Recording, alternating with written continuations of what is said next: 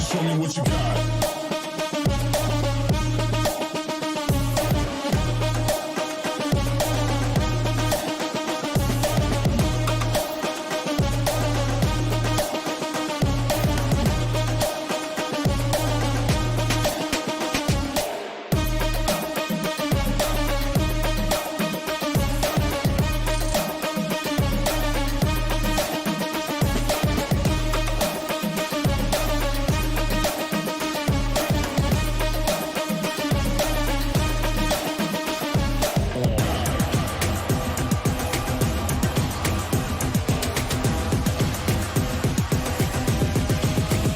Show me what you got. Down, up, back, up, God, down, up, back, God, down, up, back, up, God, down, up, back, God, down, up, back, up, God, down, up, back, God, down, up, back, up, God. Ain't no reason to back down, so step it up. God, down, up, back, up, God, down, up, back, God, down, up, back, up, God, down, up, back, God, down, up, back,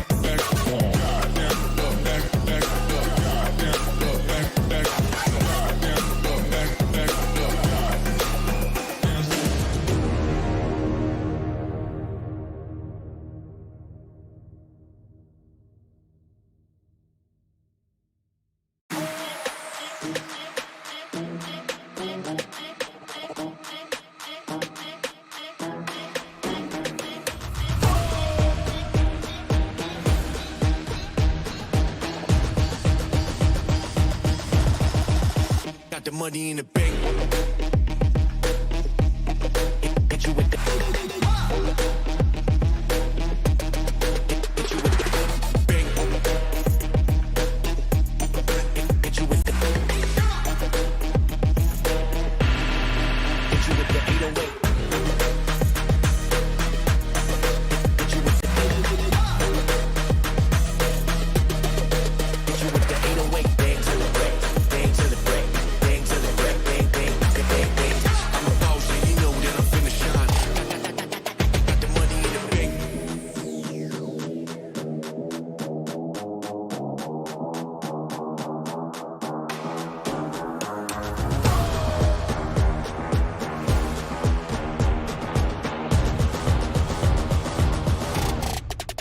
Got the money in the bank.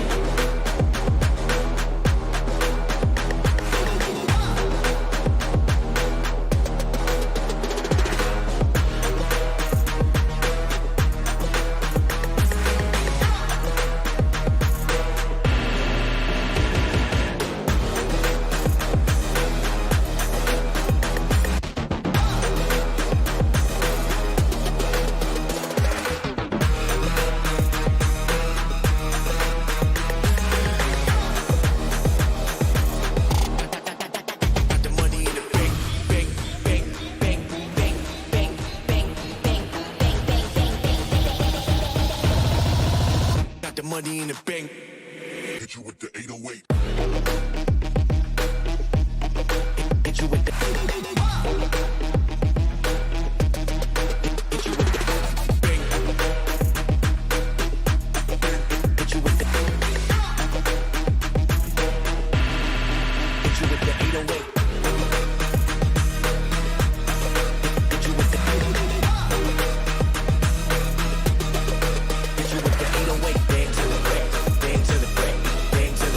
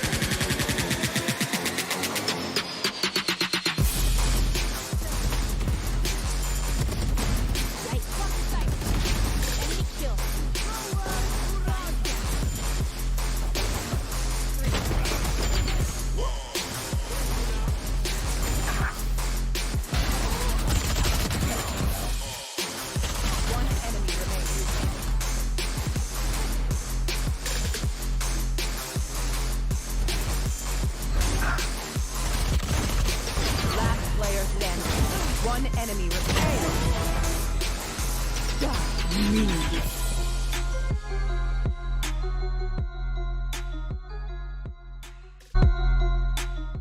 Hello everybody and welcome back to the VCT Verizon Game Changers. It is day 3 of the event and we have a huge day of competition coming up. I am your host Yingsu, and as you guys can see, joining me today are your casters Tanner and Sam. Welcome back everybody. Tanner looking very, very dashing in blue there. Great color choice. Thank you.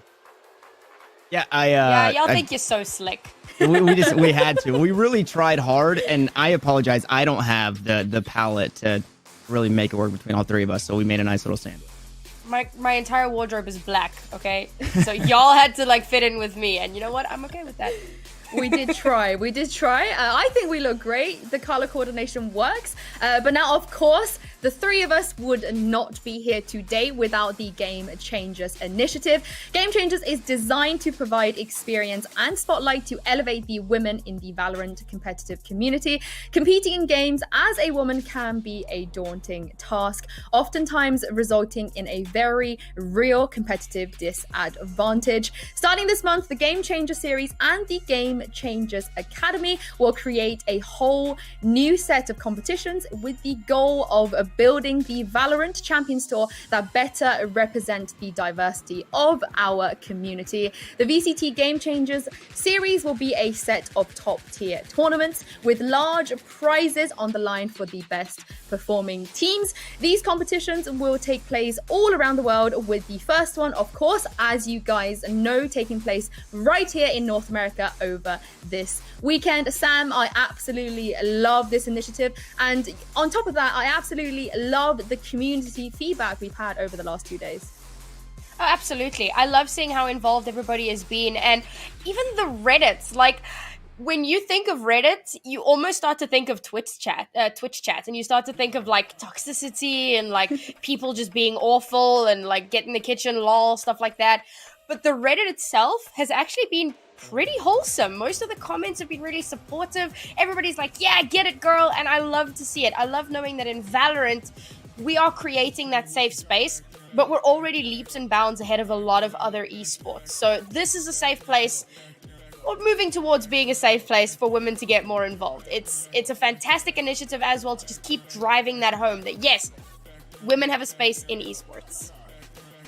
And that it's now brought into this the limelight, right? It's getting the recognition it deserves, because I'm sure they're Valorants, right? That was already kind of pieced together a community that women could get together and play. And I would imagine even at the I guess anybody outside of that might not know what that is. Now we get to see it's on the Valorant channel. It's on the Nerd Street channel. It's huge. It's in your face and you can't miss it. So I think it opens up so many more opportunities for women who were looking to get into esports, and now they kind of have a direction to go.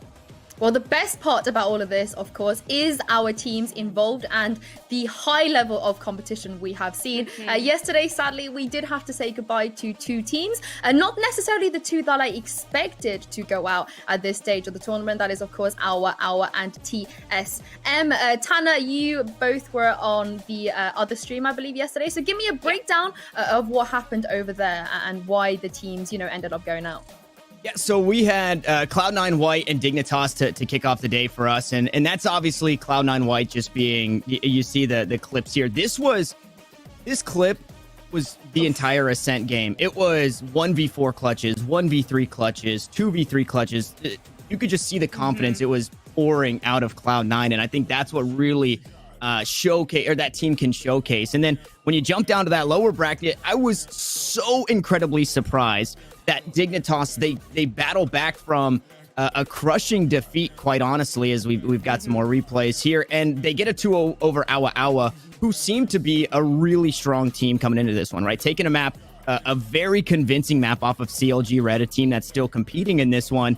They unfortunately fall to the lower bracket, but then they make quick work of Watch This with a 2-0. So that Dignitas Awa matchup, I wasn't sure what to expect, but the Dignitas ladies, they were just fired up after losing. I think we kind of expected C9 to come out on top in that first match. And we've highlighted this quite a few times over the course of the last couple of days where we've said, you know, they have the most experience out of every female team. They've played in a number of tournaments over quite a few months. So they are a little bit ahead of the curve, so to speak.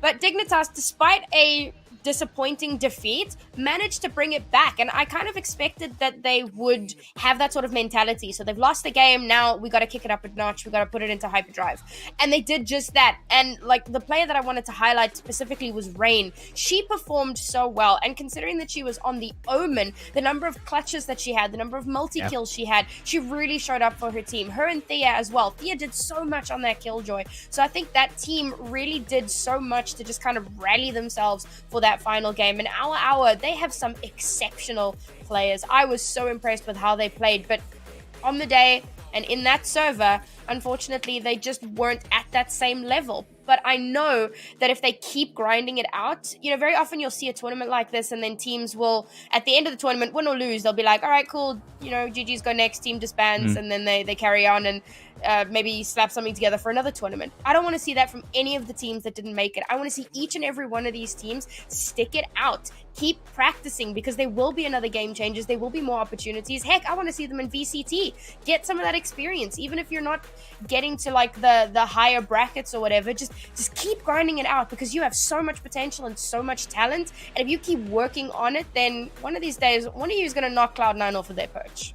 That's the thing, right? It's like anybody can beat anybody right now, and then Cloud9 will still win it at the end of the day. So I really want to see a team challenge them. And with that in mind, let's take a look at today's schedule so you guys know exactly what is going to be happening and what is on this stream today. First up, it is that upper bracket final, and this is a tasty matchup. Cloud9 White versus Moon Raccoons Black. Black versus White. This is actually so fitting. One for the ages for sure. After that, we'll go to the lower bracket where Dignitas will be taking on CLG Red, and rounding the day off, we'll also be bringing you guys that best of 3 from the lower bracket finals. Let's talk about Cloud9 White versus Moon Raccoons Black, Tanner, because we know what both of these teams can do, but Cloud9 White are definitely still coming into this as the favorite. Yeah, and these two teams, I love to see it because they've done the exact same thing in Game Changers. Cloud9 have just done it better. They've just been a bit more dominant. We're seeing some games kind of get stripped away or get run away on for Moon Raccoons, and they do win those games, but it's, you know, the 13-10s, the 13-8s, the 13-9, so a bit closer. In Cloud9, obviously, just this freight train that somebody has yet to stop. So I'm really interested in this matchup, and I don't think the coaches get a whole lot of love in a lot of this. We have the player breakdowns, and so obviously Dream, the coach for Cloud9, is doing a fantastic job implementing that Astra, so huge. And for the Moon Raccoons, I feel like I can attribute a lot of their success, obviously, to the skill of the ladies, but their coach, who I talked about yesterday on the broadcast, Kevin Lilicious Lee, is a mastermind when it comes to this game. Just a plethora of knowledge. He was the tip of the spear for the Moon Raccoons when they were, or not the Moon Raccoons, excuse me, for Mamba Mode Gaming when they were running that tier 2 scene, and nobody could beat that. And I would imagine he took that same mindset, came into here with these ladies, and that's why they're looking so good. Honestly, okay, so the first thing when I saw Black and White, the first thing I thought of was like Ebony and Ivory. It's a banger. But I'm looking forward to this matchup because, as Tanner said, both of these teams have been looking so dominant. And just to illustrate that, they're both like on a 100% win streak, as in none of them have dropped a map. Not just like they've won all of their games, they haven't dropped a single map. Moon Raccoons, who got picked up, I believe, just before this tournament, have a 100% win rate on every single map that they've played. And one of those maps they've played 6 times. So those are fantastic stats. And Sue, I believe it was you saying to me a little bit earlier on, Cloud9, same thing, but they've only conceded 9 rounds over the entire tournament, which doesn't even make up enough to have lost a map. So these two teams are these like Goliath powerhouses of this tournament that are going to be going at it right now. And I think if any team is going to give C9 a run for their money, it's going to be Moon Raccoons. And I'm so looking forward to seeing how they manage to do that, if they manage to do that. Tanner, I think you said you predicted that they'll take at least 1 map. I'm kind of there with you. I think they have it in them to at least take 1 map off of C9, if not win the whole thing. Whoa, okay, I'm with you on the one map thing, but with the whole win the whole thing, I don't know. But we do have a graphic for you guys, some stats we selected to illustrate to you guys a bit of a head-to-head here. Sam, I know that you're really keen to make this comparison between the two Sovas. What are you seeing here from the stats between these two ladies?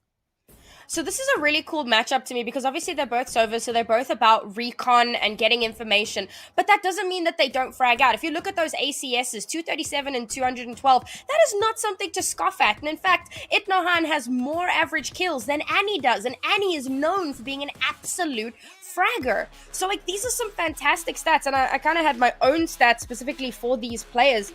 ETConnect is currently ranked 9th in the tournament at the moment out of every lady that's playing, with Annie Dro being at 3rd. So they're really close in the rankings as well. They're really close in multi-kills. Annie Dro gets 14 multi-kills, and ETConnect has had 13 multi-kills, and that's just not even considering all of the assists that they add. Like the Sova plays such an integral role, and I thought, you know, we've been highlighting duelists left and right. We're going to give some of those support players some love.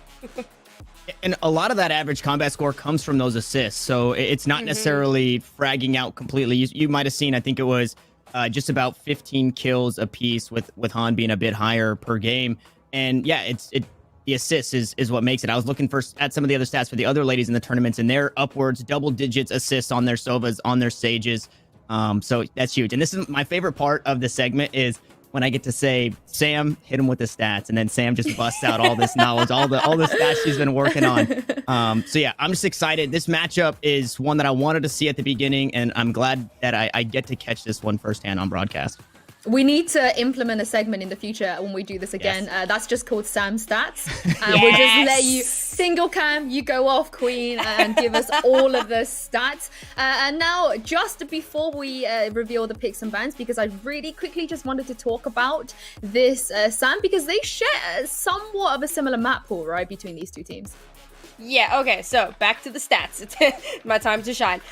So Moon Raccoons, the one map that they haven't played at all has been Icebox. Now, this is something that you would think possibly C9 would want to exploit, but statistically, Icebox is C9's worst map with only a 20% win rate. So I'm kind of expecting both of these teams to just all out ignore that map. That map is not in the pool. It does not exist. And then I look at something like Haven, where Moon Raccoons have a 100% win rate on defense and a 92% win rate on attack. And they've played that map 3 times and 100% win rate, obviously. Over on Cloud9, their best map is Haven. So we might even see that in the pool as well, just because it is their best map at the moment.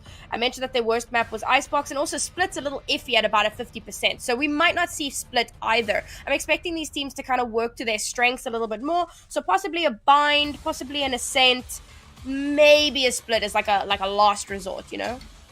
Thank you very much for that, Sam. Very interesting stats. Well, let's reveal the picks and bans now, so we know what is going to be coming up. And wow, I am extremely surprised, Tanner, because as Sam said, neither of these teams really like to play Icebox. So do my eyes deceive me, or we have an Icebox second map?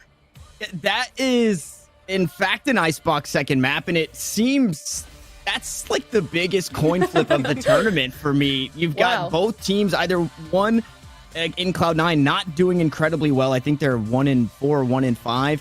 And then obviously on paper, Moon Raccoons, we don't have any competitive experience. And sure, they might be practicing it, but it's not necessarily the same, right? Those scrim bucks don't always matter, or don't necessarily pay the full bill once you get there. So it could just be Cloud9 saying, hey, we're not great on it, but we think we're better than them.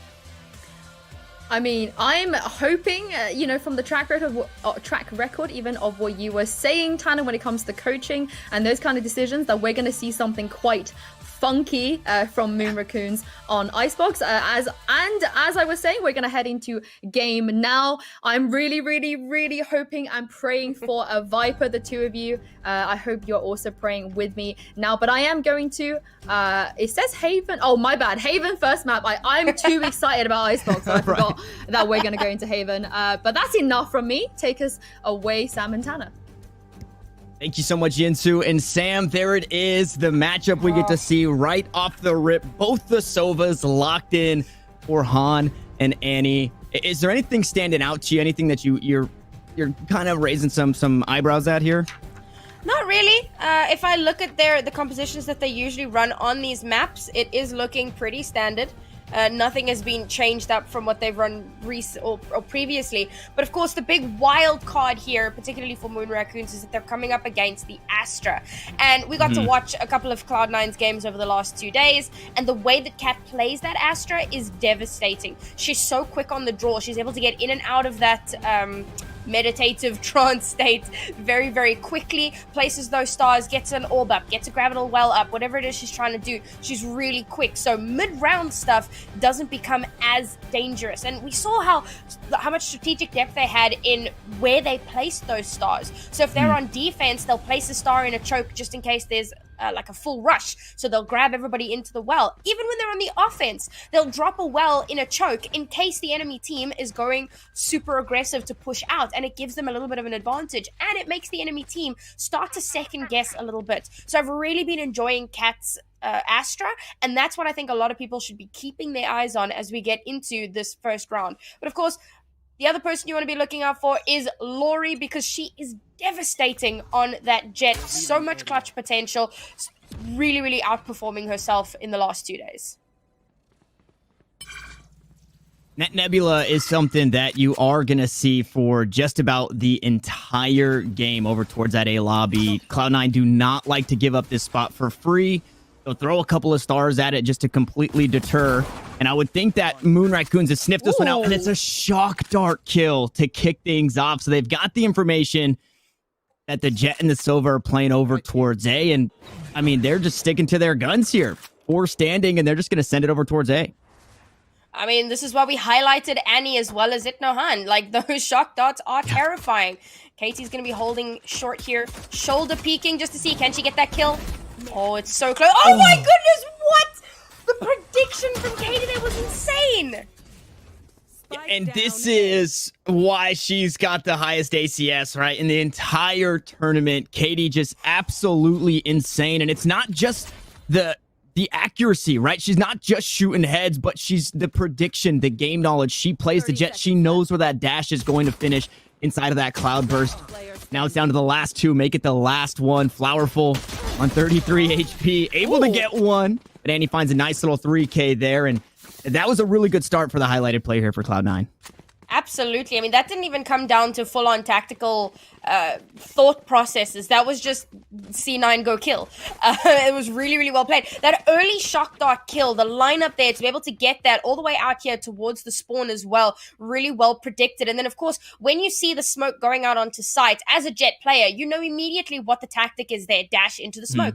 Gives you a little bit of cover. But I think there might have been a recon dart or something. I gotta think that there was something. Otherwise, Katie is just terrifying. Her prediction to know exactly where Lori would be in the smoke and get that kill straight away. And at that point, you've dismantled the team. You've dismantled their attack, and that's a 1 round. And speaking of dismantled, a lot of aggression shown towards mid, and it's actually bought out all of the utility here from Alexis outside of those blast packs. So no paint shells for another couple of kills. That boombot also used. So when you don't have armor and you only have pistols, that paint shell and the boombot can sometimes be hard to kill, as well as you take a whole lot of damage. So it's nice to have those off the board. And with that fake or that feint over towards B, they don't get A quite for free, as they're still playing towards the back of the site. And it is this Bulldog versus pistols. It is Katie versus the world here. Alexis able to get on the board, and Han on the flank. Unfortunately, not good for another, so only making it hurt for 1. But I thought for a second Moon Raccoons would find a plant. Unfortunately, they don't. Well, this is the thing. I noticed this while watching back some of Moon Raccoon's previous games. They like to feint. They like to make a little bit of noise on a particular site and then just book it to another site. And I think C9 has a read on that. They obviously would have watched a little bit of tape, will have seen, okay, this is the strategy that they like to run, so we can't allow ourselves to be too trigger happy on our rotations. If we see a little bit of noise being made on a particular site, just be patient, wait to see, are they committing, or is it just going to be a feint? And in that previous round, they realized it's going to be a feint. They didn't commit until the push onto A site, and at that point, they got themselves into position, and they shut down the push entirely. Another stack up towards A. You see both of those stars. As soon as you Okay, never mind. We got to pause at 2 seconds, so maybe something technical here. I was wondering, I thought I saw the barriers go down, which does happen right around this time, but then I was looking at the minimap and they're still set up, so a bit confusing on that. But it looks like another A push. You see the stars there, which can be incredibly telling at what Cloud9 want to do, but they just keep doing it. They really don't care. Even when they weren't trying to get control, or even if nobody was set up towards A, they expend those 2 stars over towards A lobby. It builds that baseline. It builds that habit. And I was actually reading something today that was saying when you're, playing defense, you want to be in the same mindset of your opponents, if not a better mindset. And if you show that you're not going to give anything up, or if you make it seem that they cannot find anything over this way, then they're not going to go that way. And that's exactly what those 2 stars do towards A. Even if A is completely free, you just keep throwing utility at it, and Moon Raccoons will have no idea that is a place that they can play at. And the thing is, running the rays as well, you've got a lot of utility to throw wherever it is you feel like throwing it. Those paint shells are so powerful, and there are so many small choke points. If you're throwing paint shells in garage, or if you're throwing them up in that rafter area, the doors across from B site, or even if you're throwing them into the as you push out onto A site from A long or A sewers. I mean, there's so many places where you can get a ton of value for that. Less so on C, but then on C you can easily put, we've got the Killjoy. So you got the turret placement there, which will immediately tell you if somebody's trying to push up C long, whether or not they actually push up there, but it gives you that early warning. So once again, C9 really do have this map on lock with just their positions.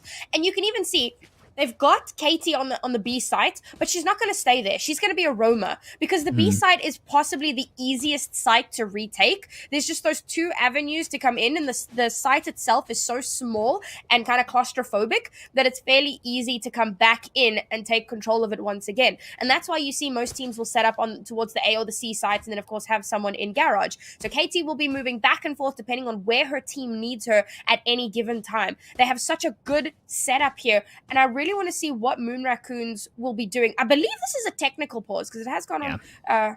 I think it was mentioned that this was a technical pause. So a little unfortunate for something to be going wrong right now for these teams. Hopefully they can get it sorted out fairly quickly, because it's just started, and now we're on the first buy round. So Moon Raccoons, oh yes, time is going back. So Moon Raccoons full buying. They've got tons and tons of rifles, which is exactly what you want to see on round 3 after losing the 2 pistols. Now, can they convert that into a round win? And that's the big question. Again, it is that giant nebula. It bodes that question of, did somebody push up sewers? Is somebody close into lobby? And okay, I love to see this, that they're not just letting A be the place of no return. We don't go over there because they keep throwing those stars this way. They actually fight for that information and for that space, and they get a whole lot of it. They know that nobody's coming this way. That drone is going to spot one, and it spots the Sova, so you can really assume that the rest of the squad is right behind it. Obviously, we can see that the squad is right behind it. And this is a spooky spot with the curveball queued up. Are going to go out for the information as well. And it's the close range where the Spectre starts to pop off, and Alexis is showing us how to do it. Finding 3 and stunting this push. It's all down to the last here. A 4K and a flawless round for Cloud9 as Moon Raccoons are sent back to the lower economy. And again, we saw, so this time around, Moon Raccoons didn't faint. They committed A early, but still C9 didn't rotate until they realized that they actually had to. We get that first kill towards sewers, and that's when they realize that this is when they need to start moving. And then we see the paint shell. So it didn't actually get value, it didn't hit anybody, but you can see the trajectory for it, how Alexis could have been able to get a ton of value. But instead, she opts to use her rifles, which that works too. Yeah. and now Moon Raccoons are forced to save once again. Not full on. They will be buying out some sheriffs here. We know how dangerous sheriffs can be. The one tap potential is phenomenal, but of course they do need to hit those shots. And the players, their headshot percentages are kind of in the high 10s is in 18, 19, 20. They're in their teenage years. They got a bit of growing up to do. So we'll see if they can make something happen. Yeah, they got to clutch it out a little bit if they want to win this eco. And with that being a flawless round for Cloud9, it's a bonus. Going into this 4th round, they didn't have to force anything up. So when we get back to rifles in round number 5, even if they drop a round, they're going to be good for the next few because of the economy that they've built up. So absolutely huge. And when you're talking about economy, you cannot forget the ultimates. 6 kills on Alexis means she's 1 away from the showstopper, and Katie finding 5 in the first 2 rounds means she's right next to that Blade Storm. So when those come online, it's going to make it seem a whole lot less doable here for the Moon Raccoons. Is Mel going to swing off the turret? I mean, that's just textbook Killjoy right there. Flowerful is able to pick one up over towards C. Unfortunately, the site's not free just yet. As Katie holding it down, Vandal in hand, able to spray down one, dashes away, and Annie is there to back her up. Although they bump into each other, it doesn't matter. It's the massacre towards C site. It's a near flawless for Cloud9. C9 are so composed. They will not be fooled. We saw Moon Raccoons edging towards that B site. It looked like that was potentially where they were going to push. They suddenly double back, head through Garage, straight through onto that C site. And C9 is just waiting. Katie is just waiting. And again, I spoke about how she was going to be that roamer. We saw at the start of the round, she was kind of on the B site. She moved over towards the C site as the round continued. So they leave it open and wait until they need to rotate. And then they spring depending on what they need to do. So now we get into round 5. And again, this is where you can see a lot of changes in momentum. This is generally, if a change in momentum is going to happen, it's usually around round 5 when both teams have rifles. It's fairly evenly matched, but it's not so evenly matched because, of course, we do have Hunter's Fury and Bladestorm online for C9 and only the lockdown for Moon Raccoons. Not a bad ult, especially if they are going to continue to posture up towards B. It does completely clear the site for the most part. I would imagine Cloud9 don't give it up for free, even if that lockdown comes through. As Alexis able to find that spray down, showstopper now online. Gravity Well going to try and suck in one, and the wall bang not going to find too much, just a bit of damage. And Lori actually finding a couple of kills on some rotators. That's going to be the ult now off the board for that raise, so things aren't going to be as explosive. No, Katie's still alive. Katie's still on full HP. No, Lori finds a nice 3K, but Annie continues to battle back, and it's all up to the Killjoy, who does have that lockdown available, but working against 2, and the Hunter Shuri would easily sit it down. Flowerful picks up what needs to pick up the next imposter down as Moon Raccoons get on the board. That was really well played. And again, that's kind of why you see the spike get placed in that particular area so that you can pull out of the B site and have eyes on it. You can kind of swing back and forth and give yourself a little bit of cover. And we spoke yesterday at quite length about why it's so important to move together as a team so that you can swing on one another. C9 rely a lot on their individual fragging ability, so they weren't really together. And of course, they got split up just given the way that the map works. There would have been quite a long rotation to get all the way around to the other side of the map, and that worked very much in Flowerful's favor. And it helped that she was able to clutch it out with full-on headshots. But now, Katie has an operator on the board. For now, she's going to be down at that C long, but again, we've seen that she can do that, play that roaming jet, so we might see her move from place to place as needed. Still has the Bladestorm, and now there's that showstopper that you were talking about. So a lot of powerful ultimates online here for both of these teams, in fact. It's not the easiest thing. Okay, never mind. What I was going to say completely goes out the window with this Hunter Shuri, but hey, we'll take that. Cat going to be the first to fall on picking that one up, showing the skills and the utility. As Alexis continues to hold it down, this time over towards A Link. And again, A's not free. If you look to make a play that way, Mel just swings off of that turret setup over towards A long. So it might just be another B hit. There's a star right in front, which might slow things down for a minute as that dark cover comes through. Curveball not going to find the flash just yet. The hot hands to try and stop that push. And Alexis is holding it down. Now Hunter Shuri actually used, picking up a kill onto Lori. The lockdown now. That is where I thought we'd see those Hunter's Furies used. But instead, Flowerful still hanging on to that one. And it could be what turns the tides of this round should she find a decent spot to put it down. Again, there was great prediction there from Annie to be able to get the Hunter's Fury kill while Lori was in the air. Oh my goodness, the showstopper gets nothing, but we get the operator kill from Katie onto Diana, and it's a 2v4 situation here for Moon Raccoons.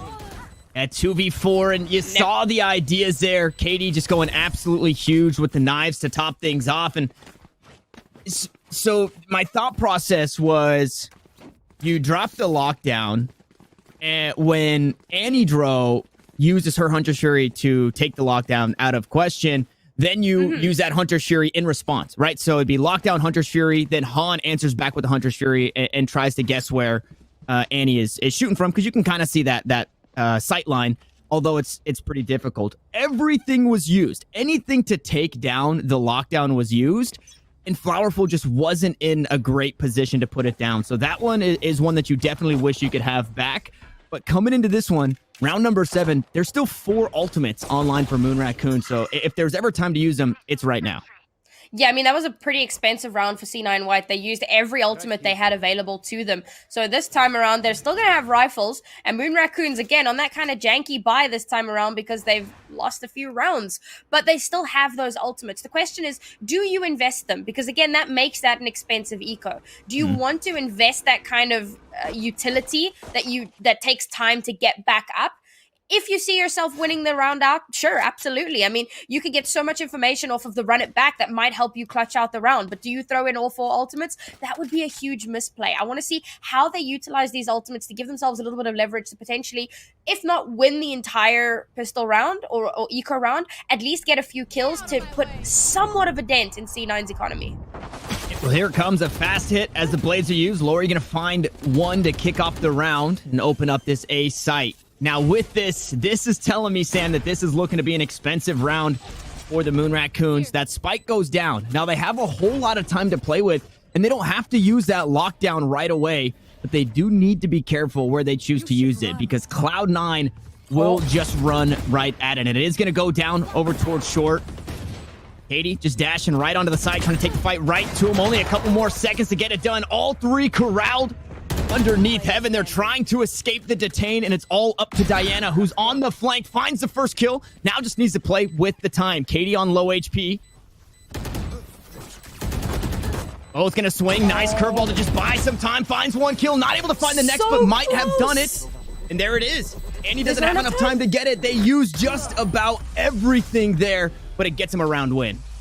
That is massive. They weren't able to destroy the lockdown. As much as they were able to wipe out almost all of Moon Raccoons, they couldn't find the lockdown. So 2 of the players get detained towards A short. And when you're stuck there and there's still 1 player left alive, she's not able to clutch out the round and get those last 2 kills and completely secure the eco round, having, taken all of those guns off the board. But she still wins the round for Moon Raccoons because the time gets bought out for so long.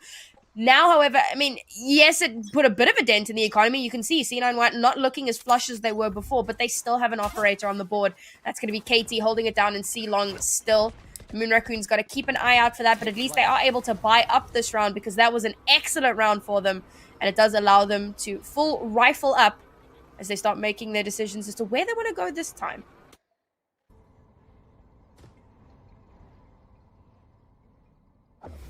And a plane inside the nebula. Now, Diana has quite possibly one of the most interesting crosshairs. So I went in and I did my due diligence to figure that one out for anybody wondering. It's inner lines 1145, outer lines 11102.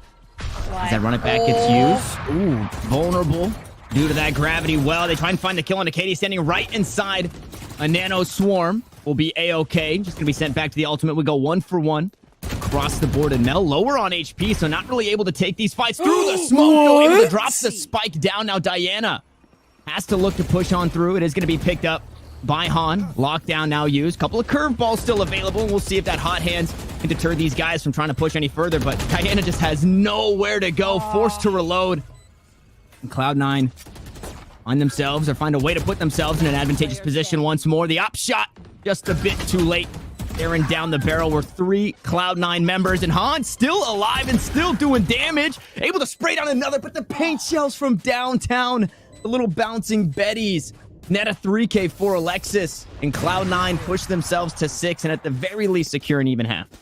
That run it back was so massive. It could have done so much because not only does it get the gravity well activated, which doesn't do much because you're in run it back, so even if you're vulnerable, it doesn't matter, but it also activates the nano swarm, which again, you're in run it back, so it doesn't actually matter. So that takes out a lot of the utility on the way through Garage to C, but they weren't able to capitalize on getting all of that utility off the board, despite the fact that Lori was able to take down Katie and get the operator in her hands. At that point, C9 had already taken down a lot of the Moon Raccoons players, and it was quite easy to get that last little kill onto her and take the operator back. And now Moon Raccoon's forced onto yet another save round. It's not looking good here. They've had some shining moments. They've had some strategical thought processes here, but I want to see how they convert that into round wins. They need to start playing this a little bit more, I don't know, I want to see them get a bit more explosive.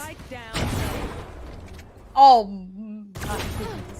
It's way too hard to get explosive against that operator. They do get some damage onto Katie, but she's able just to take her leave back to the A site where Alexis will be able to back her up.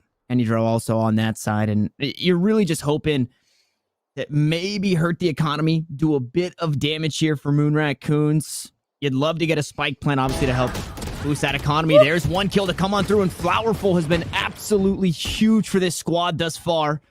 Leading in kills, now finding another headshot with the Sheriff. Mel, gonna try and keep this weapon so far out of reach, but now 2 guns down. It's Han on the inverse finding that, and here it is. There's the spike plant. They've got a few weapons to their names, and Katie's on low HP.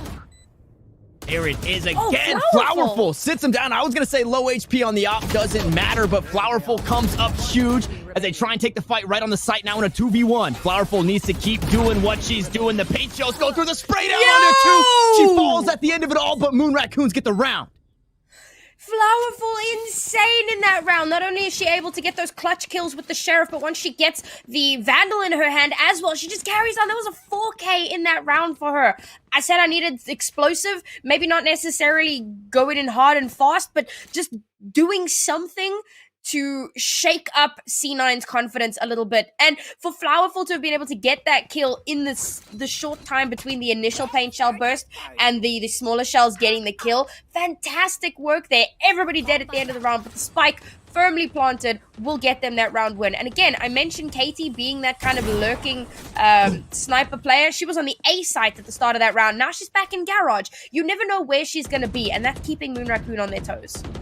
And she gets hit by the worst bit of tactical shooter timing there. Has the shot on target, but unscopes at just the wrong time and goes for the no-scope. Unfortunately, not going to find that one. And for anybody wondering as to why we're not seeing Jazzykins here on Haven on the Rays, unfortunately having some internet issues, apparently. So, and Alexis doing a darn good job. You know, it doesn't really seem to make a difference. You can see just the cohesion in this squad. Everybody able to work together, even if a wrench is thrown into things. Now, what makes me sad is that Moon Raccoons are able to find those thrifty or eco rounds, and I do love that, but they need to do more when they have these rifles as a full squad. Lockdown online, Hunter's Fury online. There's not a whole lot to answer unless the showstopper or the paint shells are used to try and destroy the lockdown if it's put in a bad spot. So, Flowerful not only needs to have, the aim, but also the brains in this one. And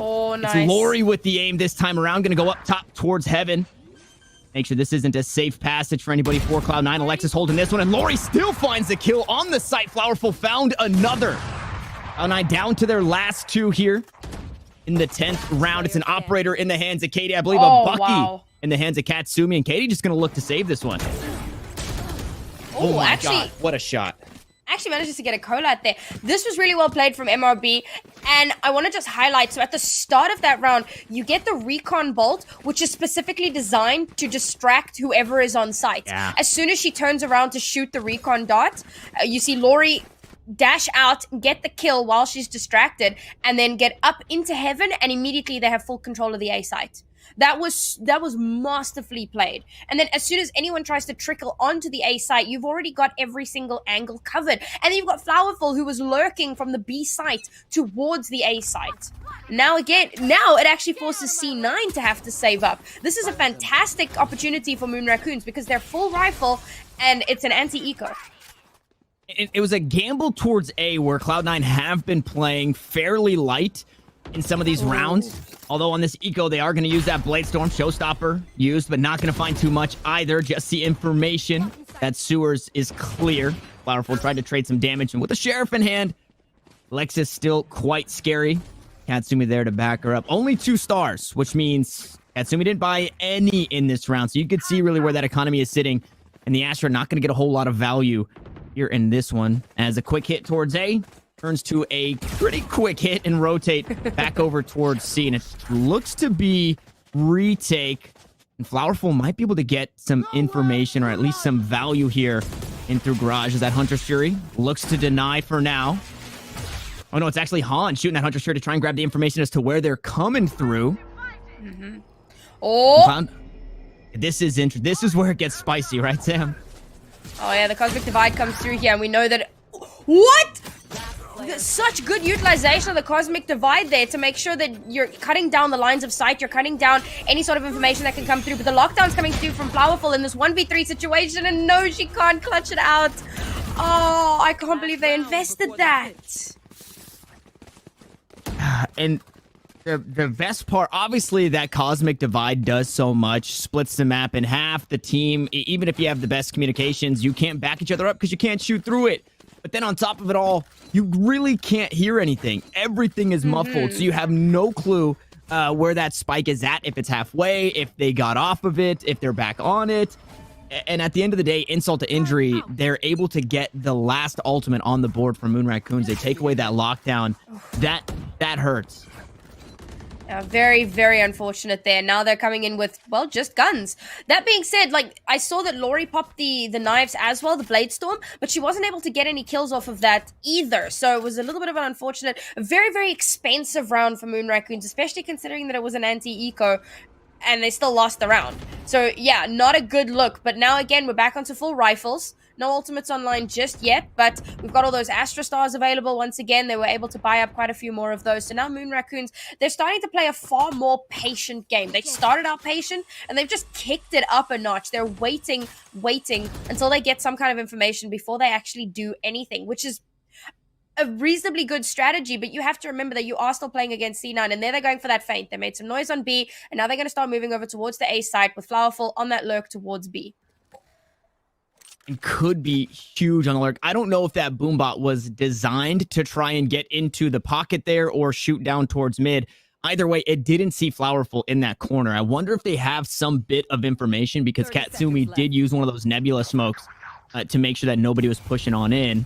It's only going to be Anidro, who really thrives in the 1v4, so not a scary spot. She is forced to back away for now as the site gets taken. The spike going to be planted in an interesting spot. It's not over towards default, quite out in the open as that shrouded step get away underneath heaven. Nobody can spot that cross from Panini as they push through the A-Link. And it was, yeah, Flowerful actually getting caught out there, so now no flank. Nova Pole's going to find this done underneath heaven. Lori in a bit of trouble. Toss out the Cloudburst to try and survive for a bit longer. Spots out too, able to spray him down.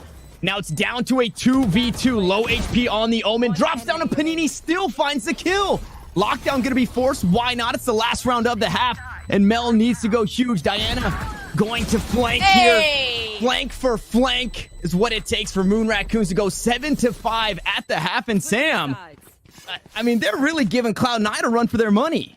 Well, we said it. This was the team that was going to do it. And that was such a good call out. So Flowerful gets taken down. And of course, it's because they knew that she was going to be there. That, again, it's kind of becoming their MO. Make some noise on B, move to A. Flowerful lurks through B. So then instead we have Mel moving through B to take down Flowerful to stop that lurk in its tracks. But as soon as that happens, we then see Diana move towards the B site. Now, of course, that is a dangerous decision in and of itself, because you're already one player down on your team. Now you're abandoning your team to pick up that lurk. But it worked out so well because Mel was not expecting her to come from behind. She was expecting her to come from long. So she puts the lockdown down, she checks long, goes for the diffuse, doesn't realize Diana's right behind her. It's like that meme, teleports behind you, nothing personal, kid. That's pretty much exactly what just happened there. That was a fantastic round win, and Diana seriously clutched that one out. Now, of course, we swap sides, and like you said, the scores are so close. Like, this can still be anyone's game. And if I remember correctly, yes, C9 won the first 4 rounds in a row on this map, on the first half. So now, again, the pace gets dictated by who will win that very first pistol round. So if Moon Raccoons want to start to turn this one around, I'm going to be looking to see, can they win that pistol? And that could quite possibly tie him up, right? You're not expecting a force if you lose pistol. So if Cloud9 go down here in this one, we could, again, be seeing one of the closer games here in the bracket against this Cloud9 team. Now, I noticed quite possibly my worst case ever of Caster Curse. And I shouted out Diana's crosshair, and in that last kill, it was changed. It wasn't the same crosshair. No way. I can't say anything. Everything that I touch dies. So I need to just keep my mouth shut on anything. Because as you guys can see, is quite changed. clearly switched it up. Wait, has she changed it, or have we just changed? No, I thought it was maybe like a specific crosshair for observation, but then I see they are different. She's actually changed her crosshair. You did it. You destroyed her. Like, what? Well, to be fair, it did give her a bit of a power up because she clutched out that round. Yep, and kicked off this one just as she finished the last. Is going to be traded back, but 2-for-1 favorable as Annie gets on the board, and we're not done yet. The massacre towards A site will ensue. Down to the last. Annie Dro, who's been clutched so many times in the past, unfortunately, just a bit too patient on those shots. On gonna take down her counterpart. The ones that we hyped up here go toe-to-toe at the end of that round. We said it. If they win the pistol, they could quite possibly tie us up at 7s here, Sam. Absolutely. Do you know what? Okay, so just back to the crosshair thing, because I love metaphors, but it reminds me of like the Rock Lee thing. You know, he like drops the weights. This was like her level up. She needed to change her crosshair, and now she's just going to absolutely pop off. That's my prediction. But now they're coming into this next round. They are able to get some Spectres on the board. So that's going to at least give them a little bit of firepower. Of course, they do have that gun advantage. It's not much, but bearing in mind that if they win this round, they'll of course come into the next round with a gun disadvantage. So it's a very difficult, precarious position to put yourselves in. But of course, you still do want to win that round. You want to even up the scores and give yourselves a fighting chance. Paranoia bot out there as they toss down the smoke into garage. Shock darts. I mean, that is Annie's MO right there. Finding a shock dart kills on this Sova. Continue to, I think that's her 3rd or 4th in this match alone. And a lot of chip damage down on Lori as well. So these pistols could get quite a bit of value. Now, I might be getting ahead of myself as the drone gets information on 2. And shell's gonna be used. Diana through the smoke, able to find 1, find 2, find 3, and Flowerful closes it out. And Sam, you cast her, bless the woman. Bless up. Oh man, fantastic round there for Moon Raccoons. And yes, they do tie us up, and this is huge. So this gives them a lot of momentum. But now, again, there's potential for momentum swing because C9 White are going to be coming into this round with full rifles. Yep. Assuming they all buy rifles. Yes, they do buy rifles. Katie, okay. I had thought for a second maybe Katie saves so that she can get the operator. But no, she's just going to buy up. In fact, everybody does. Okay, good. That's good. I'm always watching out to see if somebody starts saving up to try and get an operator on the board, because that definitely changes the planning for any one of these teams. It changes the flow quite phenomenally. So now, as we get into the first gun round for Cloud9, this is when we start to see what their actual plan is coming into these rounds. And immediately, is that a gravity well? Oh, but it didn't get anything because at that point, Moon Raccoons hadn't pushed up long. I think they're expecting Katsumi to be dropping those wells. Wow. And, I mean, they are just full force W key onto the A site. I thought maybe just to bait out some of that utility. But, nope. They dash on in. Katsumi going to be able to get that spike down, working towards that cosmic divide. On our 5v5 retake scenario. That run it back was used, I believe, across the map for some information, because it was available this round for Diana. Now, it is not. As they wait. Maybe they're waiting for a dart here. They don't really have a way to get information. As the hot hands go through to clear out the corner, that should get a whole lot of value. Lexus going to find the first kill, cut down to 18 HP, and the kills are traded right back, dropping from heaven. We find ourselves in a 2v2, making a 2v1. Diana's done it before. Can she do it again? It's against the rifles. Instead, it's Mel to push Cloud9 ahead 8-7 here. I love that gentle lull moments before that, like that calm before the storm, moments before there's a big push. And we saw the gravity well come through right towards the back of A, that kind of link that takes you to the defender spawn. And C9 didn't push. They kind of baited it out. Then the gravity well comes through. As soon as the gravity well comes out, that's when they burst through onto site. And they did that really, really well. They took up good positioning. And of course, they had Mel and Annie swinging on each other. So a lot of good kills came through there. And they managed to win out that round. And now I said it, that was a dangerous round. That was a potential momentum swinging round. So now we bring the score up to 8-9. And C9, do they continue with this aggressive push? Because that was a very, very aggressive first attack onto the A site. So much so that we've still got 2 players stacking towards the A site this time around. There's only the one. It's going to be Itnohan on C. That's going to be locking that one down. But this is C9 making a feint of their own. They send the drone down C. But again, Moon Raccoons not taking the bait. And I love to see that. Teams not being too trigger happy on the rotates, waiting to see, is this actually what's going to happen? No, it's not. C9 looks like they're going for the A push. And already some chip damage as well onto Han, who's playing over towards, or on that C site rather, and toss out. So it's a tough spot. It was a recon bolt early in the round.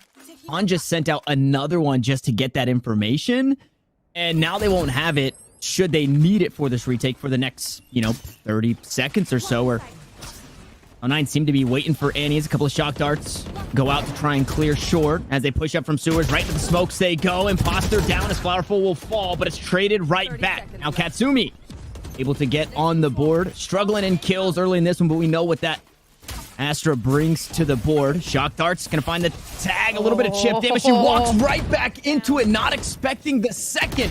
That's the spike down. They've only got 15 seconds to work with. But do they go for the spike or do they go for the kills? It's going to be the kills as Panini needs to buy some time and is doing just that. Now the spike looks to get planted. Annie able to get that one down. Shrouded step onto the site. Does she know where Panini went? She heard the noise, but it doesn't matter. Panini skyrockets up the scoreboard and ties us up once more. Such a good defense there from Moon Raccoons. And the thing is, like, that shock dart onto that plant position, on that default position, that's telegraphed.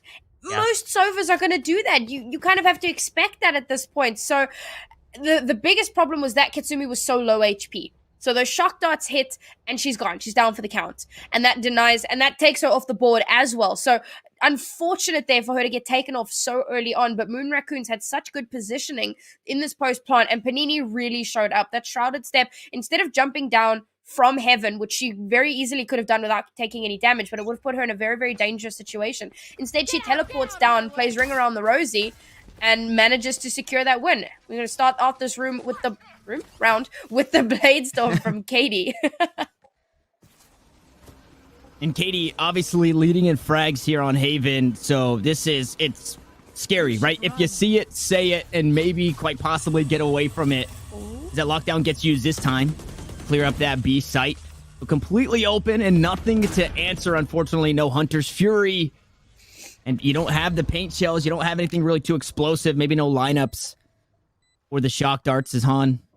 Deep on the flank. Spike is planted, but look at the post plant. This is so interesting. It's all over towards garage, and this is not where you would expect it to be. Katie, the only one on site, but maybe the only one that matters. Curveball comes through, tries and clear it out.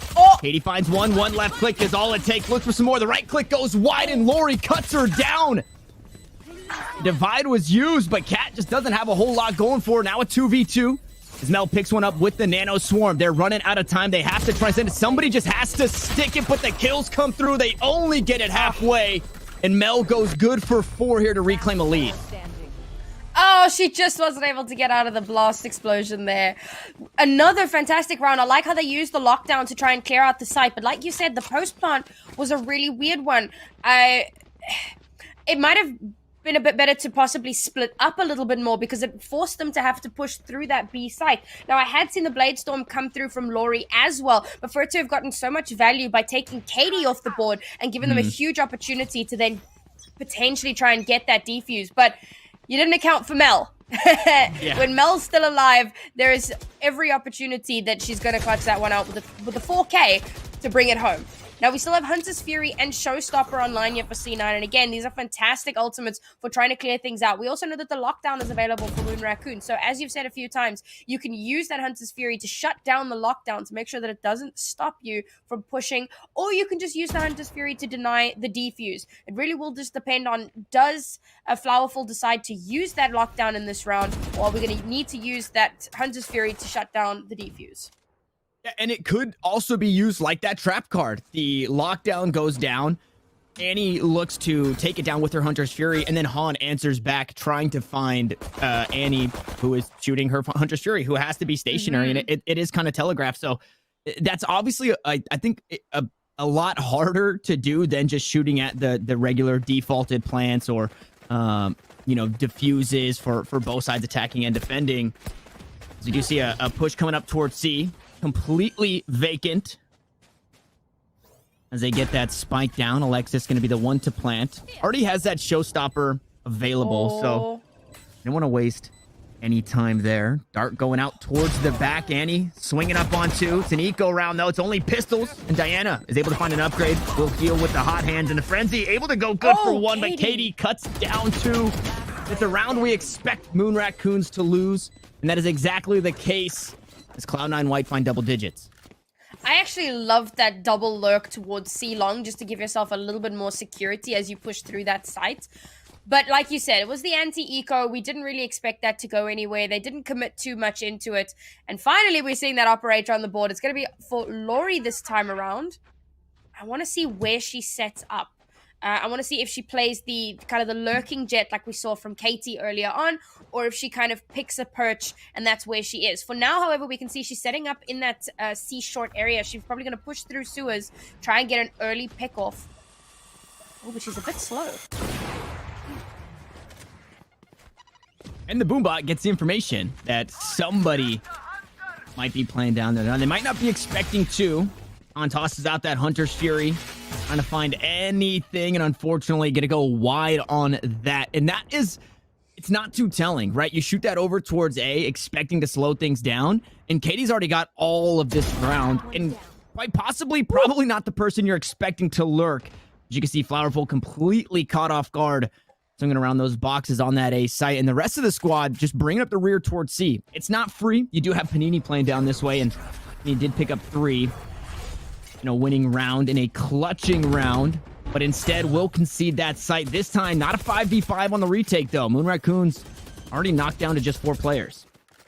That Hunter's Fury to try and clear out sewers to make sure that there's no one down there. So even when Katie got the kill on the A site, they knew that it wasn't going to be an A hit because there wasn't anyone moving through sewers. So they knew not to make that rotation. But now the spike has gone down over towards the C site. Moon Raccoon's going to play this a little bit more slowly as they try and make their way onto site. No lurkers this time around.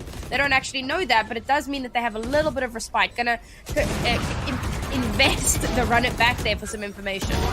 Yeah, and finding the kills. Oh my god, Diana goes huge! And Alexis, the last one standing, will fall.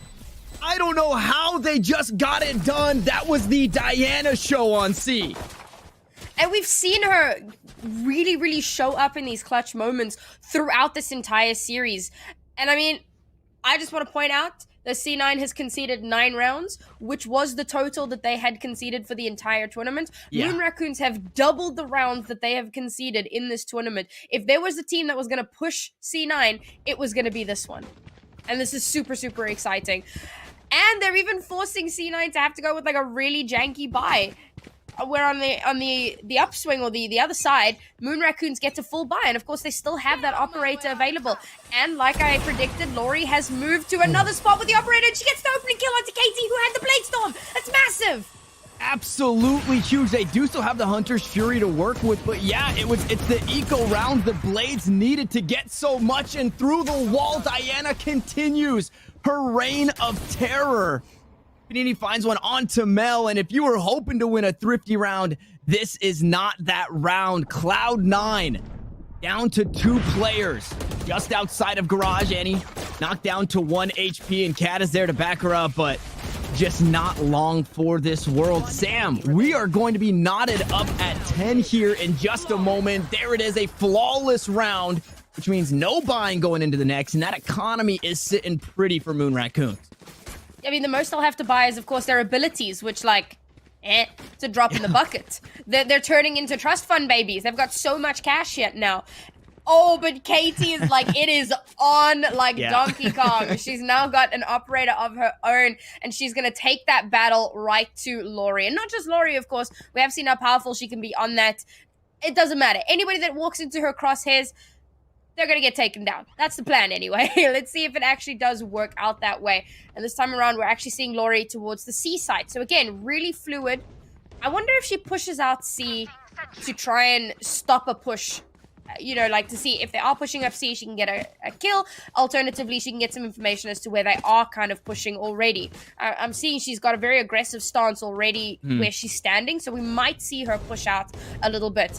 And for the rest, I mean, even looking at Flowerful, she's got all of her utility on A, but she's not actually on A. She's getting ready to rotate if necessary. So you've got all of that utility there to make sure that if anybody pushes in, they immediately get the information and can slow them down.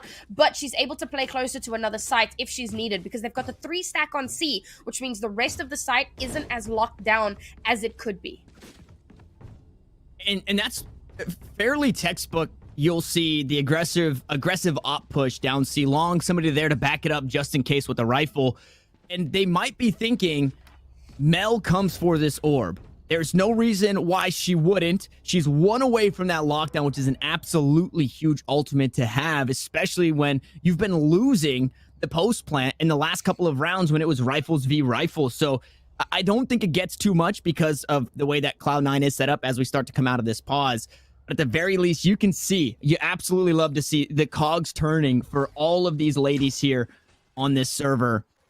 That push does come through. Both recon bolts going to be exchanged. Nice little Venn diagram across mid. Not going to find any information, but hey, lack of information is still information. And we could see a huge flank here. The turret will always get that info, and Diana is in such a great spot. And I'm not going to say it, but I noticed something green in the middle of Diana's screen, and it looks very familiar as she cues up a curveball. Oh, this man. is a very important round.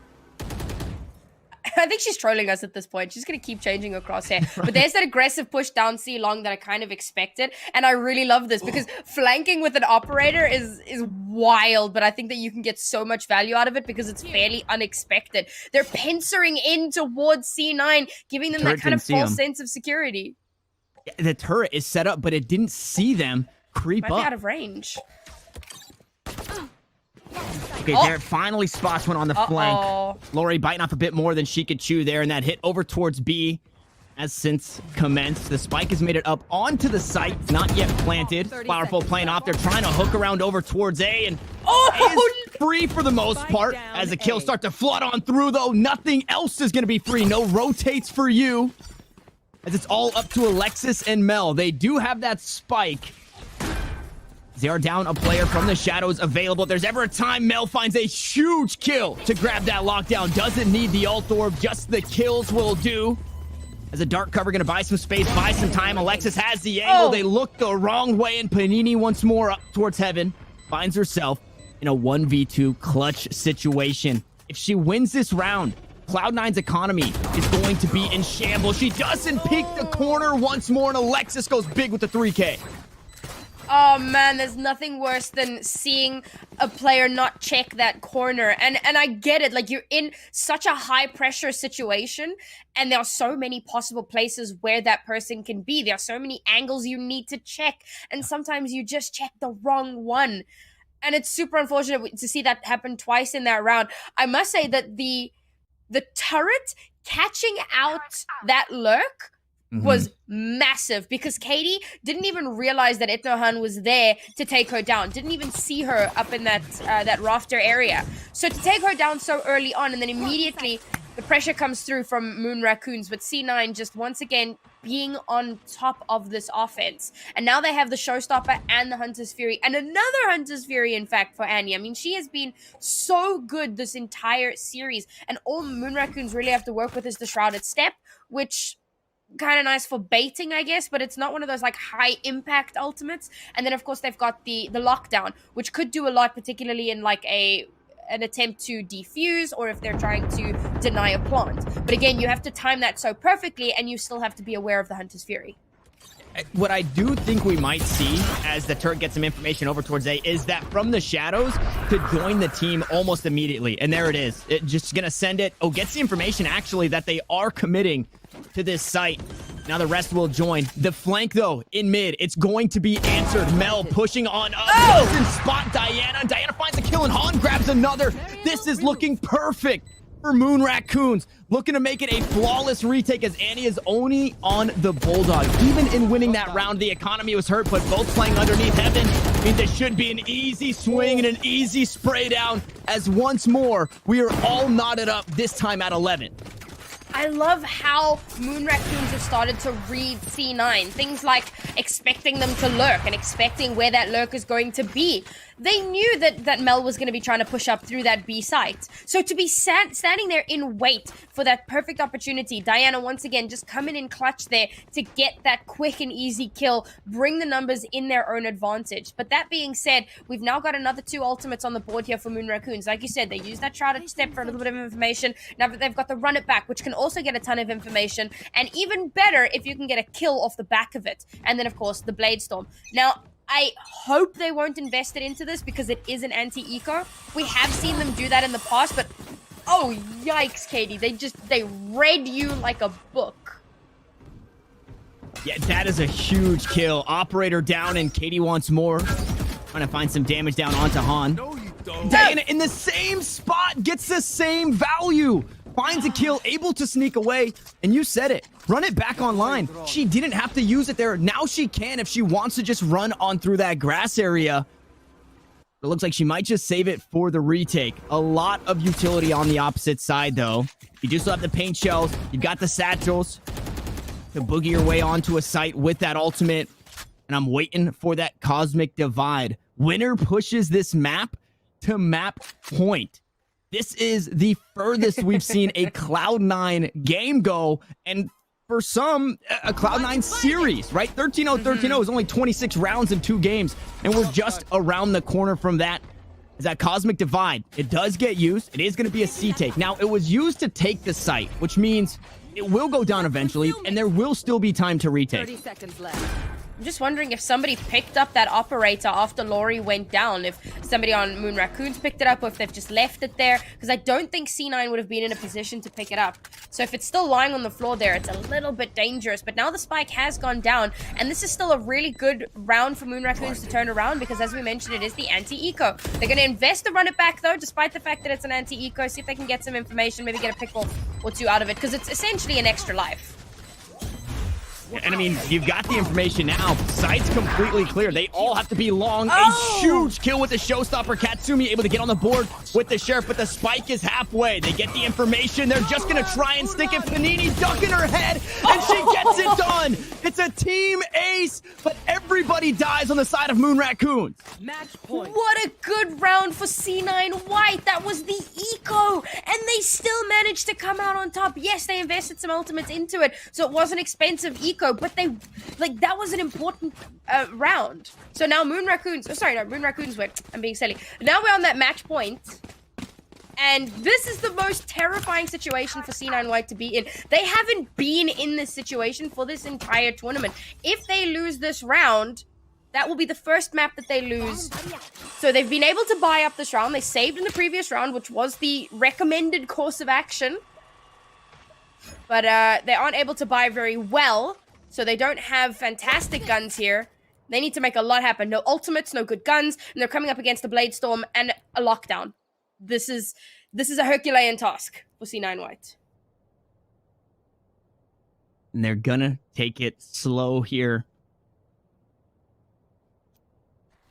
Ori holding this angle as the Blades online. So last round of regulation.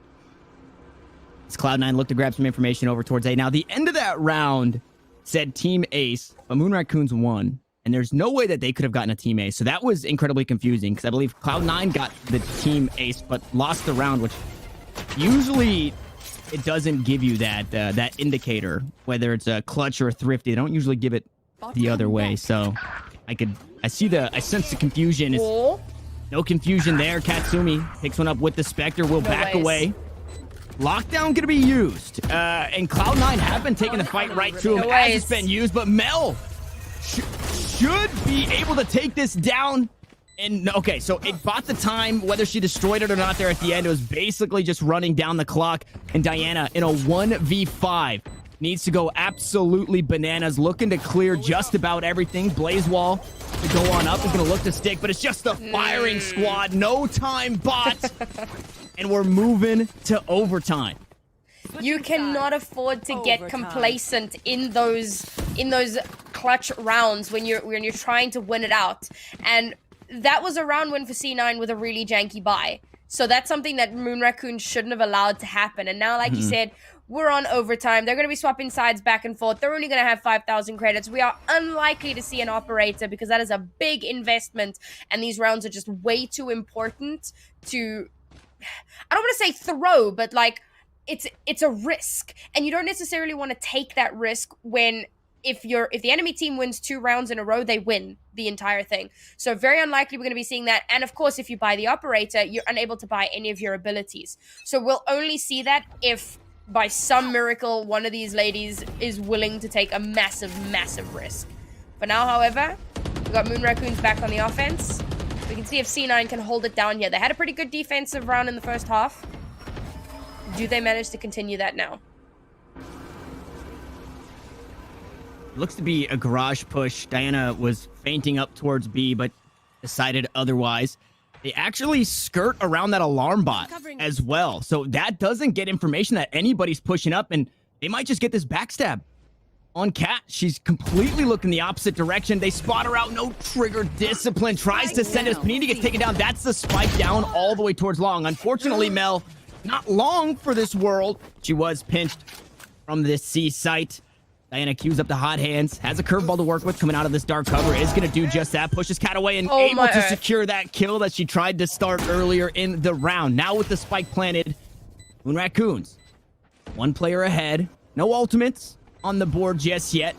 Nobody invested that heavily in kills or alt orbs to have that, so it's just going to be the gunfights, and Diana, she usually wins those. The hot hands, oh my goodness, able to find a third kill, but Alexis goes huge to grab that one inside of that Molotov. Now a turret and 3 members to worry about.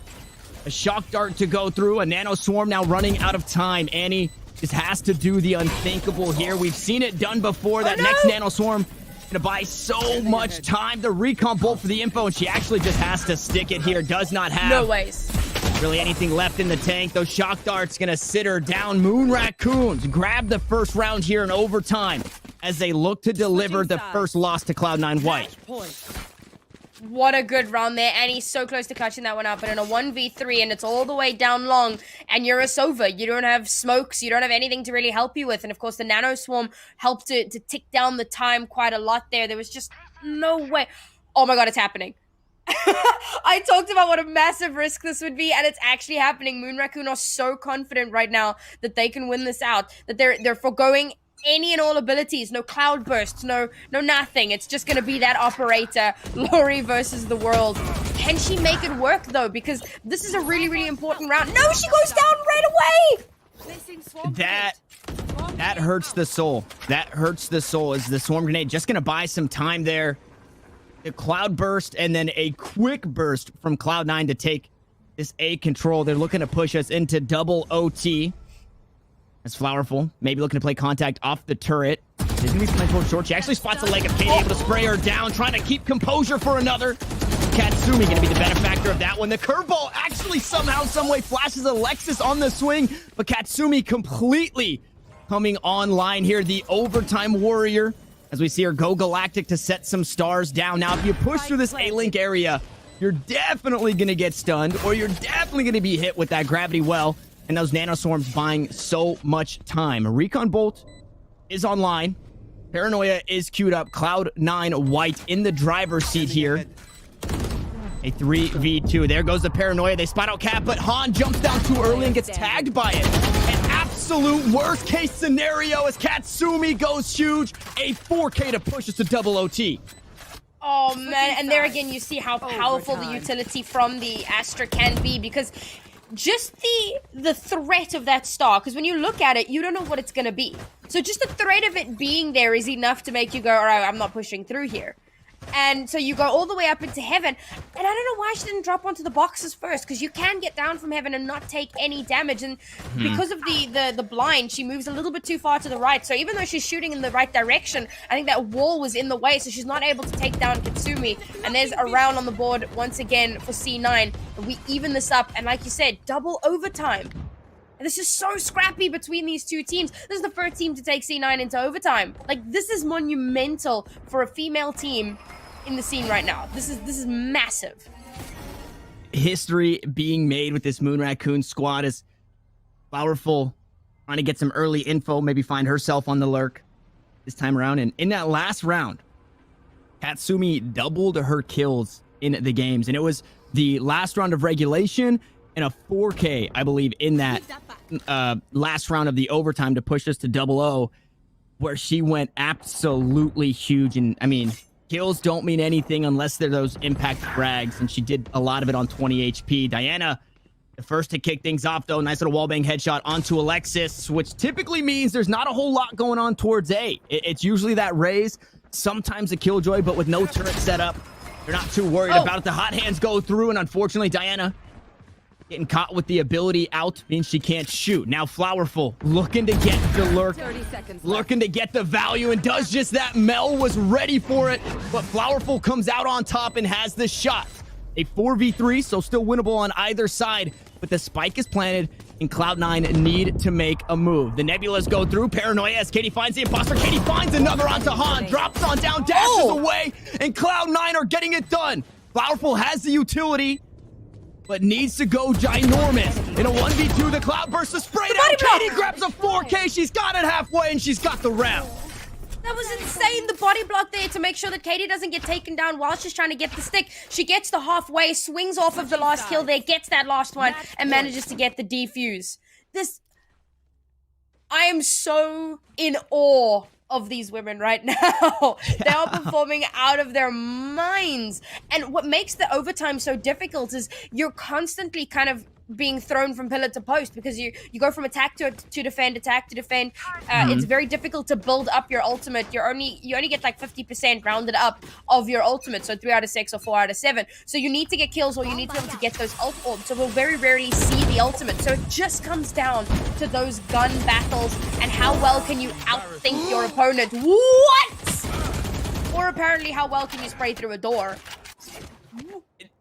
2 rounds in a row where Diana has found a wall. This one a lot more miraculous, but found a wall bang on Alexis to cut the numbers down for Cloud9. That's not stunting the push. Mel just gonna go right on through with that Nebula smoke. Has a whole lot of room to work with here. The alarm bot gonna be brought back. Unfortunately, no turret. Not brought back just yet. Zanny trying to set up a crossfire here. Mel in a nice position to catch anybody coming outside of window, or maybe catch the top of their heads. Diana the first to hop out. Still finds the kill. It's traded as Annie finds 2. Now the odds completely even. The information is there, and Annie's cut down to 70 HP. And who better than Katie to start to close it out in double OT? Cloud9 will find the first map win. Good lord, that game was way too close for comfort for either of these teams. I cannot believe. I mean, we said it in the pre-show.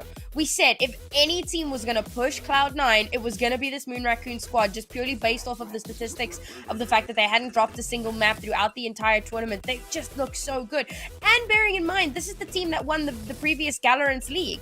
So they came in first place. So they have been around for quite some time. They've got a bit of competitive experience there, and they're putting it to good use. We spoke about how a lot of these teams will have an advantage because there's so much tape on C9 White. And again, I think this is just yet another thing that they put to good use. You spoke about the coach, somebody that worked with Mamba Mode. Mamba Mode. I kept wanting to say Moon Raccoons. He worked with Mamba Mode, so clearly very experienced in the scene, has a lot of input. And C9 White have a coach of their own. Obviously, we spoke about both of the coaches earlier on, but it comes down to there is so much tape, so much to analyze on C9 White, and Moon Raccoons remain a little bit of an unknown entity. So they have pushed C9 to the very brink. They weren't able to win out this first map, but I maintain my prediction they will take the next map. It's going to happen, and I'm super keen for it. Yeah, the next map is going to be Icebox, and both of these teams look a little shaky on it. Now, Moon Raccoons, the first team to take Cloud9 into overtime, but Cloud9, the first team to deliver Moon Raccoons a loss in this one. Guys, I think everybody needs to take a deep breath, take a chill pill, and hang out for a second. We're going to jump to a quick break. When we come back, Kinsu's going to help break down this series.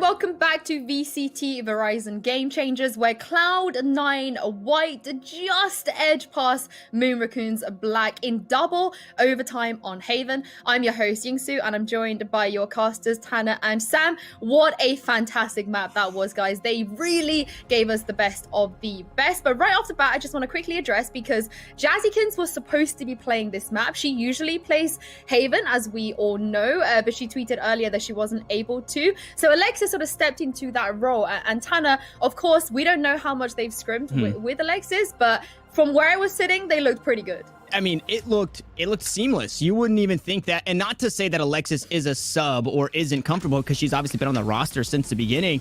It just looked so good. And being able to fill those shoes when you wouldn't normally have to, it kind of can be a daunting task. But you see from the get-go, right on top of it, right there, round 3, picking up a 4K, and then the showstoppers were fantastic. The paint shells were fantastic. It was just seamless. I mean, Alexis, she already plays the Rays on bind in any event, but she's a little bit of a jack of all trades for this team, because she plays the Sage on Icebox, and then she plays the Sky on Split. So she's got quite a deep agent pool. So needing to step in at the last minute, especially on an agent that she's already comfortable on, it was seamless. And it worked out really well. She did so much for the team. She got a lot of value, particularly with those paint shells. Good lord. And it was a pleasure to watch. So a little unfortunate that Jazzy wasn't able to be here, but it's a real testament to C9 and how they've developed all of their talent, all 6 of these ladies, that they can just kind of fit in seamlessly, and it's like there isn't a massive issue. I mean, my oh my though, Moon Raccoons. I know, Sam, you were a big believer. So am I, but I didn't think it was going to be this close. At one point, I genuinely felt like Moon Raccoons was going to take that, but of course, double overtime might be something to do with a little bit of experience on the C9 side. But I know, Sam, that you wanted to highlight that particular AWP purchase in the overtime. Were you a fan of that? I was a fan of it in that it creates drama and suspense and excitement. But you got to think, so it's one of those situations where even if she'd bought a Vandal, there's every possibility that she still dies to Katie in that opening moment. It might not have made a big difference. But having the operator does sometimes change the way that you play on the map. It sometimes changes your movements. It sometimes changes your positioning. So there's always the possibility that she doesn't die to Katie right off the bat. It's hard to say without really any information, I guess. She didn't have any ability. She didn't have Cloudburst. She had nothing really to work with. So possible that maybe they win that round if she doesn't buy the up, but there's no real way to tell. Yeah, and like Sam said, it easily could have started off the same exact way. I'm pretty sure it was a headshot with the Vandal that happens with full armor, with no armor, whatever it may be. I do think it gave them a bit of an edge in that it was always an A push that was working for Cloud9, and the op being there, it could have been that just the one thing to stunt it and maybe turn them away from doing that. What I'd like to have seen, I guess, on the inverse with that operator is maybe not take that aggressive play towards A, because they were able to win some of those retakes, and do that same thing that we saw down C long, and then you have Diana on that flank, you have that operator on that flank, and I would have to go back and look at the utility, but you push down C long, you try and get some of that value, you get yourself an ult orb, which is priceless in overtime, because you only need a couple more kills to then get your ultimate, and I think that would have had a better outcome. But either way, I was completely floored by that series, or by that game rather. Yeah, I mean, it could have really gone either way there for both of these teams. Of course, even Cloud9 came out on top. We are going to head into Icebox next, just reminding you guys of the map picks. Of course, after Haven, we had Icebox, and then if it does go to map 3, it will be Split. We spoke a little bit about Icebox before the first map, but Tanner, this is going to be tough, right? I don't know if we're going to get a double OT again on this one, just because there's so little data on both of these teams on this map. Yeah, this one is a huge question mark. And again, what I think might be a coin flip, right? Coming into this one, you have very little evidence or information on Moon Raccoons on Haven. But Cloud9 say, hey, we're comfortable here. This is our best map. We should beat them. They're okay with going over to Icebox to then kind of make things a little bit dicey. And you see against any other team in this tournament, they thrive in that chaos. And I think Icebox is a map that gets so incredibly chaotic I think aggression is going to be the name of the game for Cloud9. But after watching that series, with no information, I still think that Moon Raccoons have really done their due diligence for every single map here. So this is, like I said, it's a coin flip. It could either be a complete stomp one way, or, you know, we might get maybe not another overtime, but another close series. So, Icebox, I mentioned that this is the map where Alexis will play Sage. And of course, Sage is very strong on Icebox. But there's some other changes as well to the rosters. On this map, Annie usually plays Viper. And Katsumi will default back to her original Omen. Now, this is what they played previously in the tournament. Of course, we may see that swapped up again. But I'm looking forward to the Viper play. We saw quite a lot of the Viper play with Arianicus yesterday and the day before, and it was so much fun to watch, and I've always just been a Viper fan. So I'm really looking forward to seeing that one. And then Katsumi, like I mentioned, back on that Omen, which is what she historically played before Astra was released. Now, I wouldn't be surprised if they opt to put her back onto the Astra for Icebox because of how well she's been doing.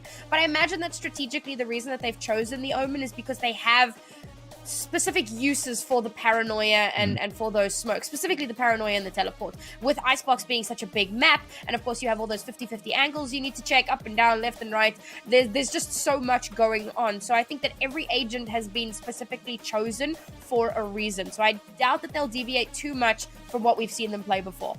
I'm not sure how I feel about Astra and Viper at the same time. I'm kind of excited for the possibilities of that. How many wars do we want in this game? And Sage! All of them. And Sage as well. Sage, Viper, Astra. We just need Phoenix and then... Yeah, you're just stacking war on war on war. And actually, Sam, well, whilst we're on that conversation, you know, we didn't see them play any Flash agents, Cloud9 that is, on the map before. And I can't help but feel like that kind of... they might have had an easier time, especially against that operator, had they had a couple of flashes sort of up their sleeves. Going into Icebox, how crucial do you think it is going to be for them to stop this operator? Actually, hold that thought. I'm going to let you both answer that question in game, because we are heading into Agent Select. Cloud9 are just one map away from the grand finals, but this is not over yet for Moon Raccoons. Sam and Tana, take us away. Perfect way to really hype this one up. Grand finals on the horizon for both of these teams. And it's already looking spicy. We're already seeing that hover. It's Katsumi, though, hovering the Viper this time around. So maybe the only smokes coming from the Viper in this. It's got to be a bait. It's gotta be a bait. Because Sova, very few teams play Sova on Icebox because it doesn't get a ton of value. And you can see they still haven't locked in. There it is. Wow. What? Okay. Color me wrong and very surprised. Katsumi on the Viper instead of the Omen. And we'll be seeing Annie just rocking the Sova that she is so well known for and that she plays so incredibly well. I'm looking forward to this. I really want to see how she utilizes the Sova on Icebox, particularly because, again, coming up against Itnohan, and I'm glad because we highlighted both of these ladies at the start, and I'm glad that they kind of keep running with that head-to-head. I'm waiting to see what Panini picks, because obviously she was on the Omen in the previous round. So I'm expecting... There you go. An Omen again. So we've got Smokes, which is pivotal on Icebox. You know, Yinsu was talking about the flashes, so I did just want to hit on that for a second. On Icebox, I feel like flashes become very important, specifically because of all those 50-50 angles and checks that I was talking about a little bit earlier on. You want to give yourself some sort of an advantage when you start to peek out. You don't want to immediately get caught out because of all of those checks. So we're not seeing any of those flashes once again here. C9 are just playing a very, very aggressive composition. They're not worrying too much about stopping. What they're going to be using to deter the operator is going to be more smoke play than flash play. And I think one thing notably is when you play a flash agent, sometimes you get caught with your flash out. So if you're not playing that flash agent, right, if you're taking a look at the comp, a lot of the stuff, it just gets put down. Sure, that the shock darts and the snake bites, you have to queue those up. But for the nano swarms, the Molotovs from Mel, it's something that's just, you put it down, you forget about it until you need to activate it. And then it just becomes that gunplay again. So maybe something that's going into this one as map number 2 underway. Icebox underway. C9 up 1 map, 0 in a best of 3 series. And again, the winner moves to grand finals. The loser drops on down to that lower finals to await the winner of CLG Red and Dignitas. And it's a quick one towards A. Could have guessed that was going to happen as Lori finds the first kill. Kicking us off nice and strong. And this is what I wanted to see. They looked a little slow in the first 4 rounds on Haven, but they come out swinging here in this one, Sam. And again, this is kind of an unknown quantity because we've never seen them play this map before. Oh, we're getting shut down by Mel there. Unfortunate for Diana, but it does even out the numbers a little bit here between these two teams. As we see C9 White taking very, very aggressive control of the site. They don't want to allow a diffuse stop at all. And they're able to find the kills, just not enough and quite possibly not in time. As Alexis forced to come off the spike, they're not able to get it halfway. And now you just have to play around the clock. Instead, it's going to be the Ghost in the hands of Flowerful that sits down the Sage. And Moon Raccoons, this is how you need to get it started. If you look at that last game, Sam, if they don't drop 4 rounds in a row at the beginning, you know, maybe they win the pistol, win the next one like we saw in the second half. That game is theirs. So they're coming out firing on full force, and they should be able to pick up this anti-eco. I say should, because Cloud9, they've always got that trick up their sleeve. Well, I mean, Moon Raccoons are running the double duelist, so they've got so much firepower. They burst onto that A site, get the spike down, pull back a little bit so that they have full view of the spike, but that they can control the defensive push. Whereas C9, they're only running the 1 duelist. Everything else is just a lot of support characters. And yes, each one of them has frag potential, but in terms of their abilities, you're not getting as much explosive potential out of them. So that could work out in Moon Raccoon's favor going forward. Well, in Cloud9's favor, Katie was able to find a dink onto Flowerful, so bumps her down to just 5 HP. Although taking some damage on the way out, a favorable trade as Panini looks to creep up, cuts Katie down so low here, but not able to net that kill just yet. And the close angles is where these classics really start to show up. They're rotating out. They need to be wary. 2 on the flank here. Snakebite going to give away the position of the Viper as Katsumi pushes up into 2. Mel still holding it down here as well. And they're just about completely corralled. They don't know what to do with their hands. And they're against pistols. This is a round where they should feel confident. They're going to swing back over to A and find an opening pick. But, man, Cloud9 really deterred this one for a long time. Well, you know what? You can't disrespect an opponent like Cloud9. You can't underestimate them. I like the way that Moon Raccoon plays it, though. Instead of going in super aggressive, realize they're probably playing into Cloud9's hands, they pull back a little bit. They, like I said, they don't want to disrespect their opponent. They realize that it's dangerous territory to just run in full force. So they pull back, give themselves a moment or 2 of respite, force a little bit of a rotation from C9, because C9 are like, whoa, okay, they're pulling back. We need to pull back a little bit as well, just in case. And once that's done, they resurge back onto the site and get the plant down. Ultimately, they do win out that round, but now you spoke about the gun advantage in the previous round. Well, now it's firmly in the hands of C9 White with full rifles on the board here. Of course, all of their individual abilities. And it looks like, once again, Moon Raccoon's just going for a straight A hit. They really like this A site. They know that Katsumi is over on the B site on that Viper, so they're going to want to try and avoid that wherever possible. But it looks like Flowerful may be going on a bit of a flank once again, and we've seen how deadly she can be with that.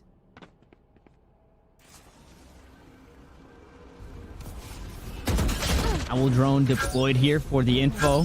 Katie already had given herself up, so not a whole lot to gain there. Unless they may have spotted Alexis up for Grafter, so no one to her here. And Katie just goes all the way around the around-the-world kill onto Diana, and Flowerful caught out on the flank.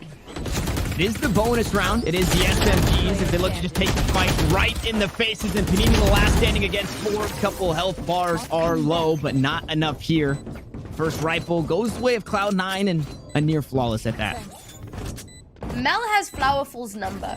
She just knows that there's gonna be a lurk and it's gonna be Flowerful, and she's figured out where that lurk is gonna be, so she's always waiting. And then it just comes down to who's gonna win out that gun battle, because shutting down the lurk is massive for the defense.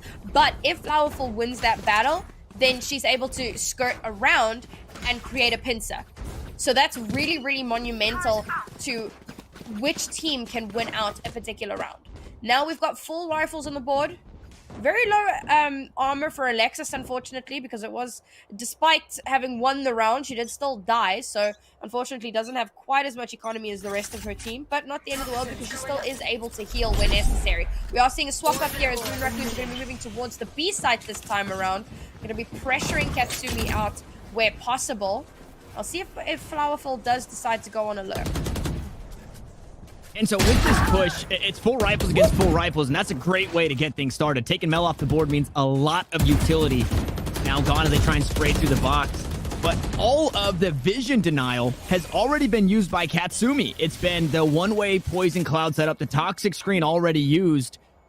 Yes, you do have those cloud bursts available, which do buy you a little bit of time, but they've since been nerfed. So this is where things get a bit dicey. Lori walks right into the crossfire, right into the crosshair, rather, of Katie, who's looking for another Panini, yet to get this spike down. And I wonder if she's got a shrouded step to get away, because she's in a very bad spot as Katie just continues to maul this team. And Flowerful's on that lurk again, but it's expected. Alexis has got her eyes on that spot, waiting to see if she does peek. Doesn't get spotted out as it is now the 2 left alive as we're going to see the shrouded step for the plant going all the way over on the A site instead. Of course, that is somewhat telegraphed. And with Flowerful going down, I don't know if Panini can hold this down. They're all so low. She looks at the dart for a second, and you could see the thought process in Flowerful, right? Is it, do I let the Sage go and try and walk behind and have that trigger discipline? And then just at the last second, it's just, doesn't get the spray down. It's a bit too late to find the kill on Alexis. And had Panini not been corralled and taking fights over towards yellow for as long as she was, that's a winnable round. They were all on 40 HP. It could have been, one right click from the classic could have spread and killed all of them. So that is incredibly unfortunate, and one that you probably wish you could have back for the Moon Raccoons. But just like last game, Sam, we're all knotted up, and I would imagine we just continue to see a whole lot more of this. I mean, you speak about too late. I feel like Flowerful's lurk started a little bit too late into the round, so she didn't really have time to get into position. We spoke about how big Icebox is, and there immediately we saw the issue with that. She wasn't able to get into position in time because she left it just a little bit too late. But now Moon Raccoons have given up on B. That didn't work. Back to the drawing board, back towards this A site, and again, it's a save for them. So, yeah, they're just Spike down A. gonna get mowed down. 3. Katie's ability to click heads is, I mean, uncomparable to anything. Honestly. Just so good. And obviously, against pistols, but just standing still, clicking the heads, making it hurt, trying to push in with the sheriffs. They do end up finding the kill. It takes 4 swings to get it done.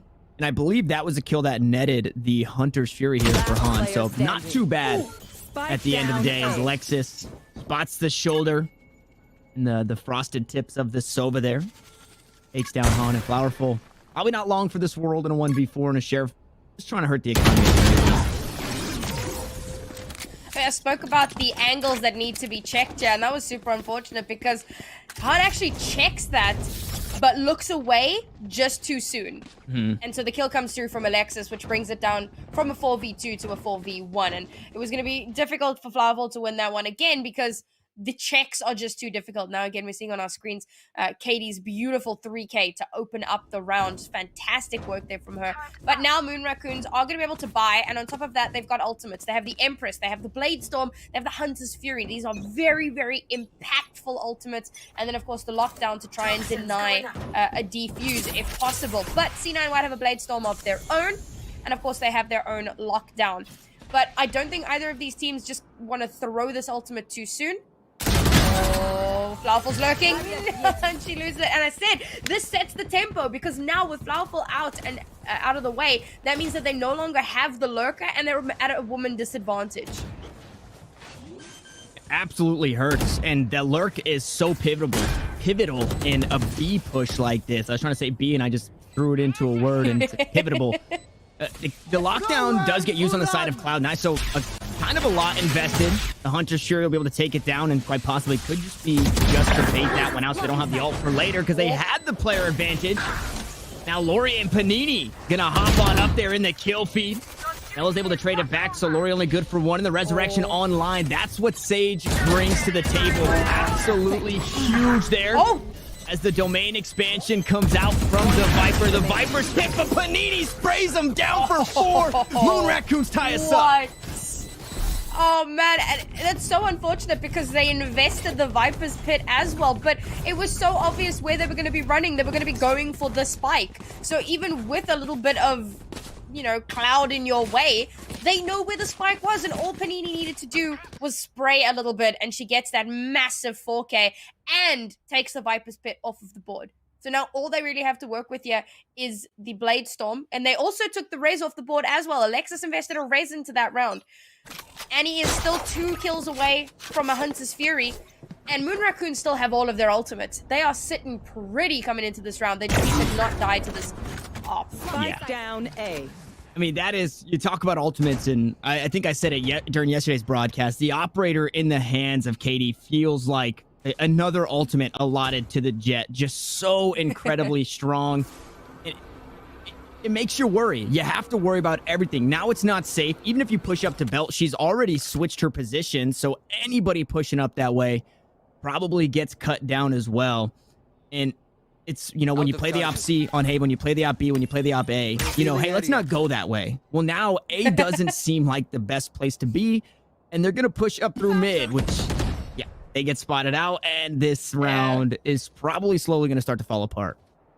Yeah, B pushes are not super common on Icebox. And again, having lost Itnohan so early on in the round means that they don't have any sort of a lurk available. They tried the B push, they realized, or rather the mid push, realized that's not really going to work out. So they're heading back towards the A site, which is where the operator still is. Let's see. Nice utilization of utility. No! As she pops the Empress! And Katie just continues to frag, but you cannot forget the assist there. The Lear went out and somebody from screens shot it down so Katie could keep going to work on this A site. Now, here comes the blade work as the knives go up, but what goes up must come down, says Lori. Unfortunately, they're both cut down from the rest of the team, so the blade's not needed to close this one out. But one round has been separating us for the last few as Cloud9 push ahead. That Empress investment was heartbreaking. She jumps out from the rafters, notices that there's the operator right there, pops the Empress, and as soon as she peeks out, Katie gets a double kill. She had 3 kills in that round. And she's devastating. The fact that Moon Raccoons opted to go back towards A site knowing that the operator was there, I don't know if they thought maybe making some noise in mid would draw Katie out from where she was, but she's not so easily fooled. C9 White, they have your number, and now Moon Raccoons are forced once again to save. But like you said, it's a 1-point difference between these two teams. I doubt that we're going to be able to see Moon Raccoons win out this round, so it should go to a 2-round deficit. But when they're able to buy in the next round, we should see things start to close the gap a little bit. They do still have Blade Storm available, so potentially that might help them out. They weren't expecting Katie or B. They hit the shot. Unfortunately, at that range, the Sheriff only chops off 145 HP. Katie, you know, worse for wear for the most part. Should be able to get healed up, but that Sage Shield, since being nerfed, it doesn't top you off all the way, so that Sheriff should still get some value. The spike yet to be planted, so the utility deterring that plant for now. The turret going to be out of range, so the flank completely open, and the blades are online for Lori. Finding that first kill onto Mel. That takes nano swarms off the table. That takes turrets, alarm bots, lockdown, so much gone. With that Killjoy now unavailable, and it was an eco round, but the blades are still online. Lori playing up towards pipes. Katie has the high ground over towards Raptor and cuts Lori down. The op shot comes out huge, and the rest of the squad just starts to follow up. Not down on the flank. A bit too late to get the Sheriff out. Cloud9 grow their lead to 2. We kind of expected that to happen because, of course, it was the anti-eco. But, man, Katie is devastating on that operator. And I actually liked the way that Moon Raccoons played that. So they go B, didn't realize that Katie was going to be there on the op, immediately swap over to the A site, which is somewhat empty, I guess, and they manage to get the plant down, so they give themselves a little bit of space to get onto the site. But as soon as C9 White get back, they have that gun advantage. So it's very, very difficult to win out those 1v1s when you're at that disadvantage. Now, however, once again, Moon Raccoons are actually able to buy up. It was an expensive round for them because they did invest the Blade Storm as well, which means all they have to work with now is the Shrouded Step. We know how powerful that can be for gaining some information or possibly juking to another site, but it's, as I mentioned previously, it's not a super high impactful ultimate. There is the Hunter's Fury online as well for Annie, so we'll see how she chooses to use that, if at all, during this round. It's great for deterring. It's great for clearing angles as well. Possibly, if you suspect, we saw her use it on Haven a little bit earlier to clear out sewers.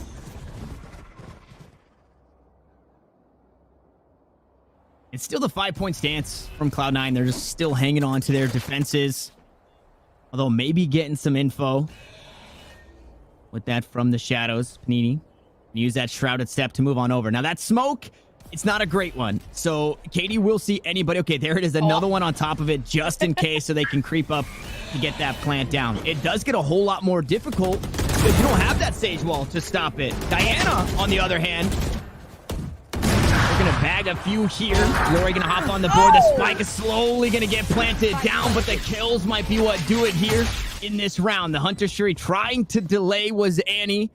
As Mel pushes up through Kitchen, Diana going to have the high ground. The flank coming out from Flowerful and gets some value this time around. Now the credits are nice and juicy.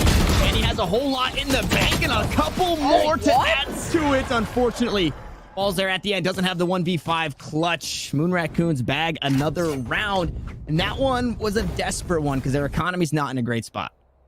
That felt like such a revenge round because we see Lori take down Katie, who had the operator, and then immediately thereafter, we see Flowerful take down Mel on the lurk. Yeah. It's just the anime redemption arc for Moon Raccoons as they slowly claw their way back up in the scoreline. They've still got their rifles online. Now they have that lockdown available. Diana is dangerously close to having an Empress. And C9, no real ultimates to speak of here. But they do still have that operator, and like you said, that's like having an extra ultimate, because when it's in Katie's hands, it's absolutely devastating. So Moon Raccoon sticking with that A push, it's what seems to work for them, and they don't really want to try and contest Katsumi all the way over on the B site. And nothing actually to stop this lockdown as the shock darts, they were close, but not enough, and it is going to force everybody off the site. I thought Katie might try and hold it down from that back corner. Instead, will concede for now and look to retake. On going to get the plant down closer and closer to the Hunter Shuri. Katie has the high ground here, but this up close and personal battle sometimes doesn't favor the operator. As I say it, though, cuts down her counterpart, and Lori sends one through the wall. The call out was there for Nest, but it doesn't find too much. Now playing around that Sage Wall is Diana, and the rest of the squad looking to play so far off the site, but they're just getting shut down. They're trying to play in the post plants, but the kills just keep coming through as Flowerful goes good for 2 before falling. Han has to do so much in these last few moments, but instead it's none other than Katie to sit her down. Cloud9 will reclaim their lead of 2 and secure an even half. This has been such a scrappy back and forth round once again between these two teams, but now it feels like C9 might have the advantage because they won the eco round. Well, they won a round, then they won the anti-eco, and then they won another rifle round. So now they're on a really good streak, and they're coming into yet another anti-eco. So if they can win this round again, then they're on a really, really good tear. But that being said, Moon Raccoons will have the loser's bonus. They are investing a little bit into Diana here. They're expecting her to pop off. They know she's 1 kill away from that Empress. So if she can get that kill, then the Vandal in her hands will become absolutely deadly. Assuming she doesn't get shut down by Katie. This is the big thing. But this time around, Katie is all the way over on the B site. She's expecting them to push that way instead, but Moon Raccoon sticking to their guns here, pushing through onto the A site without the operator to deter them. It's a free site. ML there with just the utility to try and buy some time, but doesn't necessarily buy enough. So it will be a 5v5 this time around. No early kills to come on through.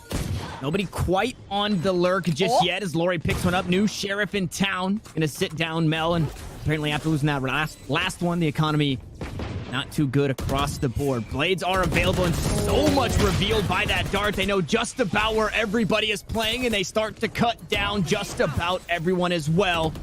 Powerful. Standing tall with Diana, who has a rifle in hand. Unfortunately, not long for this world. Both of them fall at the same time. 7-5. The best the Moon Raccoons can bag here, and one more round to try and do it.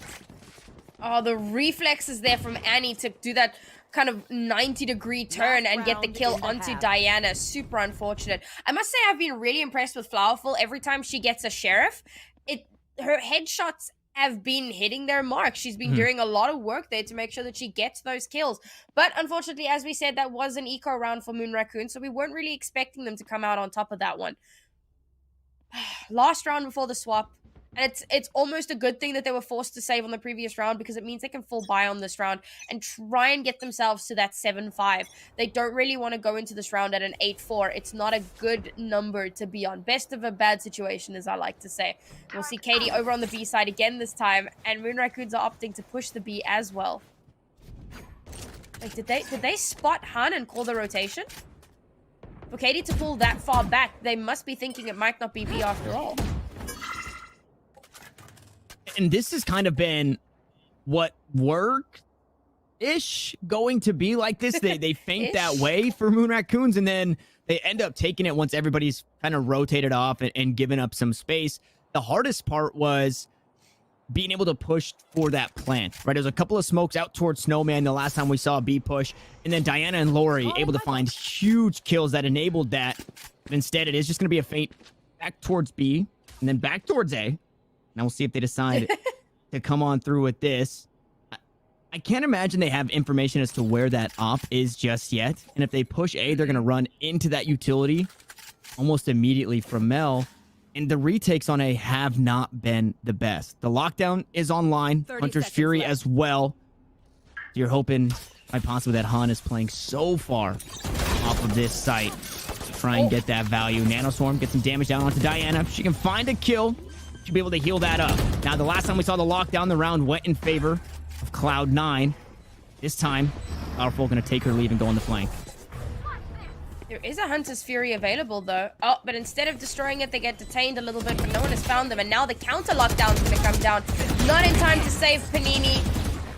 And not in a great spot as the kills just start flooding through.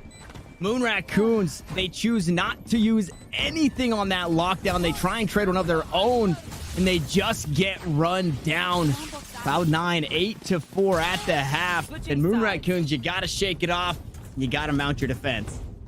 I mean, as soon as the lockdown was over, it would have said how many people were detained. So C9 just push out, looking for whoever it was that was detained. They pushed so far forward, and the lockdown, it went down so quickly, so they knew it had to be nearby. So it's very easy to just swing on that and take out the lockdown. Now, something that I touched on at the start of Haven was how Moon Raccoons like to fake specific sites. And we kind of saw that at the beginning of that previous round, but that takes a lot of patience, and it takes a lot of, I won't say hesitance, but you really need to slow down your tempo in order to get that to work. And C9, they do really well against a slow tempo, because they also know how to slow themselves down. And you mentioned how the retakes weren't that great over on the A side. Well, in that particular instance, because of just how the kind of fumble with the lockdowns there, it was really easy for C9 to get that cleanup. So now we swap sides. And like I said, 8-4. Best of a bad situation, not necessarily where you want to be if you're Moon Raccoons, but you have an opportunity now, and I want to see how they run this defense, because I must say the Viper on defense didn't have too much of an impact. It was on the B side, it was holding on the B side, but Moon Raccoons never went there. And the one or two times that we did see the Viper's pit come out, the first time Panini just sprayed through it and got a 4K. The second time, I barely remember it. It wasn't super impactful. So I want to see what they do now on the offense. We didn't see it do too much on the defense, but we saw from Arianicus yesterday how much value you can get out of it, particularly with lineups with the Viper spit onto those spikes to deny diffusers. So I want to see a little bit of that creativity out here from Ketsumi. And I will give some credit to the toxic screen towards B every time. If you just smoke the down towards B long, it allows for, your operator is blocked, so Katie doesn't get that value. You get a bit more space to be able to push up. With that toxic screen, it completely cuts off. If you're peeking, you're staring right down the barrel of B long. So it did have that, like that small nuance to it to make B a bit harder to push. Yeah, like you said, it wasn't the end all be all. It did work for them, and again, Moon Raccoons don't have a whole lot, so it could have, you know, just worked. I wouldn't put too many chips in the Viper basket just yet if I'm Cloud9 on Icebox, but now on the attacking side, they've got a whole lot going for them, and yeah, you pointed out Mel so far on the lurk here. That spike seems to be creeping back. Yeah, getting a little bit of information. They dropped down a Viper's wall as well, just to, you know, bait it out a little bit, fake it out a little bit. Oh, but they're going back towards B. Felt like they were a bit indecisive there, but Mel is still on A against 3 people. Mel has so much going on. Bought out the tailwind from Lori as well, so that dash not going to be available for the Jet, and it's a 1-for-1 trade across the map, but the spike goes down, and that bought a whole lot of time for this clock to just start ticking down, and Katie picked up a huge kill, right? If you disrespect the Viper wall, oh my god, there it is again, this time through the wall. That kill comes through, and the rest of the squad starting to find their frags all around it. The snake bites go down, and it doesn't even matter. A near flawless pistol, and Cloud9 should find themselves on double digits here. All right, I wanted to see the value. Thank you, Katsumi. You have shown me the light. A beautiful wall there to cut down that B site. At first, I thought it looked like a fake because they did start to move back a little bit, but then they pushed forward. And how Mel managed to draw 3 people to the A site just for her, I don't quite know. But it freed up that B site so massively. And then, of course, as soon as the spike went down, the Viper's pit was on. The Viper's spit was on the spike, and they still had the wall up, and they were getting kills through that wall. Like you said, don't disrespect it. I showed a little bit of disrespect towards the start of this round, and I've been put in my place. So I humbly apologize, my queen. And we see the same style lineup that we saw from Arianarchist, right? It's over towards that little B hut. Oh, Marshall pushing up, but getting knocked off the lines there. 80 with the Bulldog. There isn't a whole lot scarier. Now, granted, this is a round that we're expecting to go that way, but you get a whole lot with the Bulldog, especially on the long angles from Icebox. That right click, the 3-round burst can be so huge and so impactful. So I'm expecting to see that quite possibly in the next round. Because in this one, and I just take the fight right to him. Wall goes down, spike to follow. They hop up onto Raptors, and Mel just continuing to go ham. 2 for her. 2 for the Jet here on Katie. And Flowerful. Oh. The family photo coming out from that A side. Just had nowhere to go, nowhere to run. Double digits and the first rifle now here for Moon Raccoons. Oh, there's nothing more terrifying than seeing 3 people just running straight at you. And this is unfortunate because, like you said, double digits now for C9. The next 2 rounds are super important. They're actually pivotal for Moon Raccoons. And what's unfortunate, so they are able to full buy here, but it does put them in a very, very precarious situation because if they lose this round, they're in trouble. And C9, in fact, are sticking with this kind of janky buy that they have because they know that Moon Raccoons have to save. So they don't have to try to force up Vandals or Phantoms or whatever. They can just play it a little bit more safe this time around, make sure that they have money for the next round. Because if they win this round and they have all that money available, then they've almost guaranteed themselves the next round. Saying that, however, with Katie already down, doesn't bode well for C9. That is a fantastic start to try and grab some of that momentum and steal some away from Cloud9. Now, it is the bonus that Vandal beats out that Bulldog just about every single time. We do see Annie with a Vandal of her own, so in a bit of an aggressive buy in that last round. The drone goes up, does spot out Diana. To be forced to try and run away. Mel just trying to run her down, but to her own demise there. Lori there for the backup. The alley-oop as Diana finds another. Maybe some more on low HP. Diana's not done fighting here. There's no heal on the side of this Moon Raccoon squad as they run down Katsumi. She falls where she stands. Moon Raccoons battle back. They're not out of the woodworks just yet. 5 more to tie us up. very impressive round. You know, we set the stakes on that one. They came into it with like absolutely nothing. All they really had was Diana's Vandal. But as soon as she was able to get that first pick off, it meant that someone else was able to pick up that gun. And slowly but surely they start to upgrade their weaponry. Now, however, so C9, because they kind of saved up a little bit in the previous round, they're able to still buy up this round. So Katie has, once again, that operator online, and that's going to make things very, very dangerous. Now we're seeing Katsumi over towards the B side again this time around, either for a lurk or just putting up that wall. So should they choose to go B, that wall will be there, and it also serves as somewhat of a bait, but I don't think Moon Raccoons are going to take the bait. It actually looked like Diana and Lori wanted to go aggressive, so a huge slow orb there from Alexis to make sure that doesn't happen. And the operator now offline. Diana finds the kill onto Katie again to kick things off.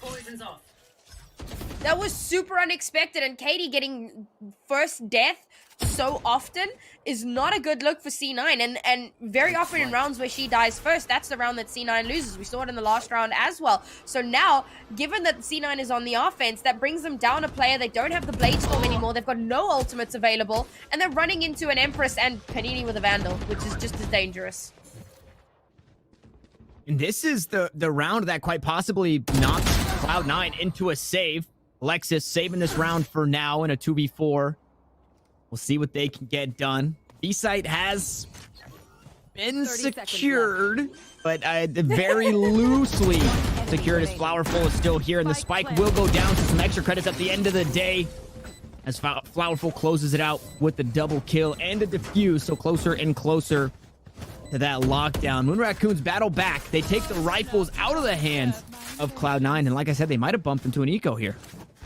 Oh boy, so they don't get that save, but they do get the spike plant, which is a little bit of bonus credits, but nah, not going to be enough to pull them out of that save that they're forced to have, like you mentioned. And now Lori's got the operator. I'm not sure if she bought it. I thought she might have yoinked it, but she just bought it. So now she's got the operator, and we've got a full set of Vandals.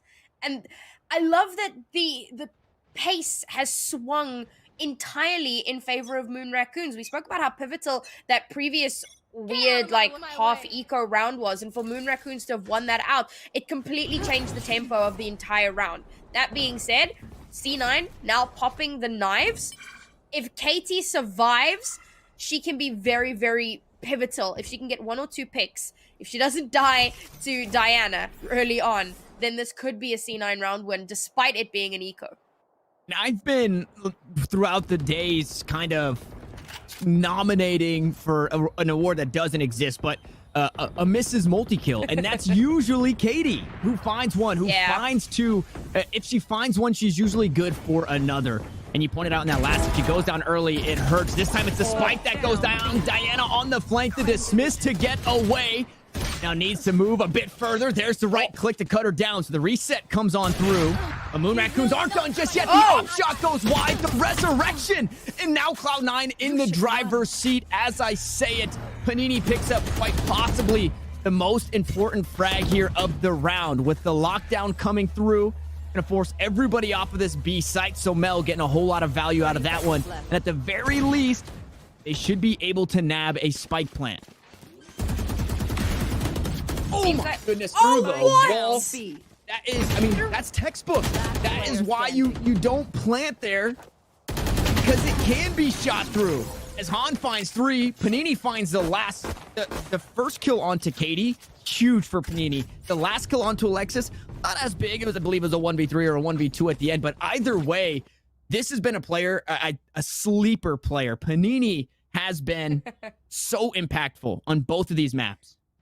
Absolutely. I've been super impressed. It's a bit like Rain over on CLG, you know, like you have these Omen players who seem kind of unsuspecting, but really show up when they need to. And Katie came up so big in that round as well. It was looking like it might have been a C9 win, but Moon Raccoons just completely deny it.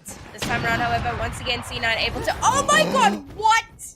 Let me finish my sentence, Lori. Immediately bringing the numbers in favor of Moon Raccoons. That's insane.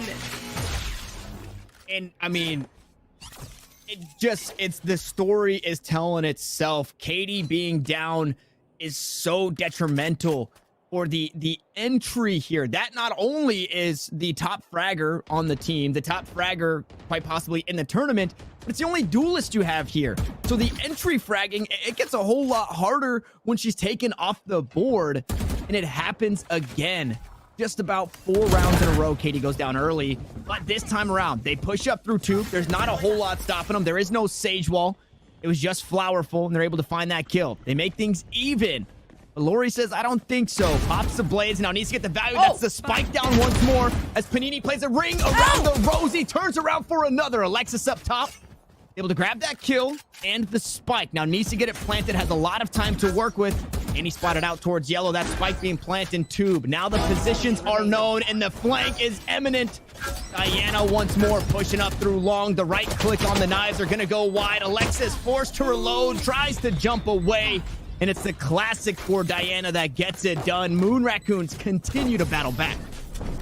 On an absolute tear here. I'm loving how they're taking such good control of this map. They seem to have a really good read on how C9 White are playing this offense. You know, they'll sometimes kind of bait a little bit towards B, maybe move towards A instead, but Moon Raccoons playing the patient game, waiting before they move in, and their retakes have been really, really good. They get some fantastic angles, and I cannot discredit the importance of taking down Katie so early on in the round. The rounds where she goes down, it's almost like you're taking down 2 players on C9 White because she's been that impactful. I mean, she's 7 kills ahead of the second in terms of who has the most kills in this on this map.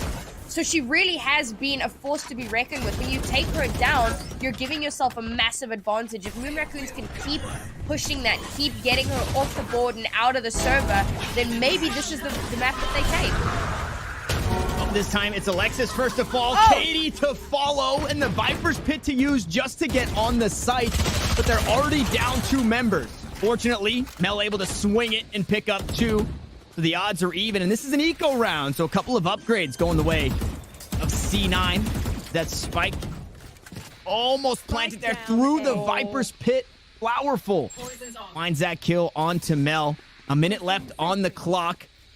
Atsumi playing right inside. Not going to take her leave out of the Viper's Pit to try and swing on the turret. They play the contact. Han gets it done, and there goes the innate domain. Annie, the last one standing, as Moon Raccoons inch us closer to a tie game, and they've battled back too many in a row. Oh, and they managed to save that operator as well. So, not that they needed to. I mean, look at that economy for them. C9 are able to still buy up this round. They invested the Viper's Pit into the last round, which was definitely unfortunate. It helped them out to an extent, and in that kind of 2v3 situation, it's definitely still winnable. But walks out of the Viper's Pit, position given away super, super quickly, and immediately Flowerful takes down Katsumi. Like, this is one of those, it's so evenly matched between these 2 players that you cannot for even a second show any disrespect to your opponent. Now, we do have a tactical pause once again, and I gotta believe it's C9 White's tac pause, because given the tear, like, Moon Raccoons have just won 4 rounds in a row. After C9 won 4 rounds in a row.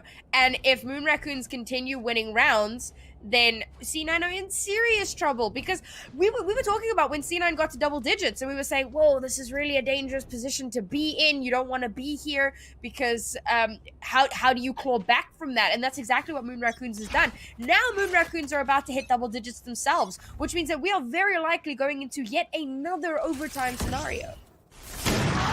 Very close to it, oh, but my earth. After a tactical pause, the best way to kick things off. No, cut down is Katie. Up the up.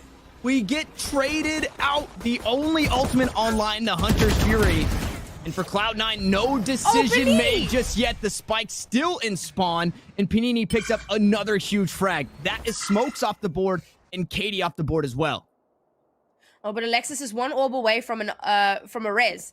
So if she can get a kill, then we might be able to see one of the C9 ladies back in the server. But at a 3v4 here, it's a massive disadvantage. And again, Moon Raccoons have such good control over the site. They've got the operator towards B, so no one's going to want to peek that. The Viper wall is completely out of commission, so you don't have that to rely on. You got 2 people kind of edging towards mid. Oh, but they've evened out the numbers here. That's massive. and that wall to stop the rotate momentarily. It's going to force a few back towards Snowman. 30 seconds B left. still seems to be place of interest. On the flank, though, going to find Alexis. Fury still online. Unfortunately, maybe not for much longer as it's a 1v1, and who better? Annie throw falls to Lori. Huge impact frags in this round to tie us up. That was so close. I saw a world where C9 clutches that one out, particularly with Annie being the last one alive there. But when Lori's still alive, when she's still on the board and she has her operator, she is a force to be reckoned with. Much like Katie, very, very similar, same energy. That's how I'm going to describe that one. Yeah. And now C9 have to save up again, but they do have these ultimates. Now, we have seen how often they'll invest ultimates, even in their eco rounds, to try and swing things back in their favor. They've got the lockdown in the Hunter's Fury. There's nothing really to deal with their lockdown, and they have something to deal with Moon Raccoon's lockdown, should they opt to use it. Going to be a full A push once again. I'm interested to see, they're not putting out a lurker, so they're really relying here on this lockdown. They're just running it in, and now they used one slow orb, one shock dart. With the lockdown coming through, it pushes everybody off. It should allow the plant, and then you can use all of your utility in the post plant, and the guns don't really matter at that point. Unfortunately, both of those snake bites going to be used, and that's the spike down on the ground. It takes too much time to get it planted, and Lori is popping grapes. Katie to fall, Alexis now to follow. Cat once more, the spike, it just can't be picked up. They're trying to grab it. Was the popcorn worth it? The fumble of the spike leads to a flawless round for Moon Raccoons. And this is the first lead that they've had since the pistol and the anti-eco at the beginning of this game. Jeez, it's been so long. And they finally, and what a turnaround, because I believe it was 10-5 when they suddenly just had this massive resurgence. I mean, look at this. Oh, Lori's a monster. And, you know, we talk about utility, and you were saying how Moonrack, or rather C9, had all of that utility that they could use for the post plant. But Moon Raccoons had all of their utility as well. And Moon Raccoon's composition, I spoke about how powerful the double duelist is, and you add into that the fact that they have all the shock darts and so on, the same as C9 White, whereas C9 White is missing a little bit of firepower. Now, they've managed to get by without having a second duelist for quite some time, because, like, they have Annie, so you don't really need another duelist. It doesn't matter what Annie plays, she's going to kill things. But having that extra firepower has definitely been a boon for Moon Raccoons. And now they still have Bladestorm available and their own lockdown. They need to be careful, though. They need to try and bait out that Hunter's Fury if they can, to make sure that it doesn't deny the lockdown, because they want to win this round and bring it on to match point, which will put C9 in a very, very awkward situation. And so there's two thought processes as the drone gets a bit of information towards Long. You can either use that Hunter's Fury to stop the lockdown, and then you just take the fight. You're confident in your gunfights and your post plant, or you hang onto it for that post plant, right? If you're that Sova and the lockdown comes through, you're already playing so far off the site because you want to use your ultimate and your utility. So I'm interested to see what they choose to go with, because I have been very wrong in the past as to how they've chose to use these ultimates. And it's actually Katie finding that kill to kick things off, lurking over towards B. Everybody rotated back towards A, but with this one, they say, hey, bring the spike this way. Let's get it done. A 5v4, but they're running out of time. I'm not too sure how much is longer on that toxic screen, but it needs to be huge. It needs to be enough to keep that plant going. The spike does go down with a few seconds left on the board. Lori just a few moments short from finding that kill with the knives. And Cloud9 look to tie us up. The economy is fantastic for Moon Raccoon, so they can just try and send it. In a 1v5 with an operator. That's a very tall ask for Lori here. Yeah, I don't think even Lori clutches that one out, especially not with an op. Wow, what an amazing round, because that lurk was massive. Now, usually you don't see your jet going out on a lurk there, and Katie was just seeing what information she could garner. She was kind of the most powerful. I mean, we can see it. Whereas, for example, Alexis still has 14 kills. When I mentioned earlier, when Katie was on 21, Katie's now climbed her way back or further up to 25. Like, she just continues to be a force to be reckoned with. So she goes on this massive lurk, kills one, calls it out. The site's clear. We can take control super, super easily. They catch Moon Raccoons mid-rotation. which means that they don't get an opportunity to set up at all. And when it's just Laurie left alive, there's no way that she can clutch that one out. And now C9 come into this next round with rifles and 3 ultimates to play with. And an early kill from Katie. Again, this is why you have to try and get this Jet off the board. In the last couple of rounds, they haven't been able to do that. It's a free take up towards B. Now a retake up towards B as Katie finds another Panini to fall. Laurie with the operator. Somehow, someway, they have to deal with this Jet as they cut Laurie. down the other one. Laurie shot from behind Alexis just outside of Kitchen. Diana's still on the same B long flank. But it's looking like Cloud9 White first to map point here. And he takes a bit of damage, but trades some back. Now it's all up to Diana. They're going to give him the 1v1. Unfortunately, not going to be enough there. Should she have found that kill, could have maybe healed, dismissed away. There were a lot of options. Now there's not a whole lot of options. The last round of regulation here, Sam. What a series this has been. Win or lose for Moon Raccoons. I mean, color me impressed. Absolutely. If you lose this, I think you go down to the losers bracket proud, no matter what happens. But it's not over just yet, because Moon Raccoons are still able to full buy on this round. And if they win this, then of course we go into that overtime once again. I'm already predicting the double overtime. So now it's really important that Moon Raccoons shut down these sites, shut down these rotations. I mean, the wall comes out, and it's not even any kind of a bait. Immediately, Moon Raccoons start moving over towards the A site because they know that's where it's going to be. And it's super important that Laurie gets into position early, because that operator could be pivotal in ensuring that they win this round. If they don't, it's down to the losers bracket. Diana with the aggressive posture. They know where Katie's at, and this is quite possibly the largest impact frag you can have in this round. As Katie's gonna get the first shot on target. Diana trying to dodge away from the recon bolt. Mel to follow, and it's starting to come crumbling down for the Moon Raccoons. The spike to be planted. A couple of ultimates are available, but Katsumi on the flank cuts down the operator. Hunter's Fury going to be used here from Annie. And it just binds some space. It takes the lockdown away. Annie finds a kill onto Flowerful. Now Panini needs to go absolutely nuclear. Finds the first kill in a 1v5. Not the best wall. Has some smokes to work with. Looking to push up aggressively here. Needs to peek the corners. Able to take some shots onto Mel, but Mel will find the kill. It's not an OT, but it's as far as we can go in regulation. Cloud9 secure their spot in grand finals in 2-0 fashion. I'm an analyst and I've just run out of words. I'm a caster and it's my job to speak, and I don't know what to say anymore. That series was so impressive. We spoke at length about how we thought that Moon Raccoons were going to be able to go the distance here, potentially get a map off of Cloud9, and they came so close in both of those maps. I spoke yesterday about how I thought that we were going to see a Dignitas Cloud9 final. I am re-evaluating that position.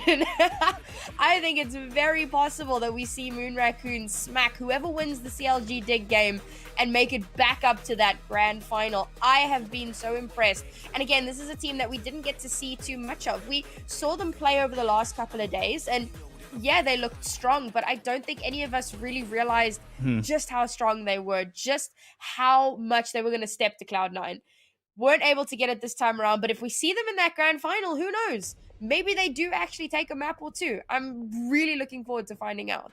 And you guys have heard our thoughts, and I'm so excited to hear, what Yinsu has to say about this one. So we're going to bring her back in and look to help us close out this first series. Welcome back, Yinsu. And I mean, you heard us talking about it. How are you feeling? Thank you very much, Tana. All I'm going to say is give us 5 maps, please. I need to see these two teams go against each other. 2 maps is not enough, but having said that, Sam, looking at the scoreline, it's a lot closer than what it looks like on paper, because 2-0, very much Cloud9 doing what Cloud9 do, but no other team have come this close to challenging them. Absolutely not. This has been a monumental push from Moon Raccoons, especially because, so like we said, this was a map that we had no data on for Moon Raccoons. They hadn't played it previously in this tournament, and Cloud9 overall, now of course the statistic that I gave is since their inception, or since they got picked up back in October, where they only had a 20% win rate. So not a fantastic showing, but they swapped up their composition quite a bit. I spoke about how I was expecting, Annie to be on the Viper and Katsumi to be on the Opa. Omen. They swapped it up a little bit, changed their strategy. Goodness me, I can't even talk anymore. That's how amazing this series has been. These ladies have just blown me out of the water. I love the way that they're able to swap up their, they're very fluid. They adapt. That's the word. I love how much they adapt to each situation. And Moon Raccoons, somebody pick this team up. That's all I can say. Like a big old org. Can we get like a Fnatic, a Sentinels? Just get a really big org to pick them up, give them a home, and watch them flourish. 100% nail on the head. And you see it in these replays as you slowly creep through, and you can see how the rounds are changing. They're bouncing around. And at the very beginning of Haven, Moon Raccoons, they seem a bit flustered. And I think a lot of it showed when Alexis got a 4K with the Stinger playing. They kind of just grouped up, tried to run it down all quick.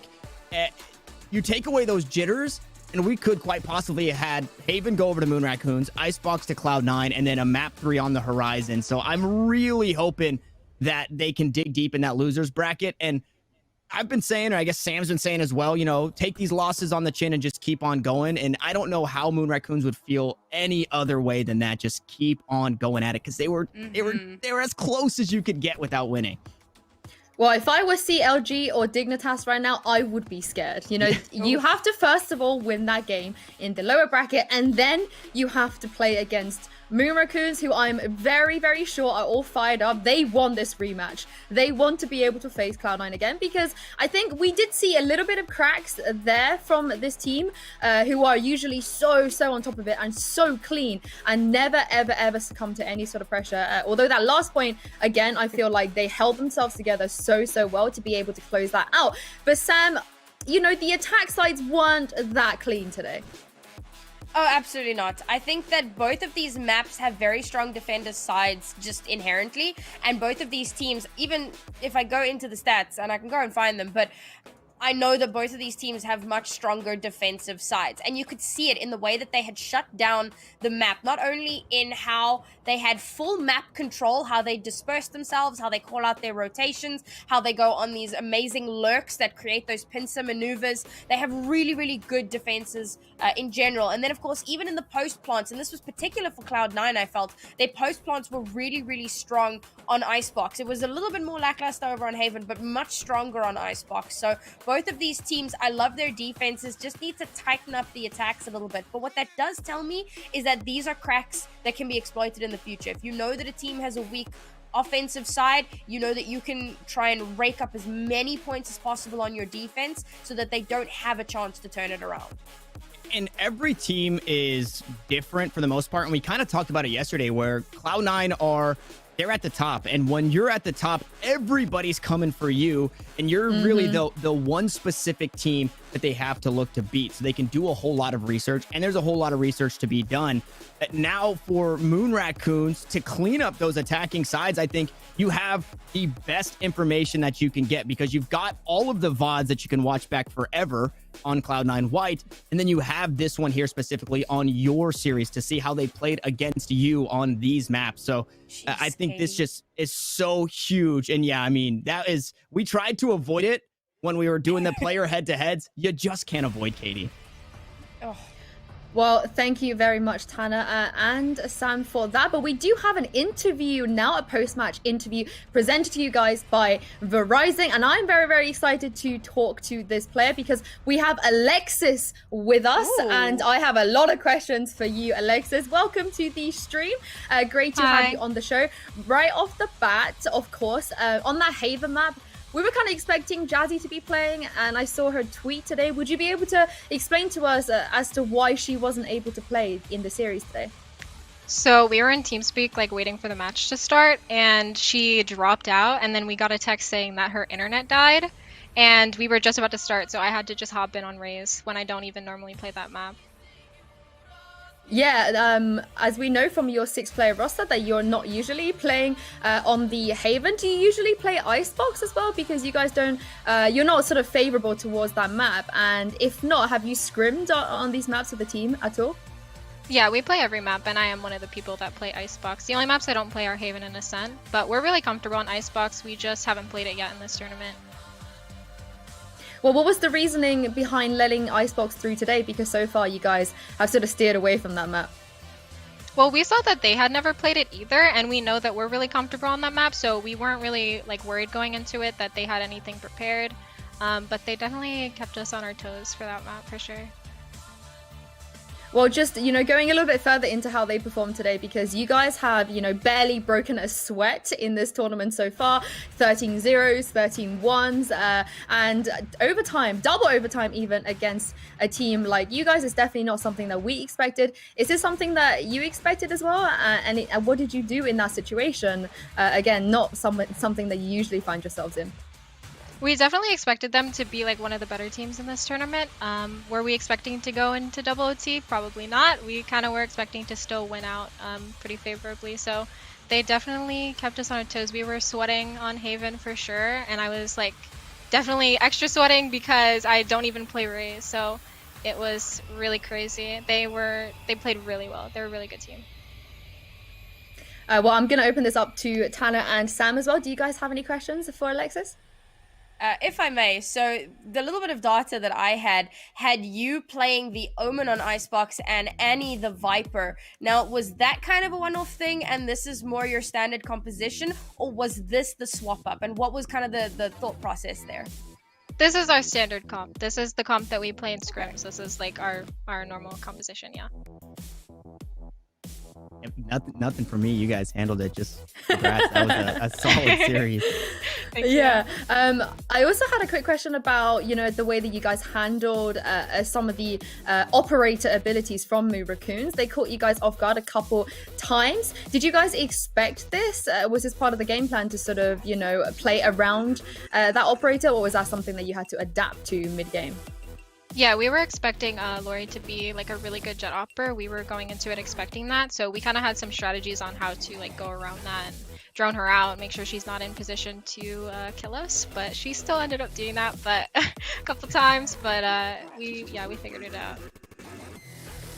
Well, of course, lastly, you made it to another grand final. Congratulations. But there's 3 teams that could potentially be your opponent. Is there one team that you would rather face? And if so, why? We think that we're going to play Moon Raccoons again, most likely for the grand final. And I hope that we can play them again and just stomp them harder. I love that. Thank you so much, Alexis, for joining us. Congratulations once again. And we'll see you in the grand finals back here tomorrow. Thank you. Wow, guys, I need this rematch. I've never wanted a matchup so much in my life. But Sam, of course, if it is going to be Moon Raccoons again, I feel like maybe they will at least be better prepared. But having heard what Alexis just said, it's also personal for them as well. Even though they've just won this match, they want to not just beat them, but beat them harder. I love the confidence from C9. I mean, even when we interviewed Mel the other day, it was the same thing. She was just like, almost every question was just, the answer was, yeah, we're going to beat all the teams. Yeah, we're confident. No, we're not concerned. Nah. Like, they're so, and I love that confidence from them. And it also opens the door, I think, a little bit to some fun, lighthearted banter between teams, which I think is really, really important because they're friends, you know, and it helps to, like, it built up the supporters because then they kind of start to pick sides as well, and they really start to root for a specific team because of the fun banter online and so on. So I think it really helps to enforce the whole scene as a whole. So I love the fighting words, and I'm excited to see how Moon Raccoons respond to that. But of course, they do need to get through the lower bracket first. Yeah, they're not out of the woodworks yet, and what I really like is that the Cloud9 ladies, they give it both ways, right? It was yesterday Mel saying, yeah, we're pretty dominant, we feel pretty good, and then immediately after that first game put out a tweet saying, sheesh, like, Moon Raccoons, you guys are making us sweat. They give credit where credit is due, and obviously that team deserves a whole lot. So I would imagine, you know, we see some extra love towards the end of things if Cloud9 do come, whether they come in and stomp if they see Moon Raccoons again, or if it's another close series. I think there's just so much respect. So yeah, it is all, you know, just that lighthearted banner that gets us going. Yeah, I love that. I think there's every place in the scene right now for that sort of narrative setting up, trash talk. Give me more. I love seeing it.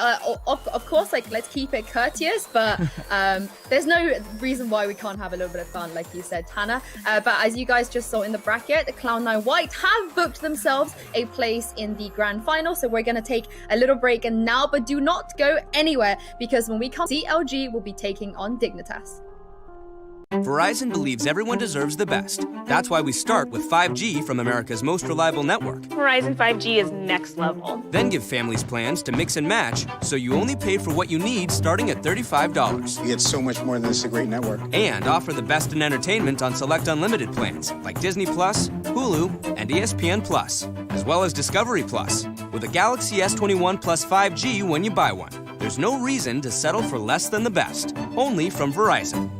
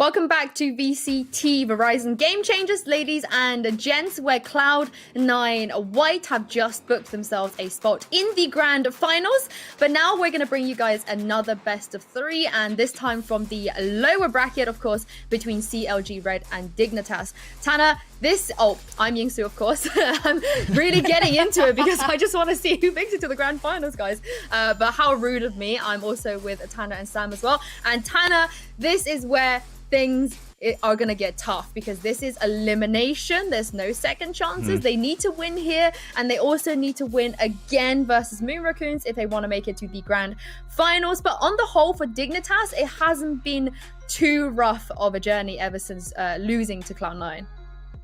Yeah, they've had, again, their ability just to bounce back. Obviously, you kind of go into that, and we got to speak a little bit where it's, Cloud9, they are, quite honestly, even if you're just looking at this tournament, the best team. So they just take that one on the chin and they just go next, and they're looking forward to a rematch.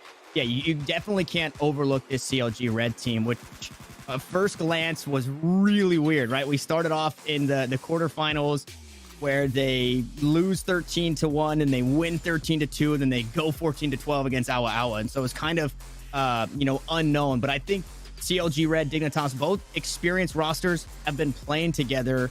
And I think this should be a very close matchup because when you look at the names across the board, they all have just like incredible pop-off potential. I am so looking forward to some of these players. So we know that only 3 players are like officially signed on CLG, which of course are Benita, Naomi, and Rise. But the 2 other players that they've had have also been pulling their weight. And the one that I really wanted to highlight, so when they played against TSM on one of the maps, and I still remember, Sue, your reaction to this, but Animal came out with a 5.0 KD. Like, what even is on that? Sage, on Sage, no less. I mean, it's absolutely ridiculous. So definitely a player that I'm going to be watching out for along with the others. I'm astounded by some of the statistics that I've seen over the course of this weekend. But of course, we're going to add some more stats to that after today's game. But like you said, one of them's going to have to go home. So this is kind of last chance saloon. It's going to be tooth and nail. We've seen some really powerful stuff from both of these teams. And now it just comes down to who's going to come out on top. Well, Tana, as you mentioned briefly, when it comes to the CLG, their journey in this tournament so far, they've kind of fluctuated here and there, but they've stayed so mentally strong. And I feel like that's very, very important when you're in a tournament like this. But when it comes to elimination, when it comes to going up against a team like Dignitas, do you feel like maybe it's going to be a little bit harder for them if they do start off in a deficit to try and get back into the game? I feel like what really comes into this one because of the experience that these teams have is the magnitude of this tournament. I think that is where, the weight starts to get heavy. And I do think we see it's all about who gets ahead. So like you said, if Dignitas start to pull away, I think, it kind of experience out the door. It starts to get a little spooky because there's a whole lot of money on the line. It's the first time something like this has been put together. So you really want to make a statement. And I think that is where we see some people crack, or some of these players crack. I will say, surprising to me, CLG Red is actually favored on some of the sites across the board to win this one. And I feel like Dignitas are going to have something to say about that. That's the thing. I think that when you're at a deficit, you will always be a little bit in your own head about it.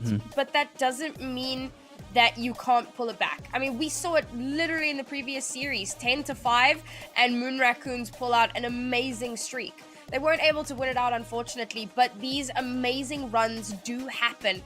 And sometimes being a deficit does more for your mental than being in the lead, because it kind of spurs you on to action. And we've heard some of the fighting words from some of these teams where they've said that they're not worried and they're looking to play against some of the other teams and looking to win this out for themselves. And we've kind of seen how teams will drop to the losers bracket and have a massive resurgence, a second win, as they completely start to dominate through the lower bracket run. So both of these teams now in the lower bracket, now fighting for that fought for that opportunity to get into the grand final. I don't think this is the moment where they retreat into themselves and they get all sad and defeated. I think this is the moment where they really, it shows their true tenacity, and we're going to see a full-out brawl on these maps. Well, if there's anything we've learned so far in this tournament is that anything can happen. Anyone can beat anyone, except for Cloud9 Y, but anyone else outside of Cloud9 can beat anyone. Sam, I'm going to quote you here, try and get you to give us some of your stats, which I know you love. In terms of map pool between these two teams, tell me and Tanner what we should be expecting and what you feel like is going to be the strongest for both of these teams. So what's interesting to note about Dignitas, while they have stats on Bind, they haven't played Bind at all in the main event. So you can almost see that as like a null pick. And then of course there's Icebox, which they've never played at all. So that's two maps that I'm thinking would potentially want to be shoved out the door. You don't necessarily have that many picks, so you're kind of relying on the enemy team to maybe favor with you unwittingly. And if we talk about the enemy team, CLG have some interesting stats themselves. 100% win rate on Haven across 4 maps, so we might see them kind of edging towards that a little bit more. It seems their worst map is Ascent though. It is a 66%, so that's not terrible, but we might see them shy away from that a little bit. Bind they've played once and they lost, so it's on a 0%. So despite the fact that Dignitas haven't played it in the main event and might want to shy away from it, the fact that they know that the only time that CLG have played it has been a loss might edge them closer to wanting to pick that map. Well, Tanner, in terms of the map picks, what would you say is the best way to approach these things? Because we have seen teams basically whip out a map first time ever, and we've seen teams be very strategical when it comes to this and sort of basically taking off the best map off of their opponents straight away. I think we see this is a tough one. It feels similar to the last series where you have the maps that both teams are kind of uncomfortable on, and we might see that coin flip towards that map. Sam was saying, 0% on Bind for the main series or the main stage for these teams. And if we see that one, I would imagine I guess a favorable map comes before it, right? If say CLG, right, the Haven or the Split, they try and win that early map, and then they're just okay to kind of coin flip that next one, and then to have a better way or a better chance, I guess, in map number 3. And both of these teams, not strangers when it comes to going all 3 maps at the very least. So I think we will quite possibly see just caution to the wind. Hey, you just have to coin flip it. When you don't have a whole lot of information, there's a whole lot of that happening. Well, you guys saw the lineups there as well for the teams. We highlighted a couple players in the first best of 3, and I believe we're going to highlight 2 players again for this matchup, so you guys at home know sort of who the ones to watch are. I believe that is Benita and Rain. Sam, talk me through why these 2 stick out to you out of all of the players on both of these teams.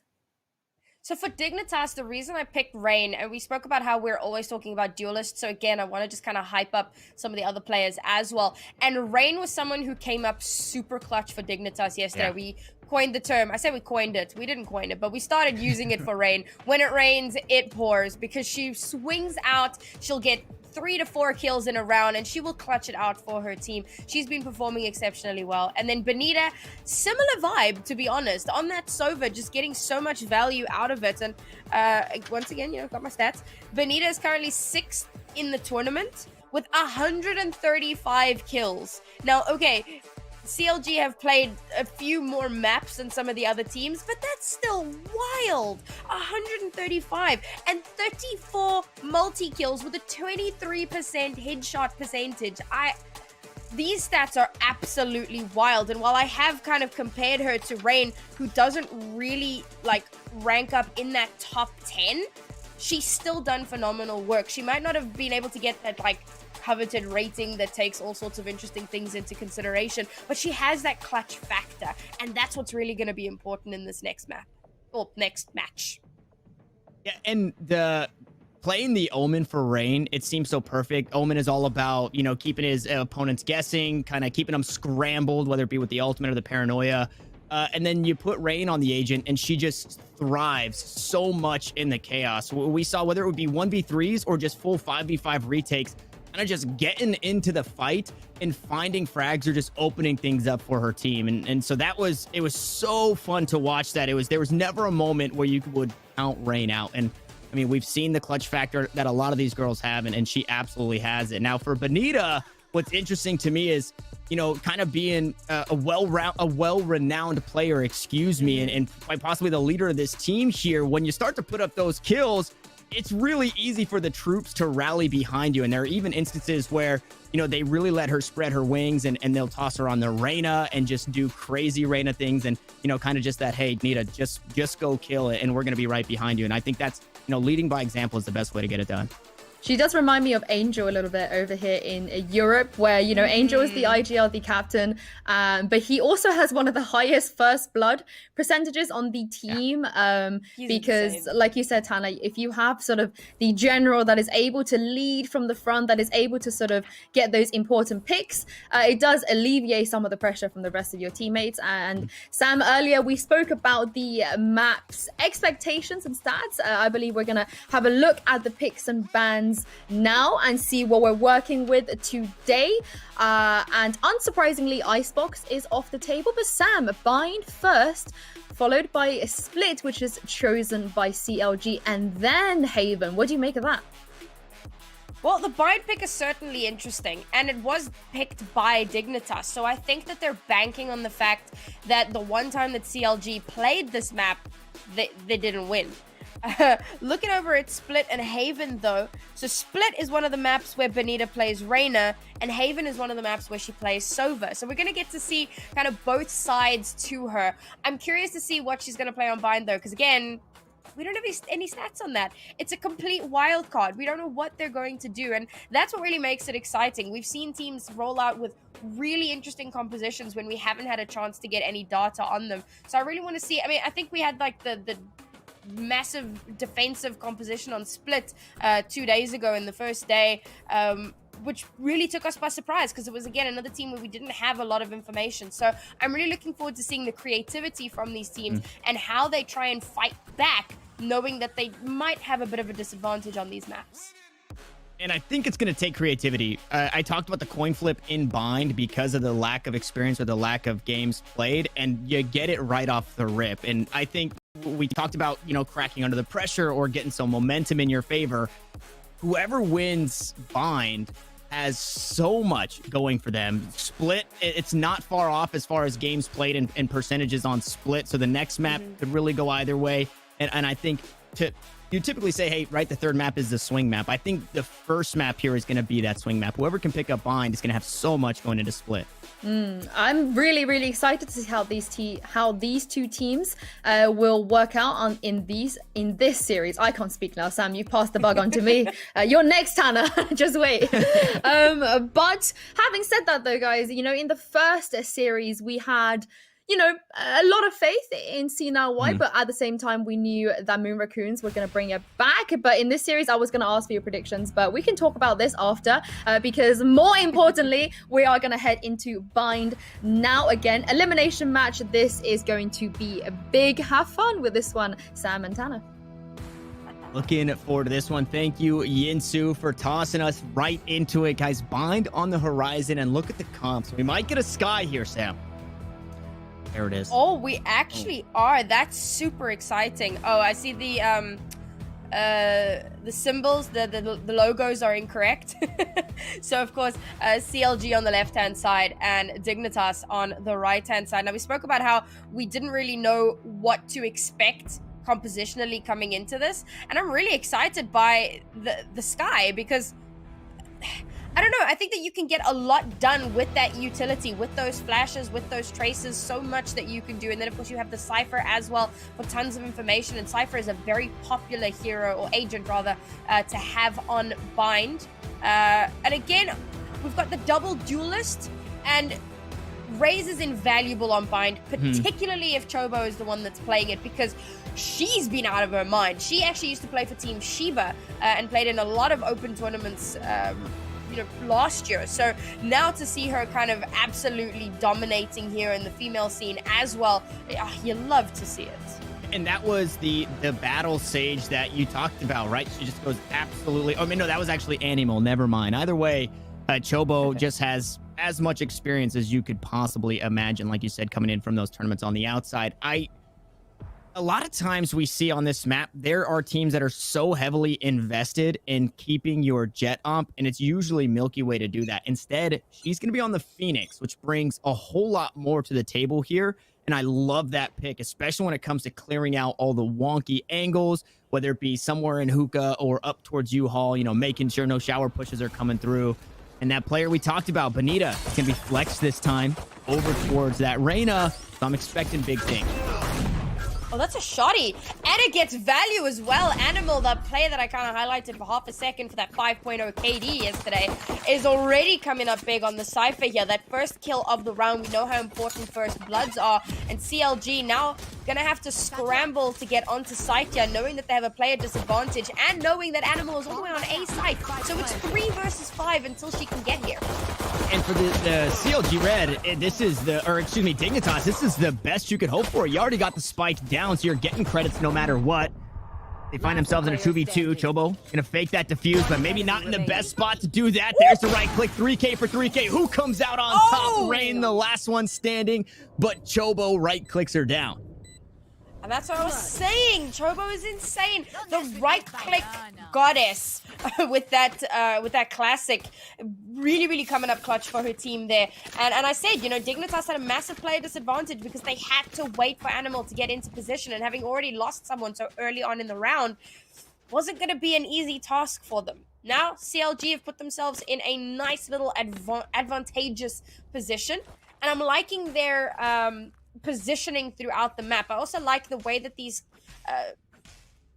tripwires are being set up. Oh my goodness, Yinsu and I in English, it's just not happening.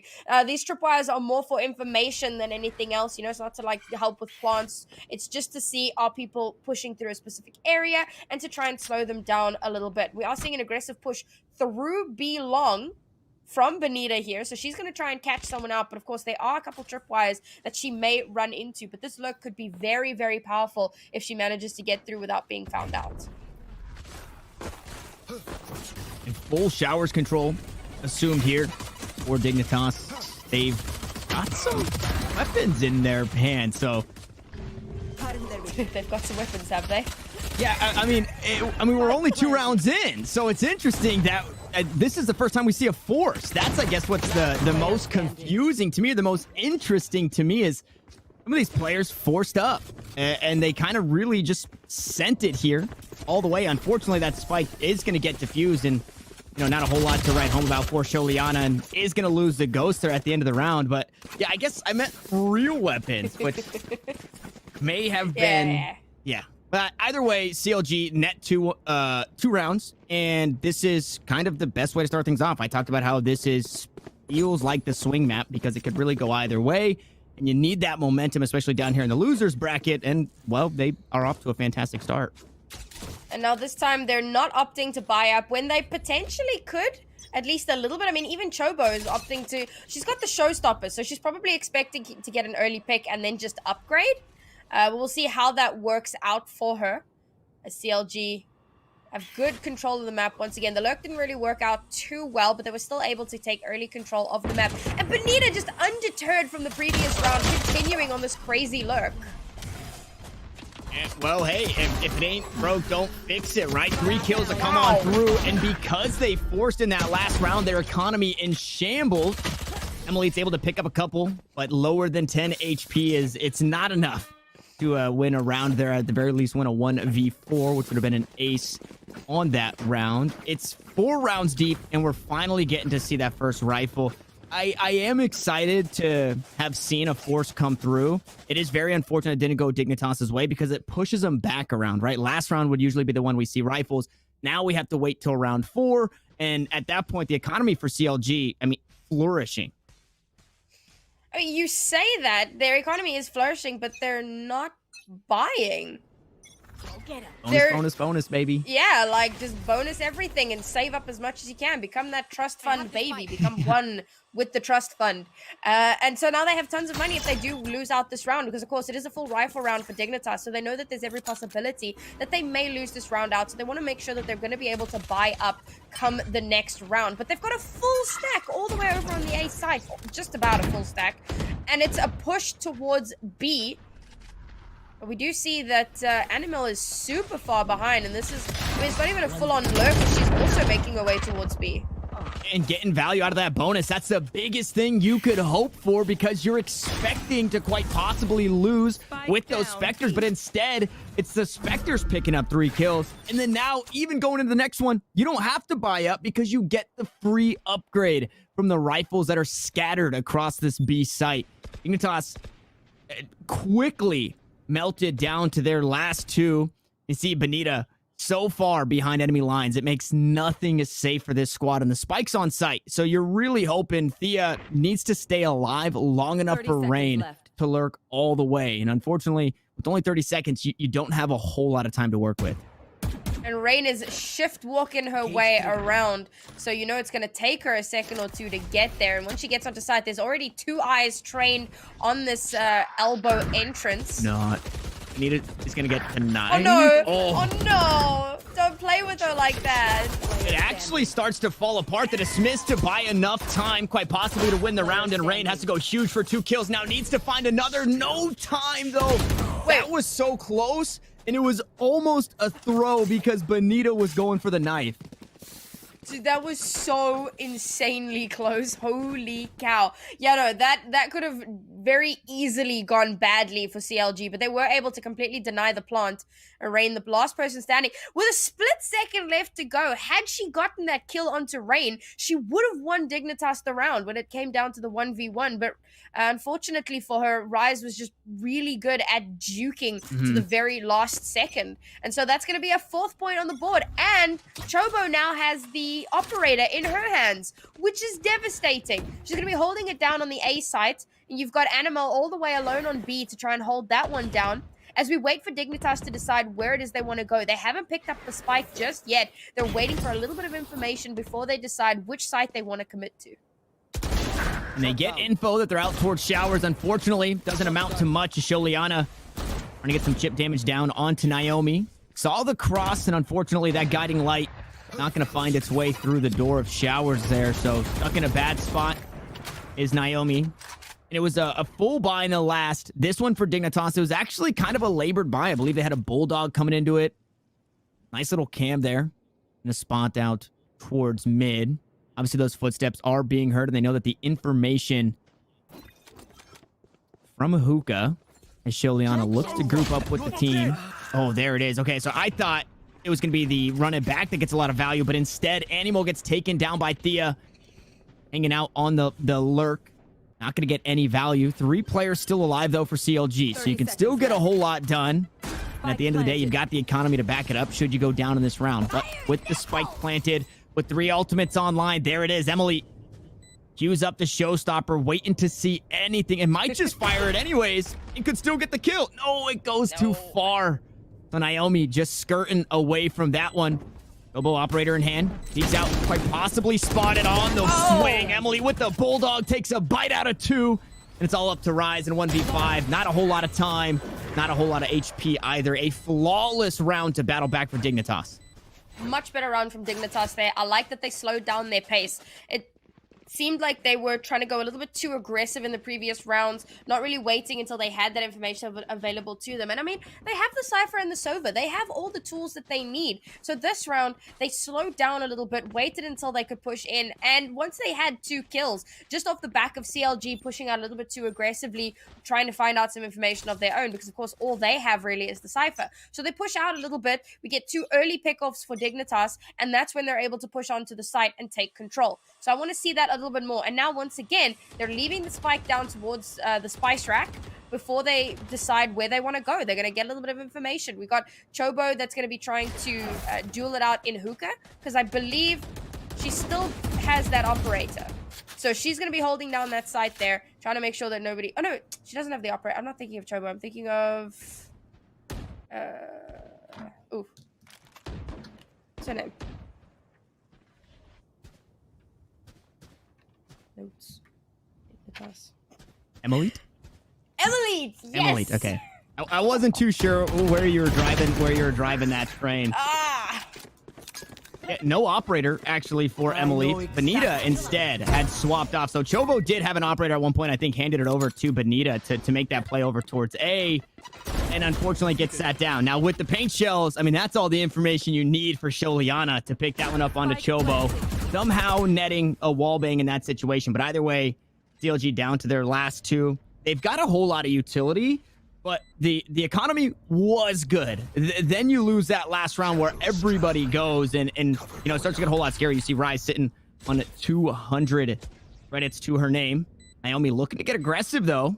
Pushing out through CT is going to toss out the guiding light. And with those smokes, everybody playing inside of U-Haul, there's just no value to gain there. Rise picks up one. I think at this point, you just hope to hurt the economy the best you can. Curveball comes through. Milky Way going to swing and find the kill. And Rain to find the last. The imposter will fall. And in a 2v5, that's a tall task for anybody. Either way, Dignitas grab another round. Early control of lamps was pivotal there, because once you have control of lamps, you just about have control of the entire A site. So that was really well played there to get that control once the spike was down, and that ensures that no one's able to push out and get that defuse. Now we're going to be seeing a little bit of a force here from CLG. They've been doing some interesting things with their economy since the beginning of this map, really. They've got a lot of ultimates that they can play with as well. We might see those Seekers come out just to give them that kind of information that they've been lacking for a while. And of course, the Empress, we've seen how powerful that ultimate can be. Just need to be wary of that Hunter's Fury, because while there isn't a lockdown... What? The random spray through the smoke, and that is something you see at every level of play. Sometimes it works, sometimes it doesn't, and you've been a complete blessing to these ladies, Sam, but that is the first time I think you cursed Benita talking about the Empress, and then she falls early in that round. Yeah, unfortunately, usually I bless. Today, the curse. Oh, man. But that being said, I mean, they're not down and out just yet. Oh, man, Chobo, this lurk. Oh, this is dirty. And no one has even realized that. No!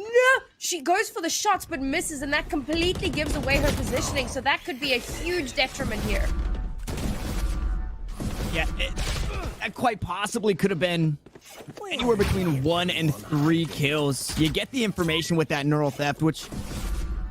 I guess the information that you bought out of that is that Theo was still on the lurk, so you do have to be wary about the Cypher being, you know, slow behind the rest of the team, or quite possibly coming from A, but they knew they were teleporting. So an interesting ult to use there as the Seekers. Going to be tossed out. They're going to push right off the backside. 3 players. Going to be able to swing Emily and take her down, but Rain continues to be stalwart in defense on this attacking side. Finds another kill with the Hunter's Fury online.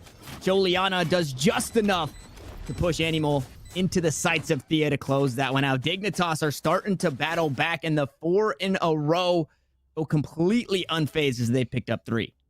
Reasonably expensive round there for CLG as well. And now I usually talk about how after 4 rounds, that's when the pace of the game can change drastically. And that's exactly what happened. Round 5 came around and Dignitas really started to pick it up.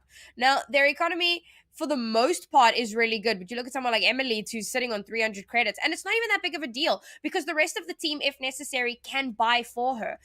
CLG, on the other hand, not looking so good. They're going to be forced here to, again, have one of these save buys. They're going to be rolling out with the Bucky, a couple of Sheriffs. And, well, a Frenzy in the hands of Chobo can be very, very deadly, especially because you can still get those kind of wide swing run and gun frags. And she will be fantastic to do that. So I'm looking forward to seeing exactly how they manage to leverage this eco. And there's also been a slight tack pause here. So, again, I'm wondering whose pause this would be, because CLG really need to turn things around in their favor. Dignitas wouldn't be feeling the pressure too much, especially off the back of 3 wins in a row, but it might still be Dignitas realizing that they need to kind of tighten up on that and make sure that they don't slip up here, because this is, again, going to be a very important round. They want to shut down this eco as quickly as possible. Yeah, this does feel like a really weird time to have that tactical pause. you've lost a bit of momentum for CLG, so maybe it was theirs to try and, you know, steal some of that back, but you're coming into an eco here, and this is going just as you would expect it. The direct hit with the showstopper onto Naomi leaves only 2 standing. Both duelists still alive for CLG. Nita trying to find what she can through the wall onto Thea. Able to pick that one up. Should be able to top herself off with the Devour. Now has that upgraded weapon in the Vandal. Kobo tosses out the boom bot. That one quickly sat down by Sholiana, and they're just taking the fights right to him. I mean, why not, right? This is a round that are kind of expected to go by the wayside. And it does just that. Sholiana with a nice spray down to pick up the last 2, a 3K on the round. We are knotted up at 4. And if the tactical pause wasn't for that round, Sam, I'm hoping it had, or it answered all the questions coming into this one for CLG. That is the hope, but we're not going to know until this round. For them to have won an eco is massive, and it does obviously even out the scores. Oh, sorry, they lost the eco, but they are able to buy up this round, which is the important part. Now, Dignitas have brought it up to an even scoreline, which is good for them because they needed to start getting those points as quickly as possible. But again, this is where we can start to see a momentum shift as well. Dignitas have been looking really good here. They've had some really strong attacks, but sometimes I feel like they're a little bit too hesitant. Oh my goodness. And there's that aggression from CLG, just every round pushing out immediately to try and get early picks. And this is something that Dignitas need to start to counter. They can't allow CLG to keep pushing into them and getting those early frags. And even if you are wary of the flashes, somebody has to play counter flashes. Okay, Animal gonna play just counter Dignitas. The ult up towards heaven gets that down almost immediately. The run it back gets sent back. No value gained here, and there it is. That tactical pause doing wonders for this CLG squad as they battle back in their next buy round. 5-4, they reclaim a lead. We're inching closer and closer to the half, and it's just been, you know, back and forth. I would imagine from this point on, Sam, we're starting to see those 1-for-1s going back and forth between attack and defense. Oh, very likely. It's exactly what we saw earlier on. Or maybe not 1-for-1, maybe like 2-for-2, you know, something to that effect. But it will be fairly scrappy and fairly back and forth. And now, CLG, they've got Empress online and another showstopper. And, like, Chobo showstoppers have generally tended to get quite a lot of value, if not necessarily in terms of kills, but just in like zoning or getting some information, you know, just by seeing where people start running towards. So that can be a very powerful ultimate as well. And then of course we have the From the Shadows, which again is great for information gathering. Now Dignitas don't really have any ultimates to work with here. We've seen that CLG not running straight out this time, not playing that super aggressive style. And I like to see how they are swapping things up, being really flexible and fluid, and not playing the same strategy every time. It kind of keeps Dignitas guessing and keeps them on their toes. And they've traded, right? They haven't given up a lot of space. They've traded a lot of space. They trade Hookah for long control, and that right there is the result. They push down long, and Chobo picks up 2, making them feel safe, thinking they've got Hookah for free. You know, they can play around this B side a little bit. They tried to rotate out, and they get punished for doing so. So CLG looking to make me eat my words, trying to make sure that this one isn't that back and forth, as we're going to see these Cyphers collide. Shock Dart into the corner, takes down some HP, but not enough to take Animal out of the fight. And she just plays around the cage so perfectly. Fortunately, the team is there. Rise with the last 2 at the end of it all, and that was clinical from CLG. I love seeing these Omens and these Cyphers show up. It's always so much fun to watch. And, you know, we kind of highlighted Rain at the beginning, and there she is at the top of the leaderboard right next to Emily. It's really showing why she's a boon for her team. And Benita, of course. I mean, we were kind of expecting this to happen. We highlighted her Sova more than anything else, but here she is on that Reyna and doing exactly what she needs to be doing. She's pushing out, she's getting those early frags, and she's giving her team an opportunity that they can leverage into round wins. Again, Dignitas, I want to see more explosion, I guess. Not necessarily from showstoppers. Just kind of push out. There we go. That's what I wanted to see. That's a great first blood. Now, how do you follow up on that? Blinded. It's a good start, but unfortunately traded 1-for-1. Nice paranoia. That's pretty textbook right there between Rain and Emily. But you get an inch, you look to take a mile, and then the inch is taken back from you. It's 2 kills, traded back and forth. Animal's gonna find another. You said the Cyphers, you said the Omens, and they're starting to come online. Now the Neural Theft gets the information of the last 2. They're in the middle of the map, so they could still go either way. And it is more favorable to head towards A, as it's only Chobo holding it down here. I say only Chobo, but that is an understatement for sure. Oh, the TP bait. That's interesting because the spike is still towards A. But yes, Emilite is going to hoof it towards B site. And Chobo doesn't take the bait. And while I say bait, I mean, this is where they're going. So there's a really good opportunity here to get that spike down. But Benita's got the angle!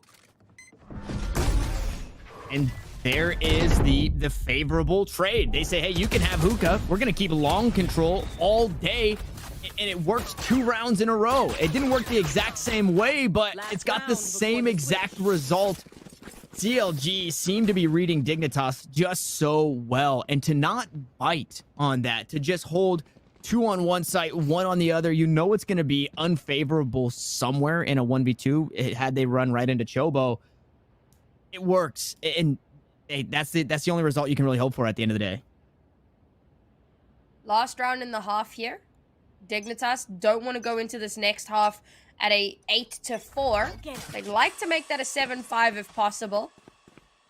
So let's see how they approach this next round. Now, interesting to note that there is a 3-stack towards A this time for the defensive side. So Dignitas going to need to play that a little bit more carefully. Oh, that's a nice one-way. Yeah, good one way, and I mean, careful not in the vocabulary for this round as they look to charge right in. The showstopper gets sat down. Bonita still continuing to frag. Milky Way taken off the board, and CLG find themselves a player up. It's another teleport play, but they've got Naomi right here, that guiding light. Cage triggered. Gonna slow things down for now. Chobo since brought up the rear will be playing out towards those B halls. The spike now down on the ground. Somebody has to pick it up. It's all down to Sholiana looking for anything with the Hunter's Fury, choosing to just send it here. I'd imagine the Seekers are soon to follow from Naomi. It's a 1v2. It's a winnable round as the spray comes through the box. It actually tags both of them, so they get the information on where both players are at. Unfortunately, the Seekers find the stun, the Shrouded Step to get out of the corner, and I mean, it's all starting to work against Sholiana here. Another guiding light, gonna find the flash, the dark cover on top of it all, and Sholiana just says, I'm just gonna send it. Full send onto the B site. Not able to find the kill onto either. 8-4 we go at the half. Jeez, with all of that utility still available for Naomi, like, it was gonna be super hard to push onto that site. And that's exactly what we saw. Committing so much into that, even committing the ultimate just to make sure that nothing could happen there. But again, it was the last round, so it didn't really matter. You could throw absolutely everything in. They wanted to make absolutely certain that they were going to deny another point for Dignitas and get themselves a nice little lead coming into this next half. And I think the best. Go ahead. Go ahead. I was just gonna caveat off yours or kind of just amplify it, right? The best part about all of that utility is the way it was used. It was a flash tossed out, a guiding light tossed out, then another one, then the Seekers, then it was the guiding light on top of that, then the dark cover just to stunt it for even longer. They were just layering it, and I mean, there's the only person who could eat through that many layers of a sandwich are Shaggy and Scooby, and they're nowhere to be found. Unfortunately, Sholiana couldn't live up to that one there, and you know, you're kind of just on the lower half. As it's not the worst. So 8-4 is you can start to claw your way out, especially on defense. But CLG, especially on the defensive side, really seem to have this Dignitas team read. Well, best of a bad situation. That's how I always like to describe the 8-4 scoreline at the half. We had CLG winning the first 2 pistol rounds, and then the next 2 rounds on top of that. I mean, there was a little bit of a momentum shift for Dignitas as they were able to get the next 4 rounds. But again, the momentum shifted. So let's see who wins out this pistol round. Because if we continue along the same trend, so maybe we get 4 pistol rounds for CLG, and then the game's just about over. But if Dignitas can get 4 rounds, sorry, not 4 pistol, but 4 rounds. If Dignitas can get 4 rounds, then they're really giving themselves a good opportunity to actually take the lead and possibly win out this map. And it was looking like a nice start. Unfortunately, Benita gonna be the first to a kill. It was a dink onto Chobo from Sholiana. Evan to short. Kick off this take towards A. Spike has since been planted, and Dignitas are cut down one member. In low HP on Sholiana. That's Sova. Still up towards heaven. Waiting on that recon bolt to see if she can't get some information for the rest of the squad on this retake. Dignitas lost the last pistol and forced up in the next round. And that unfortunately led to them losing the first 4 of the half as the kills start to flood on through. Sholiana still some way, somehow alive, but on very low HP and not a comfortable spot to be in the 1v4 retake. Finds 1 kill on the way out. CLG will grab themselves another pistol round. I spoke about CLG's aggression on the defense and how they would keep pushing out and try and find frags kind of on the lurk or try and catch Dignitas off guard. But now that they're on the attack, they just go full. They go hard. They're just pushing straight onto site. They're using Chobo and Benita to amazing effect there, using that double duelist setup. And I like the way that they are creating space for the rest of the team to come through, get that spike down. Well, I suppose if you just kill everybody, you don't have to get the spike down. And it's a pretty good way to win out a round, I suppose. So we'll see if they actually do get into some spike, some post-plant situations. But for right now, if they keep on with that aggressive tear, Dignitas just don't seem to know how to deal with this aggression. Whether it's on the defense or the offense, they're getting a little bit flustered here and they're starting to flounder.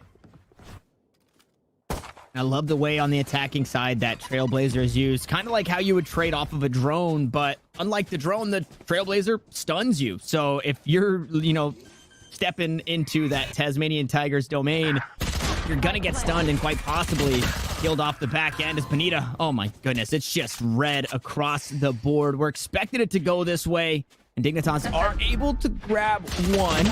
Maybe another. Nice shots coming down from Emily. Unfortunately, a dink not enough through the full armor of Animal. Benita to close it out. Who better than the opening kill, the closing kill, and double digits for CLG. Dignitas will buy rifles, but right here, right now, they need to start to mount their defense.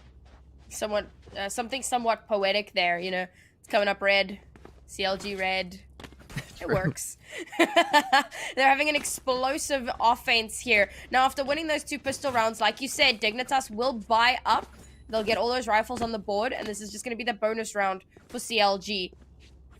Invest a little bit into Chobo, which again makes sense. We do see that quite often where one player will level up whatever gun it is they have, upgrade, so that they can have that little bit extra firepower. And again, if Chobo can get a pick off, then whoever drops the gun, that can be picked up by one of the other players, and then you slowly start to upgrade your weaponry, and then you don't need to buy in the next round. But of course, that's kind of best case scenario. It doesn't always kind of work out that way. Now again, CLG with massive aggression. They've already taken control of the A side. What? B side. Okay, Sholiana, I was gonna say that recon bolt may be coming a bit too late, but they get the information and 2 kills through the smoke. Chobo tries to push aggressively.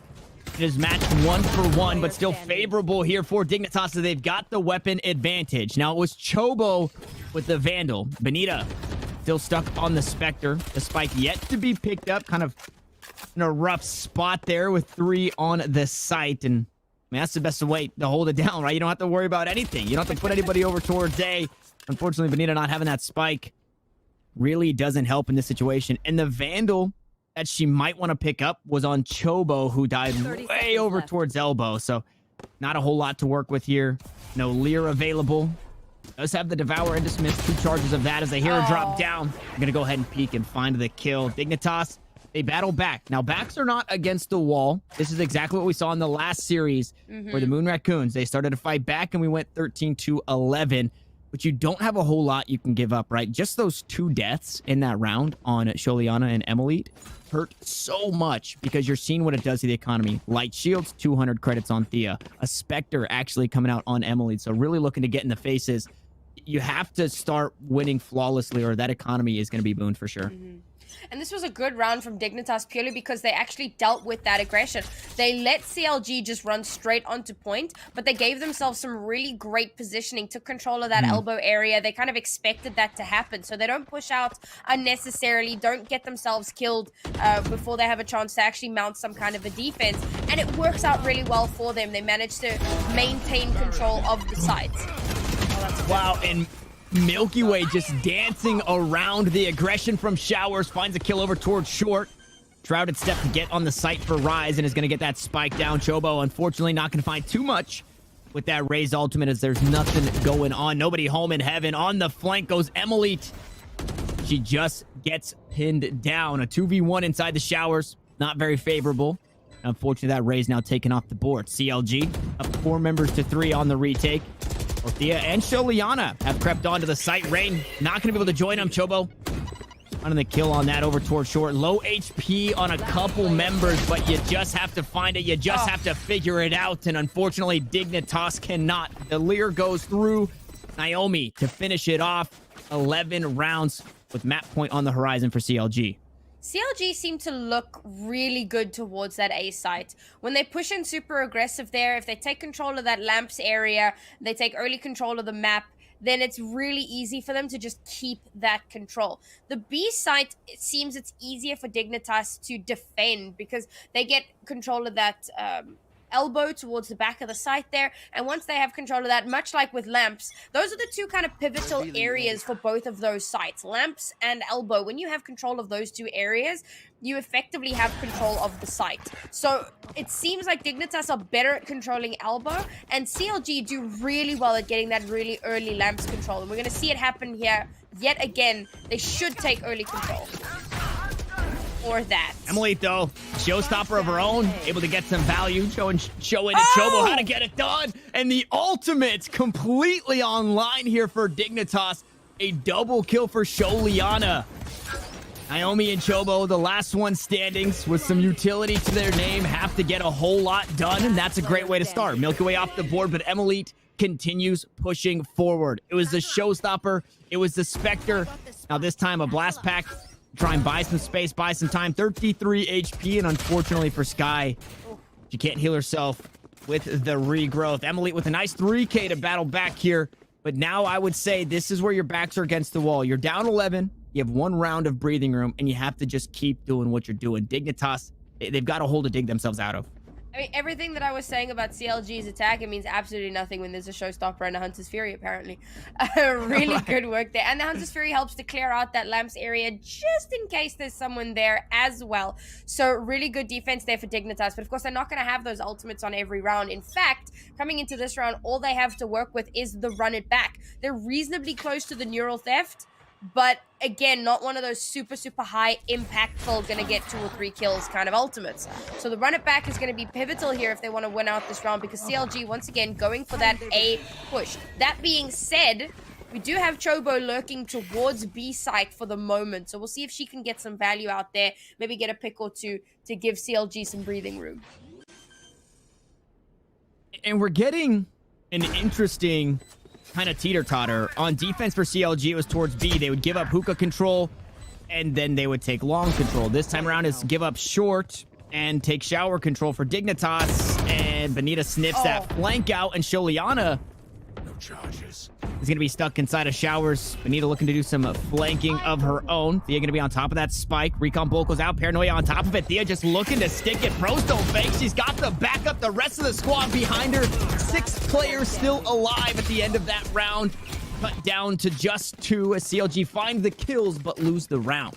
That's insane. Like, the sheer amount of utility that was coming out there. Paranoias and flashes and just everything that you can think of.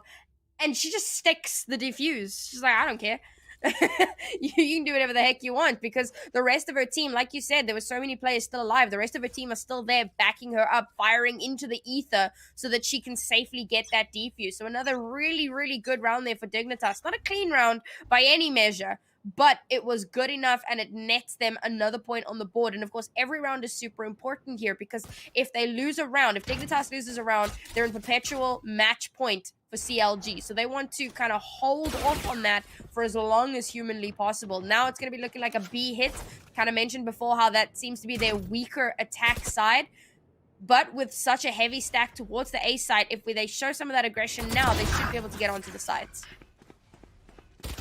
That is just the worst case of tactical shooter timing, and the best case for Bonita, showing the tactical shooter skills here, finding 2 kills, popping the Empress, looking for another. The head-to-head we had is right in front of us. Rain and Bonita.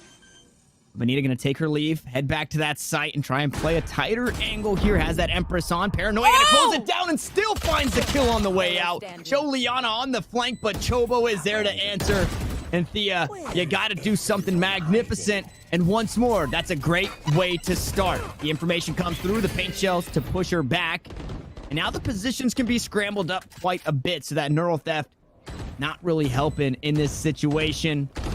As the rounds come downrange through the dark cover, they're going to peek right into it. Running out of time, you just have to send it right here. Could be map point, and it is just that for CLG. I kind of mentioned that this was an important round. Well, every round would be an important round for Dignitas. Now, more so than ever, because we are, of course, on match point. But look at Dignitas' economy. They're not going to be able to full buy properly for this round. It's going to be one of those janky buys as they attempt to get something done with no ultimates online either. The closest ultimates they have are the Showstopper and the From the Shadows, which still need 2 kills / orbs in order to get online, whereas CLG still have the Neural Theft and the From the Shadows, and they're 2 away from a Showstopper. So this is looking like a clean victory for CLG with the anti-eco. That being said, I am never one to count out Dignitas on an eco round because they have done some amazing things in the past. Let's see if they can pull something out here. That's the first bit of information that economy or that buy is labored for Dignitas. You hear the Guardian shots on the Trailblazer. Still managed to get the stun off. Thea going to be holding it down on site with the Bulldog. Liana and Thea were an incredible dynamic duo. We didn't get to see it on Bind, but we saw it on Ascent. They were holding down that B site perfectly. Obviously, things are a bit different this time around. And that Bulldog doesn't have the shots down range. Bonita opens things up once more. Nice recon pull to get the information, but Liana just swings a bit too wide, and it all starts to come crumbling down on Dignitas' shoulders. In a 3v5, it's a Herculean feat here to get done. Try and keep their game life alive. Oh, the 5v3, that's always a spicy... Never mind, it's 5v2, and they're not even close to each other. They can't swing on each other, but no one needs to swing when Milk just gets 2 kills off the back of, well, nothing. That's really, really... closed the gap so much. It's down to the 2v1, Tanner. Wow, make it, yeah, 3 kills hopping in. The Guardian is actually the savior. The spike goes halfway, but who better than Bonita to go Super Saiyan in the last round? 4 kills and the map win. Oh, that was so close. That was unbelievably close. I thought that she was going to get the stick on the defuse, but Bonita says no. I was right to not count out Dignitas in that last round there, but unfortunately, Milk just could not clutch hard enough. Wow. What a phenomenal map. I mean, again, it's one of those maps similar to what we saw with the Hour game, where, like, the scoreline didn't accurately represent how close each individual round was. And this is a similar thing. Those rounds were very, very close. But at the end of the day, it is going to be CLG taking our first map here. CLG grabbed the first one in what we're expecting to be a very close series. And it is just that, a best-of-3 series that we have underway. Loser goes home. Winner continues to play Moon Raccoons later this evening. Guys, we are going to hop away for a quick break. But when we come back, we're going to be headed over to Split.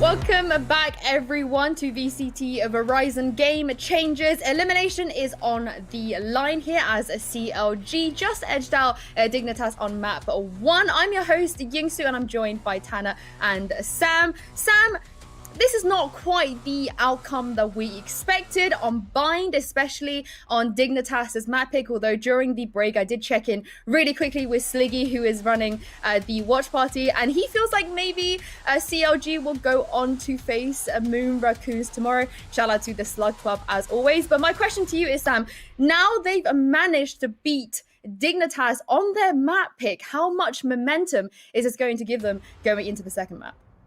Momentum is so important. I mean, we even saw it with the tack pause that they had. It took them a second. They kind of had to pull themselves towards themselves, and immediately they just start to kind of skyrocket a little bit. So once you get that going, it's like a snowball, the snowball effect. It's literally why it's called that. It just keeps going and going and going, and it's going to take something really major to put a stop to it. Now, that being said, Dignitas is something major.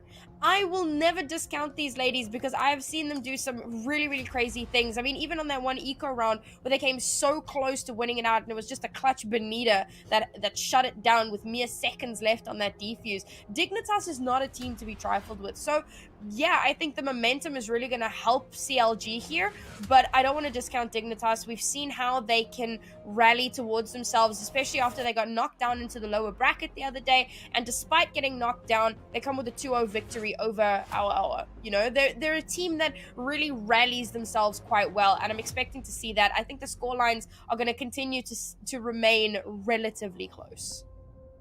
And I think the momentum just does come from what we were talking about before. This map being such a coin flip, CLG winning this one, and from here on out, the win percentages look pretty good for both teams. So we kind of go, it has to be a reverse sweep, but it's weird to call it a reverse sweep in a best of 3. I just think at the end of the day, headed over to Split, there's been some incredible performance from Dignitas, but CLG are definitely feeling far ahead, winning with a different score gap of 6 rounds here in this one. You guys both pointed it out during the game that it is a lot closer than it looks. There were a few rounds where it could have gone both ways for sure. And Tanner, I know if we're looking at the scoreboard here, Naomi Sky doesn't seem to be that impactful. However, I like to dispute that. I don't think the scores there are telling justice as to how impactful that Sky was on that map. And I'm personally a very, very big fan of that Sky. I agree, and I think in situations like this, you almost have to add what the Sky has as far as numbers and put Benita's on top of it, because it was multiple times throughout the game that Benita was pushing up either behind the flash or behind that Trailblazer. It's not all about kills. We always hound that home. It's not all about kills. How can Naomi get kills if Benita's taking them all? So it's not all about the kills. What it comes down to is how she enabled her team, and she did it so incredibly well. And then even in situations where there were clutch potentials, we saw her layer on the utility that she had. Guiding light after guiding light, then the ultimate use and another guiding light, just making it impossible for Dignitas to do anything. So I'm glad you brought that up, because Naomi was really a player to showcase from this game. And this is really the only map where we've seen her play the Sky. The other maps that they play, she normally plays the Killjoy. So I like that we point out a little bit more of that support agent vibe, because when you look at the average combat score, which is realistically what we look at, that doesn't take assists too heavily into account. I mean, we saw there was that the last round in the half there where they were just throwing absolutely everything to deny any sort of a defuse, and we saw all of those flashes coming through. There's so much utility, and it's not just the Sky. Yes, the Sky was super impactful on her own, but just how we see the ciphers playing, how we see the information being fed back to the rest of the team. These players that aren't necessarily fraggers, not every Sentinel can be a Mel, not every Sentinel can be top fragging and IGLing and giving information and doing all of those amazing things. But what a really good Sentinel does is be a fantastic anchor, feed that information, and then swing when necessary. If you're top fragging, that's just icing on the cake. What we really need from you is to be a staple, an anchor for your team. And that's exactly what we saw Naomi doing in that previous map. Oh yeah, I'm a huge fan of it. I do hope maybe other teams sort of try and pick up the Sky as well. Just really quickly, her ulti, I've had this debate before, but it's cabbages, right? Like they're cabbages. Can we just settle this? The Sky ulti, it's a cabbage. I would give you a cross between a cabbage and a jellyfish, because they definitely move like a jellyfish. But I think anybody who says cabbages isn't wrong. Okay, I'll take that. But as you guys can see, Split is the second map. Sam, we are going into this one. What are your thoughts for this? Is it going to be a 2-0 like maybe Sliggy predicted earlier, or do we think it's going to be more competitive?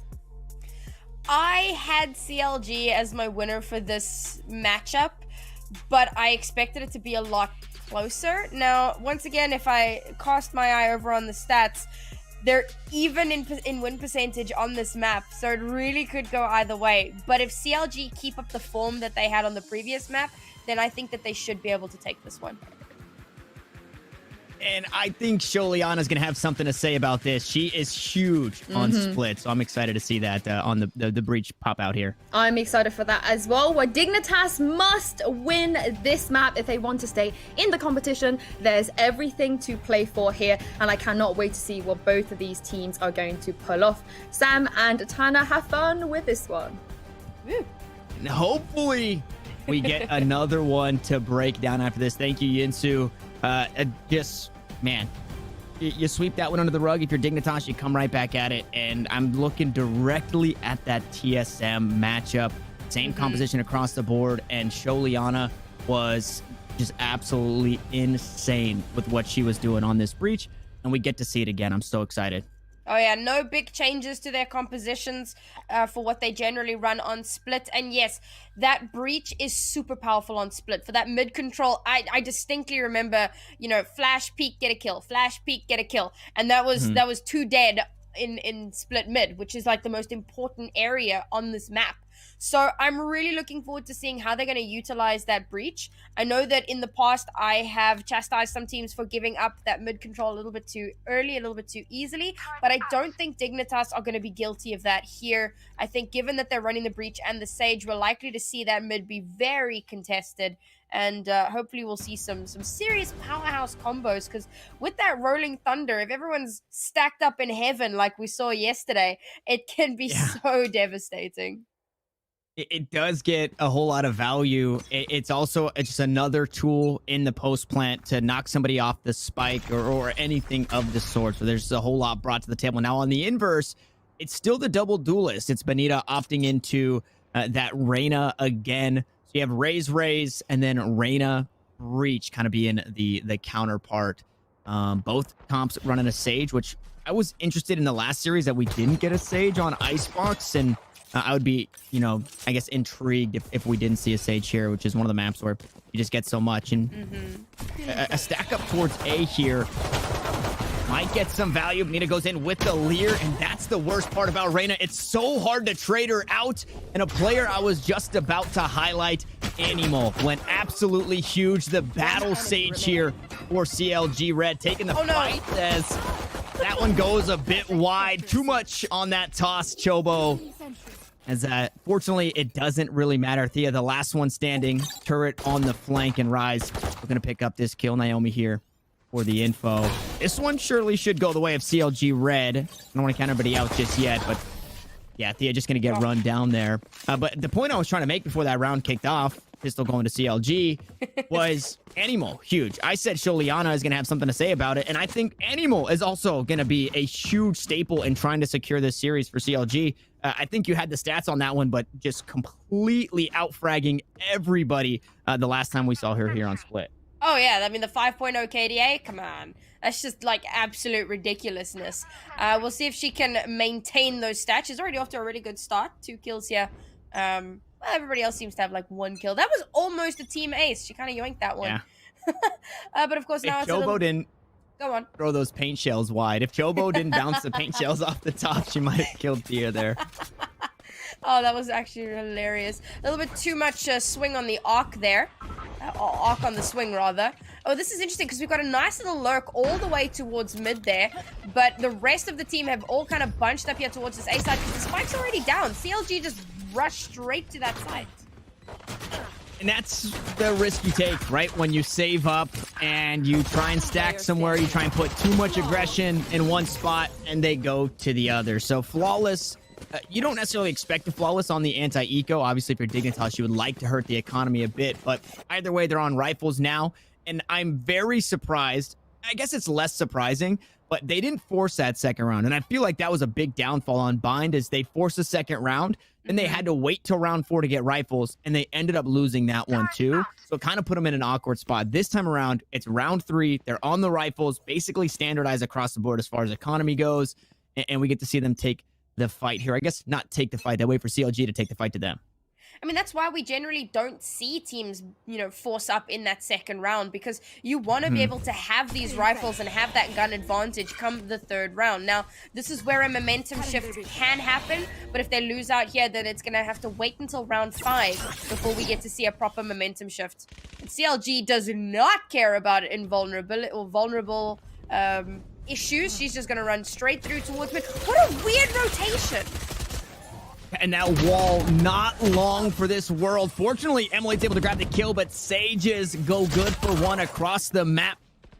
Naomi picks one up on terrain, and Dignitas starting to get cut down. A 2v2, make it a 3v2. Nice little resurrection, and that's why you want your battle Sage. If your Sage is getting killed, that means your Sage is getting ult orbs. This time around, though, it's Milk finding the kills on the Raze, has the paint shells available, is going to be able to bounce that one off. Nice little bang shot to get the damage, quite possibly the kill. No, Animal hops away, but it doesn't matter. Milky Way closes it out either way here, and Dignitas will find themselves in the win column. And that was surprising. I thought that Naomi would be able to swing on that one, but actually gets mowed down. Milk getting the 2 kills there and securing themselves a nice little defuse. This was a really, really good round for Dignitas. I must say, I put a lot of it onto the interesting rotation from CLG, because you can see that B was on their mind from just the way that they moved, but they started with an A push, moved through ropes, and then moved towards the B site, and it felt like maybe a bait gone wrong. I'm not sure, but Dignitas caught wise very quickly to what the plan was there and gave themselves some really good positioning to deny. I mean, even with the Raze coming through, they still win out the round, so that should tell you how they were able to predict what was going to happen there. Now, however, the spike's moving towards mid, but we still have Naomi lurking all the way towards that B site. So hopefully she'll be able to get into a good position and make some room for the rest of her team to move through with the spike. They're going to have to be careful, though, because Sholiana is holding with that breach. And the angles in which you can find the breach flashes, it's just so oppressive. We see the flashpoint after flashpoint. Benita just tucked in the corner, completely blinded there. And Dignitas are trying to tie us up at 2. With those kills coming across the board, they've also got the res online now for that next round and the showstopper. So CLG, they had their bonus, and they buy rifles in this one. It starts to fall apart, and they're going to be in an awkward spot coming into the next round, and it doesn't get any easier when you look at the ults on the board. Now, Naomi fighting back, able to cut down one. Milk taken off the board. Showstopper taken off the board. Should they choose to use the res? They could. Nice flashpoint. Both members going to be stacked up on the other side of the wall here in the market. Emily goes good for 3. Tries to find another, but Rain instead will Ferrari swing and find the kill. We talk about how Split is still somewhat defender favored, even with all of the changes that have come through. And Dignitas, I spoke about how they weren't just going to give up mid for free. The first round, they had Sholiana all the way over on the A site, and it didn't really work out too well for them. Now that they've had her a little bit more towards that mid, working in tandem with Emily, it's going a lot better. And they're denying any sort of a push. And you can already see, CLG have learned. They don't want to push mid because they know that's where Sholiana is going to be, you know, set up. But now they need to contend with, obviously, Milky's Raze all the way on A. And then, of course, all of the Killjoy utility that they're going to have to fight through. It feels like... I'm going to hold that thought because it's a quick A hit. Thea finds the first. Onto the imposter. Milk is here to find the next 2 spiked down. In an awkward spot. Rise and Benita are going to have to do a whole lot here to try and get this. Benita out towards screens, though, so could look for a flank. Unfortunately, Rise completely pinned underneath Heaven. A 3K for Milk. Benita comes swinging on through. Has that Spectre in hand, so that run and gun prevalent this time around. The overheal, unfortunately, not able to top her off because Sholiana is sending shots down range. And now what I was going to say is that for a breach player like Sholiana this far in the game, you almost have to swap the kills and the assists because that's the value that the breach brings. Already on 5 assists here in this one. Oh, yeah. I mean, Sholiana is massive for her team already. We're only on, like, round 6. Yeah. It's just absolutely ridiculous. And again, you know, that defensive site on A where you had the Raze, both Milky and Thea set up, it was going to be a difficult task to push through there. But now CLG find themselves in a position of not knowing where to push because A is so heavily stacked up with utility. Mid has Sholiana's breach. And then over on B side, well, they've just popped a showstopper. So if you're CLG, you know, you got to figure out where do you want to push and how do you leverage yourself some sort of a gap to push through. They're going to be going for that mid push again. They want to try and take down Sholiana as quickly as possible to stop her from getting all that value. You should run. And you said it at the beginning. That split, I mean, mid is the most important spot on this map. So it's absolutely huge that Dignitas, they put really one round into defending it well, and it's become just no contention from CLG. And it makes it really obvious where you're going to hit. All members stacked up over towards B. You're expected a B hit, and it is just that. 1-for-1 across the site. Milk looking for an angle as the barrier orb was used. Now it's going to be rotation on back, and there's been a small amount of room gained over towards A. That Shrouded Stealth helps out a whole lot. Unfortunately, with that resurrection, it'll be a 5v4. Well, that really helps out with the numbers game. It's super important. And of course, we've got the From the Shadows for Dignitas as well if they need to gather some information, but it's unlikely they'll need it. Instead, we'll see Benita pop the Empress and get immediately shut down. Ooh, but answering back is Naomi. The first on the site on the lurk earlier in the round. Now able to use that. We'll move out of the way of the lockdown. Picking up a third. Rain was trying to get some value there. Catch anybody on their way out. Nobody detained. Animo was able to hang back on the back of site, and they weren't expecting it. Now a 3v1, excuse me. Emily, the last one standing. We've seen multi-kills from the Sage in this game already. Unfortunately, that is not going to be the case. Once more, we are all knotted up. This series is back and forth. And I love to see these two teams specifically, Sam. They just keep figuring each other out. You see the cogs turning, and it's so cool to watch. I was thinking that on the previous map as well. Just every time one of them tries something, the next round it instantly gets countered. And then there'll be some kind of new adaptation. And then the next round, it's like, well, now you gotta think of something new, don't you? It's so good how these teams have such a good read on one another, but that they're so able to adapt on the fly. Okay, that was interesting. Chobo opted into using the showstopper to gain position up towards heaven. Unfortunately, it didn't pay off. They do trade the kill 1-for-1, but she wasn't able to do anything with that position she had gained. Either way, the A side opened up. We got Sholiana on one side, Thea on the other. There's that rolling thunder to try and open up the side, or excuse me, Rain on the other. Nice nano swarm trying to buy some time for now. Rain gonna find the first. That's Benita down, and it's all up to one. It's Rise stuck on the site. Able to find the kill on the counterpart, but Sholiana comes in huge off the back end of the rolling thunder. Push Dignitas ahead. I was worried for a second there for Dignitas that the nano swarm would stop them from being able to actually get too much value, but they weren't too deterred by that. Sholiana pushes straight through towards the site. The last two remaining push through that little alleyway. They pincer around the side, and that's an easy defend for Dignitas. I don't know, like we keep saying, you know, they keep kind of figuring out each other's strategies and figuring out how to counter that. Now, CLG are forced onto a save once again. They're going to be rolling out with those sheriffs, and all they really have is the res. Now, if Animal can really show up here with this sheriff, then maybe they have a good opportunity here, because they're not just playing a run and gun and hope for the best. They're really playing a solid strat here, back on their default, trying to figure out how they're going to approach the sites. And after losing someone so early on in the round, it's not a good look. Definitely not a good look. You have the resurrection, but this surely isn't the round to use it. As this is, I am a fan of the weapon skins with the gun buddy to match, and that was a very, very pretty weapon and buddy. Unfortunately, that's not what wins rounds. They look to push on to A. Just the sheriffs in hands, as you noticed, or noted, excuse me. And they're trading them back and forth. Animo going to get on the board, taking down Sholiana. It's flashpoints now off the table as Milk goes on the flank here. And Benita covered a whole lot of ground. Meanwhile, the Spike looking to rotate back. Unfortunately, okay, never mind. The wall's still available, so in the eco round, they opt into buying that barrier orb.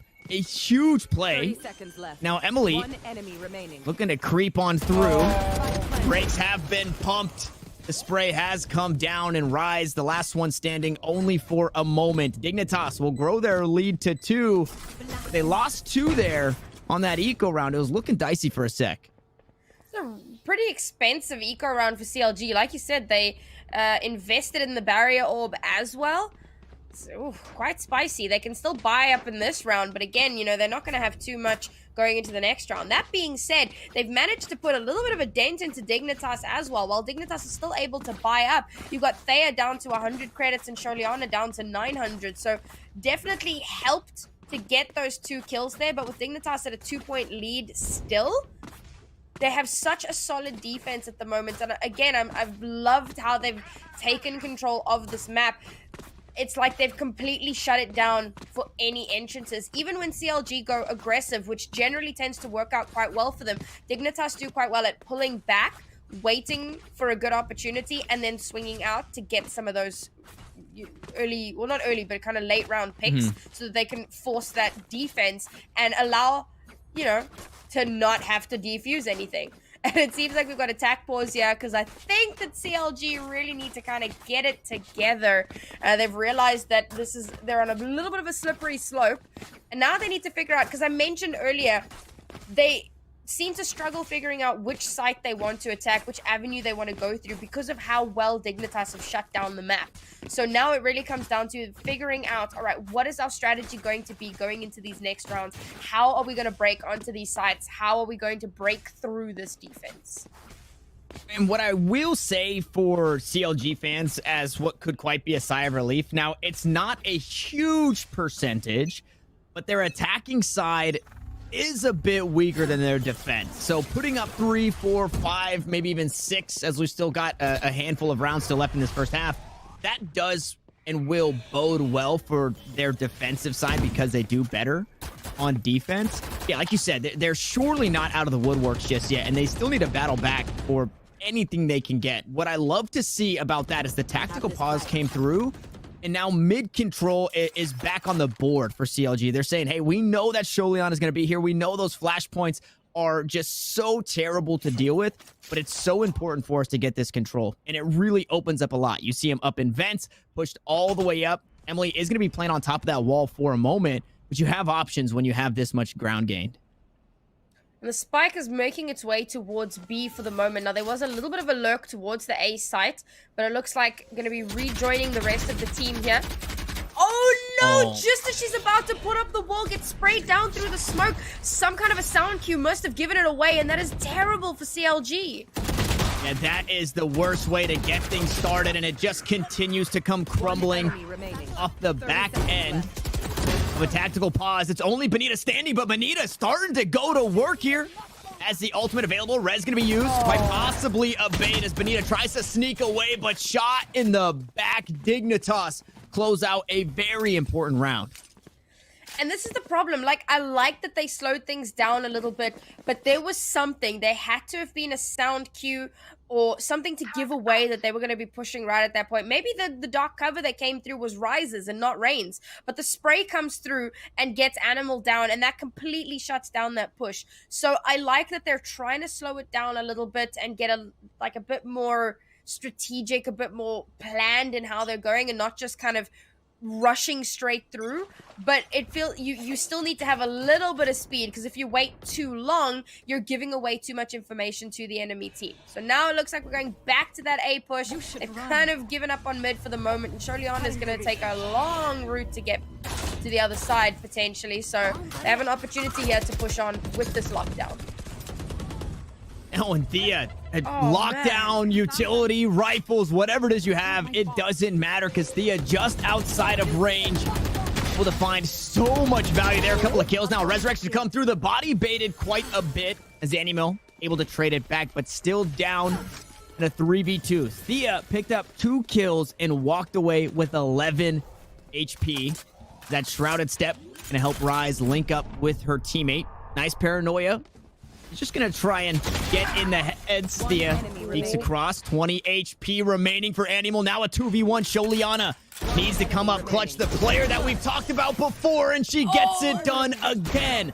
Dignitas pushed to 7, and they get the lion's share here of the half at the very least. Again, so close there in the 2v1 situation, and Sholiana just clutches it. If Animal and Rise had stuck together in the last couple of seconds and gone for that last kill instead of going for the spike plant, then there's a chance they swing on each other and get that kill. But because Sholiana was able to pick them off one by one, it's just quickly another round in the bag for Dignitas. Now, as we come into very, very close to the last round and a half, this is another save for CLG because they need to be able to buy in the next round. And Dignitas have just about every ultimate that they could wish for. They've got that Rolling Thunder again, and we know how powerful that's been. They've got a really solid lockdown that they can use to their advantage. Or Thea could just kill everybody. I mean, there's always an option.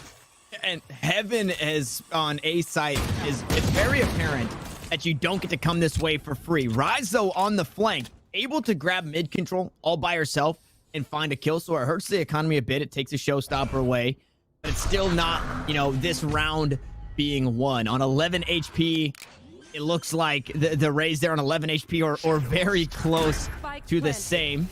As the spike gets planted, so you get some credits. Flashpoint, and Animal has no idea how far she's peeking out there. Rise trying to hold it down. Did get healed up as Chobo falls inside the mailroom. Emily with a nice little 3K to close things out. Dignitas grabbed forward. You noted it. It was an eco round, but we expected that from Dignitas. And you're looking to make the best out of the worst, right, Sam? 8-4 is what you could hope for here for CLG. That's the one. And again, that puts them in a very precarious situation because if CLG lose this round, then 2 pistols and they're 1 point away from match. If they win this round, they're still kind of vying to win those first 2 pistol rounds. And to be fair, they did win the pistol rounds in the first half here. So there is still that possibility. But you want to be going into the next half with at least those 4 points. That being said, Dignitas have saved all of their ultimates. They now have every single ult available for this last round. And they know that they can just kind of yeet them because it is the last round. All that CLG really have to work with right now is that Empress, which can be devastating, but we've seen the Empress get shut down immediately far too many times, and Benita needs to come up massive here. No, the vulnerable! And that's the hardest part about pushing off the back end, and they've kind of been lulled into that. Every time they've run into an alarm bot, usually there isn't somebody on the other side. It's just for information. This time, met by Thea, who had been playing on that A site for just about the entire game. Mixes it up. Milk goes on the flank. The spike is down, but they're completely corralled here into this B site. Aftershock goes towards the back of sight. Instead, it's Sholiana finding it with the rifle. Now Rise pulls out the classic, rather. Tries to find anything. Does get a kill, but that doesn't matter. That doesn't win the round. It doesn't get you 8-4. Instead, it'll be 9-3 as Dignitas mount their attack. And when you're at this much of a deficit, with Dignitas being 1 point away from double digits, you realize that every single round matters. If you lose 1 round, Dignitas are at double digits. If you lose the 2 pistols, Dignitas are almost at match point. So you need to win both of these pistols, and then you need to use that momentum, because bearing in mind, when you win the 2 pistols, the enemy team will be able to full buy, and you're going to be on a bonus round. So you need to be able to keep up that momentum. This is a massive ask for CLG. Now, if any team can do it, it will be CLG. But Dignitas are on a tear right now. They are not interested in giving up here. They want to make sure that we can take this to a map 3, because they want to find themselves in that next round. They want to be taking on Moon Raccoons. In yesterday's series, we were really hyping up Sholiana. We were hyping up Thea, just how good they could be. And then Rain kind of comes out of nowhere, and she just goes insane. And then we start talking about Rain, and Thea wasn't happy about that. So she reels us back in, because the last couple of rounds, and what felt like the most important rounds there, she came up so huge. And again, notably, not at the top of the scoreboard, right? However, now everybody's fairly close, so the kills are not too far apart in this one. But 9 kills, 7 assists, right behind Sholiana, who is usually good for upwards of 15 assists on that breach. just absolutely ginormous and stunting the rounds that could have been incredibly momentum swinging. And now here's another one. So that's a player that I'm looking at, and she's got the only ghost here on the server. So looking to find some headshots is Thea on the attack. And she was doing a fantastic job of holding down that A site, like you were mentioning. So now we'll see if she can continue along that reign of terror. It looks like it's going to be a non-aggressive push here. They are going for that mid control early on, but now we see the stark difference between Dignitas and CLG. Dignitas not going in massively aggressive, waiting to see if they can get a little bit of information before they commit to any site. But again, like I said in the previous round, that does give away a little bit of information to the enemy team the longer that you take. And Thea ended up finding a headshot onto Chobo. It did get healed up, but that's exactly what she was looking to do with that ghost. It cuts her down to very low HP. Now a very slow push up into A heaven. That Lear going to try and stop things for a second. And through the nanoswarm some way, somehow, Bonita can see that player out towards ramps. Not a whole lot of position gained over towards this A site just yet, which means they can rotate right back, and they're looking to do just that. Milk the first to fall, but the rest of the squad headed on over to B. This is a fantastic bait once again. They kind of push through mid towards A, make some noise, and then yeet themselves back towards the B site. Stick up the Sage Wall for a little bit of cover. The spike is going to be able to go down. They're still at a numbers disadvantage though, so their post plant here needs to be flawless. And nobody on the flank, although we've got that Killjoy out that way. Rain gonna find one, even the odds for a bit, but as Chobo pushes on, the headshot before matters none now. Kills go back and forth. Bonita able to find another. Chobo on the board for 2 as well, and it's all down to Thea with the ghost in hand and no HP right behind it. The turret, the ghost, it all wasn't enough. A huge pistol round win here for CLG. And that gets them closer to getting that momentum in their favor, which is exactly what they wanted to do. They finally get that 4th point that they were trying so hard to get in the previous half. They're going to be able to buy up a little bit here. So they'll have that gun advantage. And I love that defense, despite the fact that they got caught a little bit off guard with that really weird fake rotation. They were still able to get some really decent positioning and win it out. They didn't really give Dignitas enough time to find a post plant position, to find some good angles to hold. As soon as the spike went down, they rushed straight in very aggressively and managed to get out those kills quite quickly. So now Dignitas again going for a full A site hit. They're not having any sort of a lurk. They're not waiting for any information. They know that they're at a slight disadvantage here, so they're just going to yeet themselves onto site. Oh, that hurts. That hurts. The Spectre just starts to spray him down. It's util. It's the weapons. It's only 3 for Naomi, but very favorable as the rest of the squad starts to bring up the rear. And Dignitas, they've got the rounds to lose, so the force is okay. But it's the second time we've seen them do that, and they're 0 for 2. Now this next round, they don't get rifles in round 3 of the half. It can be another bonus from CLG, which just hurts so much more because these Spectres that they still have in their hands, they're still getting the value. Dignitas really find the map itself was a coin flip, I thought, because of the rating, but then those force rounds, they're really taking that risk, and neither of them have paid off.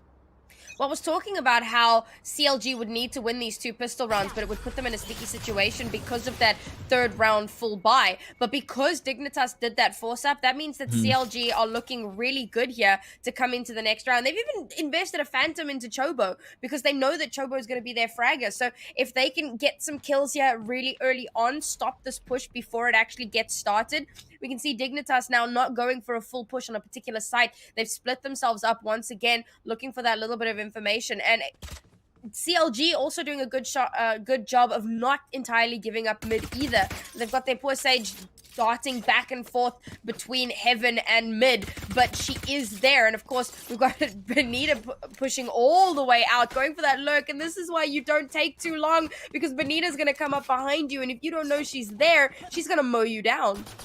Unfortunately, it's just a ghost, but fortunately buys not only a kill, but so much time. Make it another one. Chobo is there for the backup. And guess what? The other two players are across the map. The spike is down in B main. And if you were hoping to get anything for Dignitas, all of your hopes were just crushed there. That was devastating. You know, we talk about how you don't want to wait too long because you give up so much information. And again, like, you know that Benita's probably going to be doing some kind of a lurk. She did it on Split. She would keep pushing out of that B site all the way down that long, moving, wrapping around and trying to get a pick off. You know that that's what she's going to be doing. So if you're taking your time, make sure you've got someone watching your 6, because if Benita comes up behind you, especially because they timed that so well, Benita swings out at the exact same time as Chobo, so they've got that crossfire going, so it doesn't matter where you're watching. They managed to get 3 kills, and that's like more than half of Dignitas down. And now CLG have been able to buy up once again. They've had such a solid defense, and Dignitas floundering much like CLG did on their own attack. Now Dignitas are going for a mid push, but they're going to need to contend with Animal up here. And again, we know how dangerous Animal can be. And that round, again, you're not expecting Dignitas to win, but it just completely got crushed. By not watching the flank there, and because it was an eco, the Ghost got a whole lot of value. Now the push through vents, and it's everybody charging on through. Benita towards the backup side has an op in hand. There's the spike on the ground. The information that they're all through heaven surely is there, because why wouldn't the team be queued up behind? And Benita able to find 3 kills on the round with the operator. Nothing is safe. But Rain has done it before. Can she do it again? No, Benita with the nice shot to close it out. These quick scopes and flicks from Benita are disgusting. How is she able to get this much value? It is terrifying. And now again, she's also playing that super fluid operator. She was towards A in the previous round. Now she's going to be moving towards the B side. So Dignitas just have no idea where it's going to be at any given time. They've managed to narrow the gap to only a 2-point deficit. And I see no signs of this slowing down. As Dignitas are coming into this next round, they have to save, which means it's an anti-eco. And if they somehow manage to clutch out a win here against Benita's operator, I will eat my shoe. All right. Well, I'm going to clip that. You heard it here first. Yeah, it is that anti-eco. Nice little flashpoint. I believe a frenzy to get some damage down, but not a whole lot to be done there by Milk. And that Sage Wall, I believe, gets cut down as they toss that barrier orb up, and there's some players out towards heaven. This one going exactly the way you would expect. Animal working on that 5.0 KD.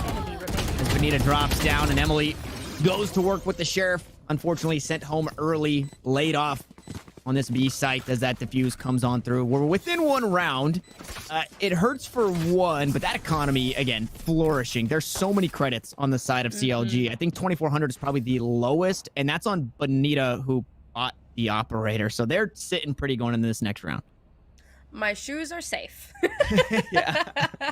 But now Dignitas are able to buy up, and they've got some ultimates to play with as well. Hopefully that Rez will put them in good stead coming into this next round, because again, like, they're so close to that double digit, and they're really trying hard to get to it. They've got the From the Shadows as well, so hopefully they can get some information out of that, and of course the lockdown, but they will be contending with Benita's Empress. Now, we've seen Benita get shot down every time, not every time, but very often as soon as she pops that Empress. Yeah. So hopefully she manages to survive. She still has the operator though, so we might see her hold onto that ultimate for a little bit, because Empress plus operator doesn't really have too much value. Maybe if it gets to like a clutch situation, she swaps it out for a Vandal and then goes Empress, we might see it come up. But for now, she might just hang on to it. And walks away, no damage traded, nothing there to be had. It's already hard enough to trade the Reyna because of the dismiss to get away. But that's not even the case. It's just the operator shot walks away, hangs on to all of the utility. That res does come through, but it's still a scary spot to be because you don't have your armor anymore. So Rain going to be on just 100 HP. It's nice to have the From the Shadows for the information. But with Bonita as hot as she is with that operator in her hands right now, there's no reason to even feint towards that B side. And that's exactly what's going on here. Dignitas looking for an A hit. We've seen just it's not free here either. I like Sholiana's positioning here, though. She's kind of all the way towards that vent mailroom area, and she can make her way through ropes. And then she'll have a little bit of a lurk potential there. But again, this is where Dignitas needs to go in hard. It's a good early pick-off there to try and get some leverage. But the spike needs to go down because they're running out of time. And we go res for res here in this round as Sholiana able to find a kill with her positioning, but Bonita is there to sit it down, and Bonita wants more. Man. A 6K available for the Reyna on the round. Unfortunately, that can be taken off the board now, but still an operator and still very dangerous. One playing up towards heaven, but doesn't have the angle on the spike. They all get cut down. It's Bonita with another 4K, and we're tied up at 9. Bonita is terrifying with this freaking operator. Like, someone take it out of her hands. The really scary part is that even if you kill her and get it out of her hands, she can just buy another one. Yeah. Because again, we trust fund babies. Like, I'll just get a new one. You want mine? Have mine. Actually, you can't have mine, but I'll just buy a new one. Like, there is literally no concern here. Bonita has this entire map on lock, and she plays the roaming operator so well. We were talking about how she was holding down that B side earlier. Now she's holding down mid. Why the hell not? Dignitas, however, will count their lucky stars because she's not holding A this time around. That being said, though, she can rotate fairly quickly. So Dignitas, if they're going to make something happen, it needs to happen now.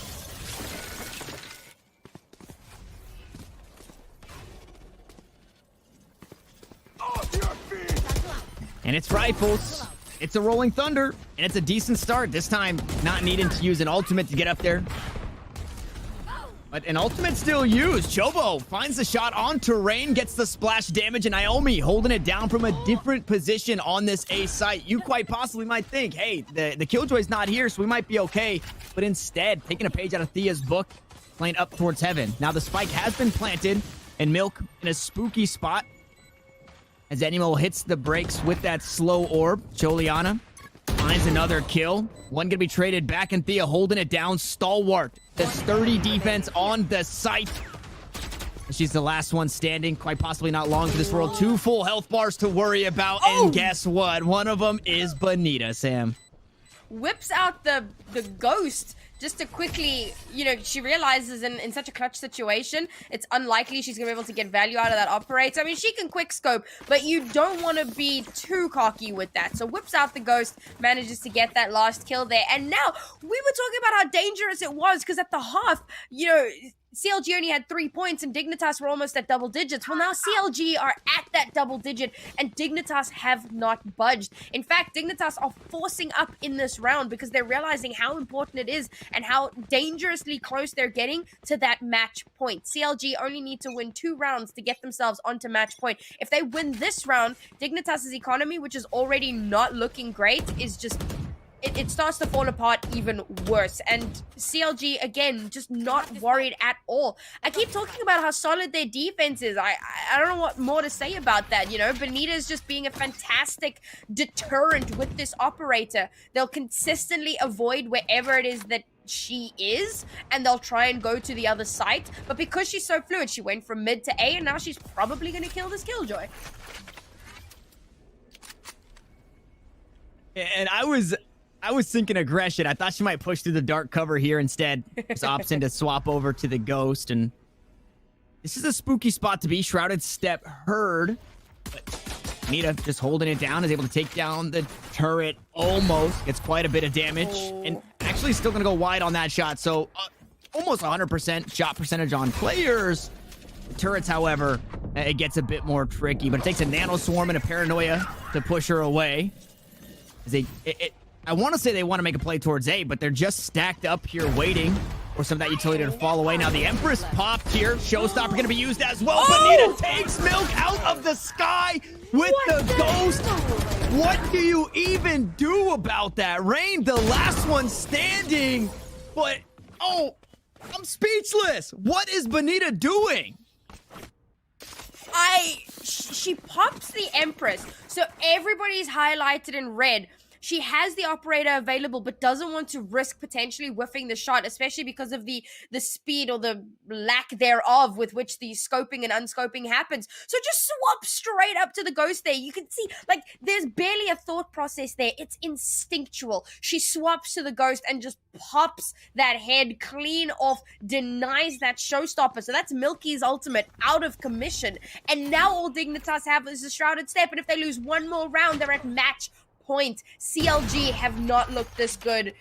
I mean, they've looked good, but this is just terrifying.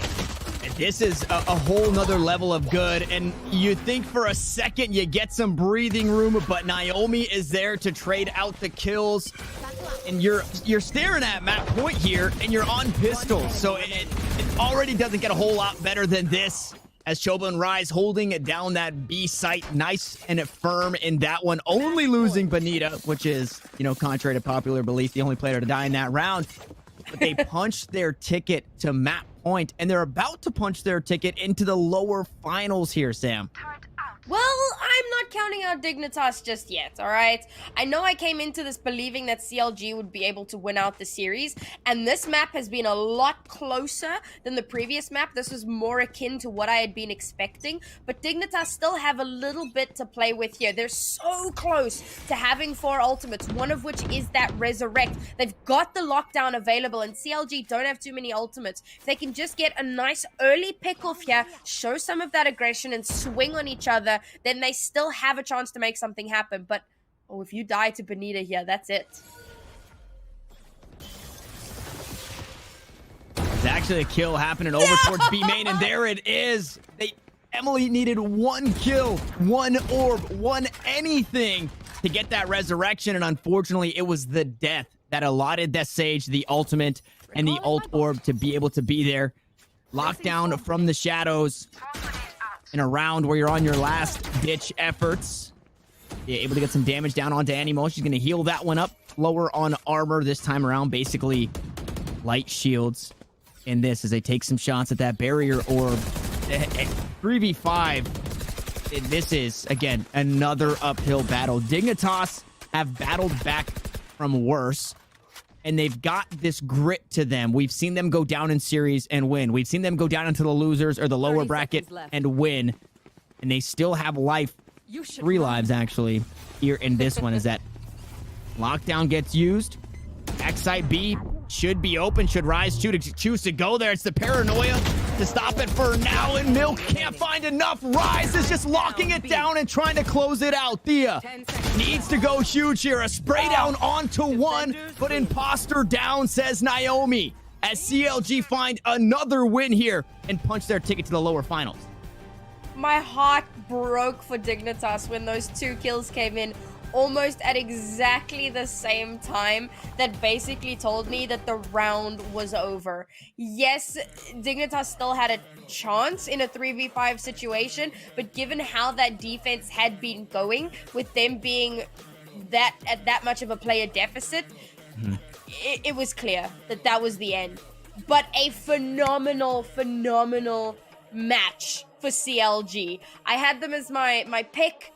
I thought that we would probably be going to a map 3, but there you have it. They come out on top, and Bonita is on point. If she maintains that level of play, I'm a little worried for Moon Raccoons. I know I saw them push C9 to a very, very, very close series previously, but if Bonita remains on form and if she can continue hitting those shots, it's going to be a tough one. It is going to be that, as split towards the end seemed to be all things Bonita. But now we get to hear all things Yinsu. We're going to bring her back on, throw her in the driver's seat. And I would love to get your thoughts, obviously. I'm sure you have a whole collection of them. Don't make me follow Bonita. don't be like, oh, Bonita's great now. We got to bring Yinsu back, because I cannot follow. Oh, Yinsu, you're amazing. Oh, thank you. But I mean, the amount of things that Bonita was pulling off was just insane. You know, we have Flick of the Day, presented by AIM Labs coming up at the end of the show. And it's going to be very, very difficult for anybody to trump some of the things that Benita managed to deliver. But I just want to quickly talk about Dignitas, because after that defensive side where they looked incredible, where they were playing almost perfectly, around those mid retakes and utilizing that breach, Sam, I didn't really expect this comeback. I thought that was surely we were going to go to map 3. So the thing about Split, and I did kind of touch on this briefly during the series, is that it has always historically been a defender-sided map. It's gone through various changes and updates. I think 3 at this point where they've had to change, and this is from the beta, where they've changed certain things, changed the walls, changed the boxes, etc., to try and make it a little bit easier for attackers. And we're getting to the point where it's starting to even out, but it is still quite heavily in favor of the defense. So Dignitas, while they were able to lock down the map really well on their defense, they weren't able to break through CLG's defense. CLG's defense, and I must say, the op from Benita really contributed more than I can explain because of all the multi-kills that she was able to get, the crazy flicks. If she wasn't getting those, Dignitas would likely have won a couple more rounds. So you kind of marry the fact that Split is somewhat defender favored with the fact that Benita just does crazy things on an operator, and it becomes so difficult to break through the defense. I said it in the broadcast, but Dignitas get to a point where they're like, where the hell do we push? Do we go mid where the Sage is? Do we go B and risk Benita being there? Do we go A and risk Benita being there? And if Benita's not there, then we're just gonna run into like Killjoy and then all of her utility. It becomes that difficult scale to balance, and I find that their hesitations sometimes really shot them in the foot. It also, and this isn't, the reason to lose a map, or it's just one round specifically, but if you're able to convert on that force, we saw at the beginning of Bind, Dignitas lose the pistol, they force up, and then you go down for quite possibly the next 4 rounds, or 4 in a row, excuse me.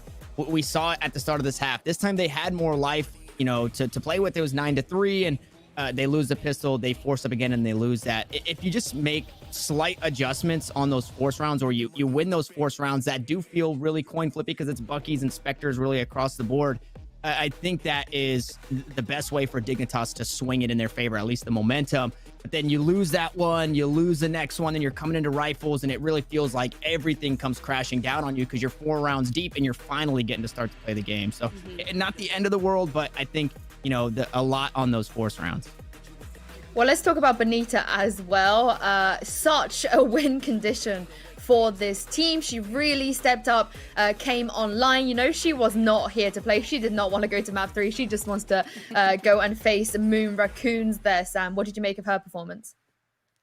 I mean, I've been waxing lyrical about it, but I think that she has really been a massive boon for her team. And I'm quite sure that she's the leader of the team. If I remember correctly, she was the first one to be announced. So that's usually kind of your captain, kind of IGL person that takes a bit more charge and has a bit more say in the team. So I suspect that she's that person.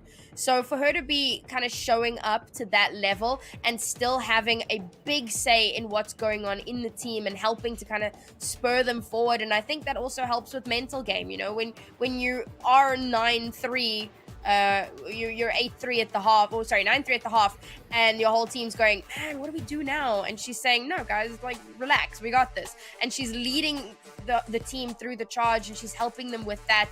She's not just the fragger, she's also kind of the backbone of the team. And for her to show up at this level, I think it means a lot. Oh man, this was so good. Sorry, I got distracted there by that. And that's just another thing, like the instincts that she has. She comes from a CS background. She has all of the tools with her, and she's kind of guiding the rest of her team and helping build them up. And I really hope that they put on a fantastic show against Moon Raccoons. And that, again, we talked about it in the head-to-head when it was Benita and Rain, and Benita just being that player to lead by example, right? The general, you said it, the general in charge of the troops, and just rallying everybody behind her. It makes it so easy for things to just fall into place when, again, Benita is doing the things that she's doing and leading by example. Oh, the operator duels when they play against Moon Raccoons. It's gonna get spicy. It's gonna get really, really spicy. But before we move on to that, I just want to quickly, round off of Dignitas, because while I personally didn't expect them to sort of drop down to the lower bracket, but of course, against Cloud9 White, anything can happen. But I feel like they shouldn't be too disheartened with their tournament run. I would personally absolutely love to see this team compete at VCT, Sam. Oh, yeah, 100%. And this is kind of what I said at the end of the match with C9. So obviously C9 has gone through tremendous growth since the FTW tournament, but so has Dignitas. It might not be as prominent and in your face because they're not playing in VCT, but the score lines between when they played each other at FTW and when they played each other this weekend were not that different. We're not that far off. So Dignitas are still clawing their way through to improvement, to getting better and better and better. So I think if C9 can make waves in VCT, the main VCT event, then Dignitas absolutely can. And I would love to see them there and see them popping off and showing what girl power really is.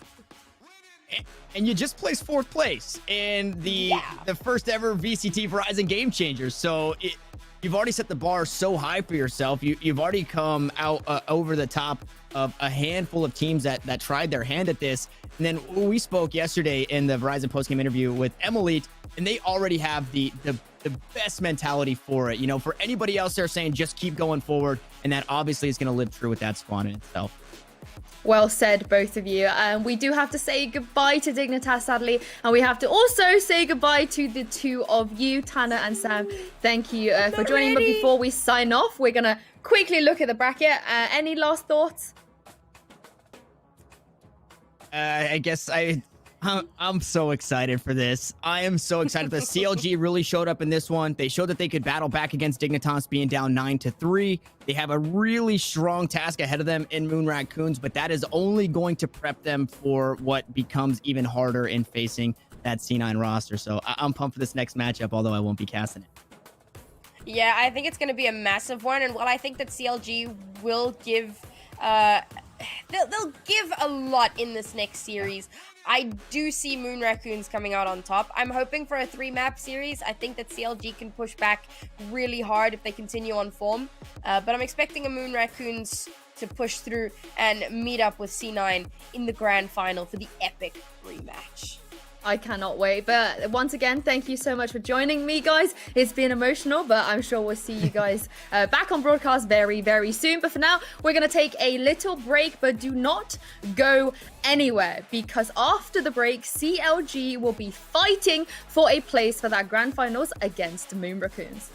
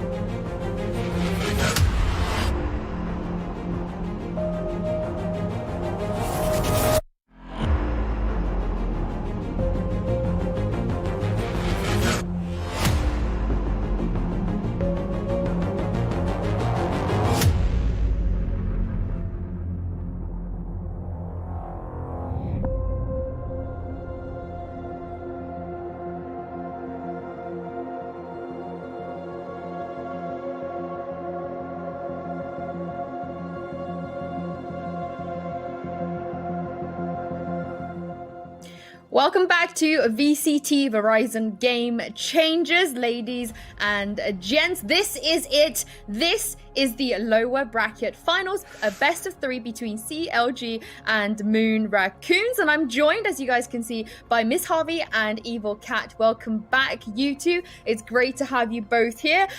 Steph, today has been insane. We have seen so many good series, so many good individual plays, but just how good do you feel like this upcoming one is going to be?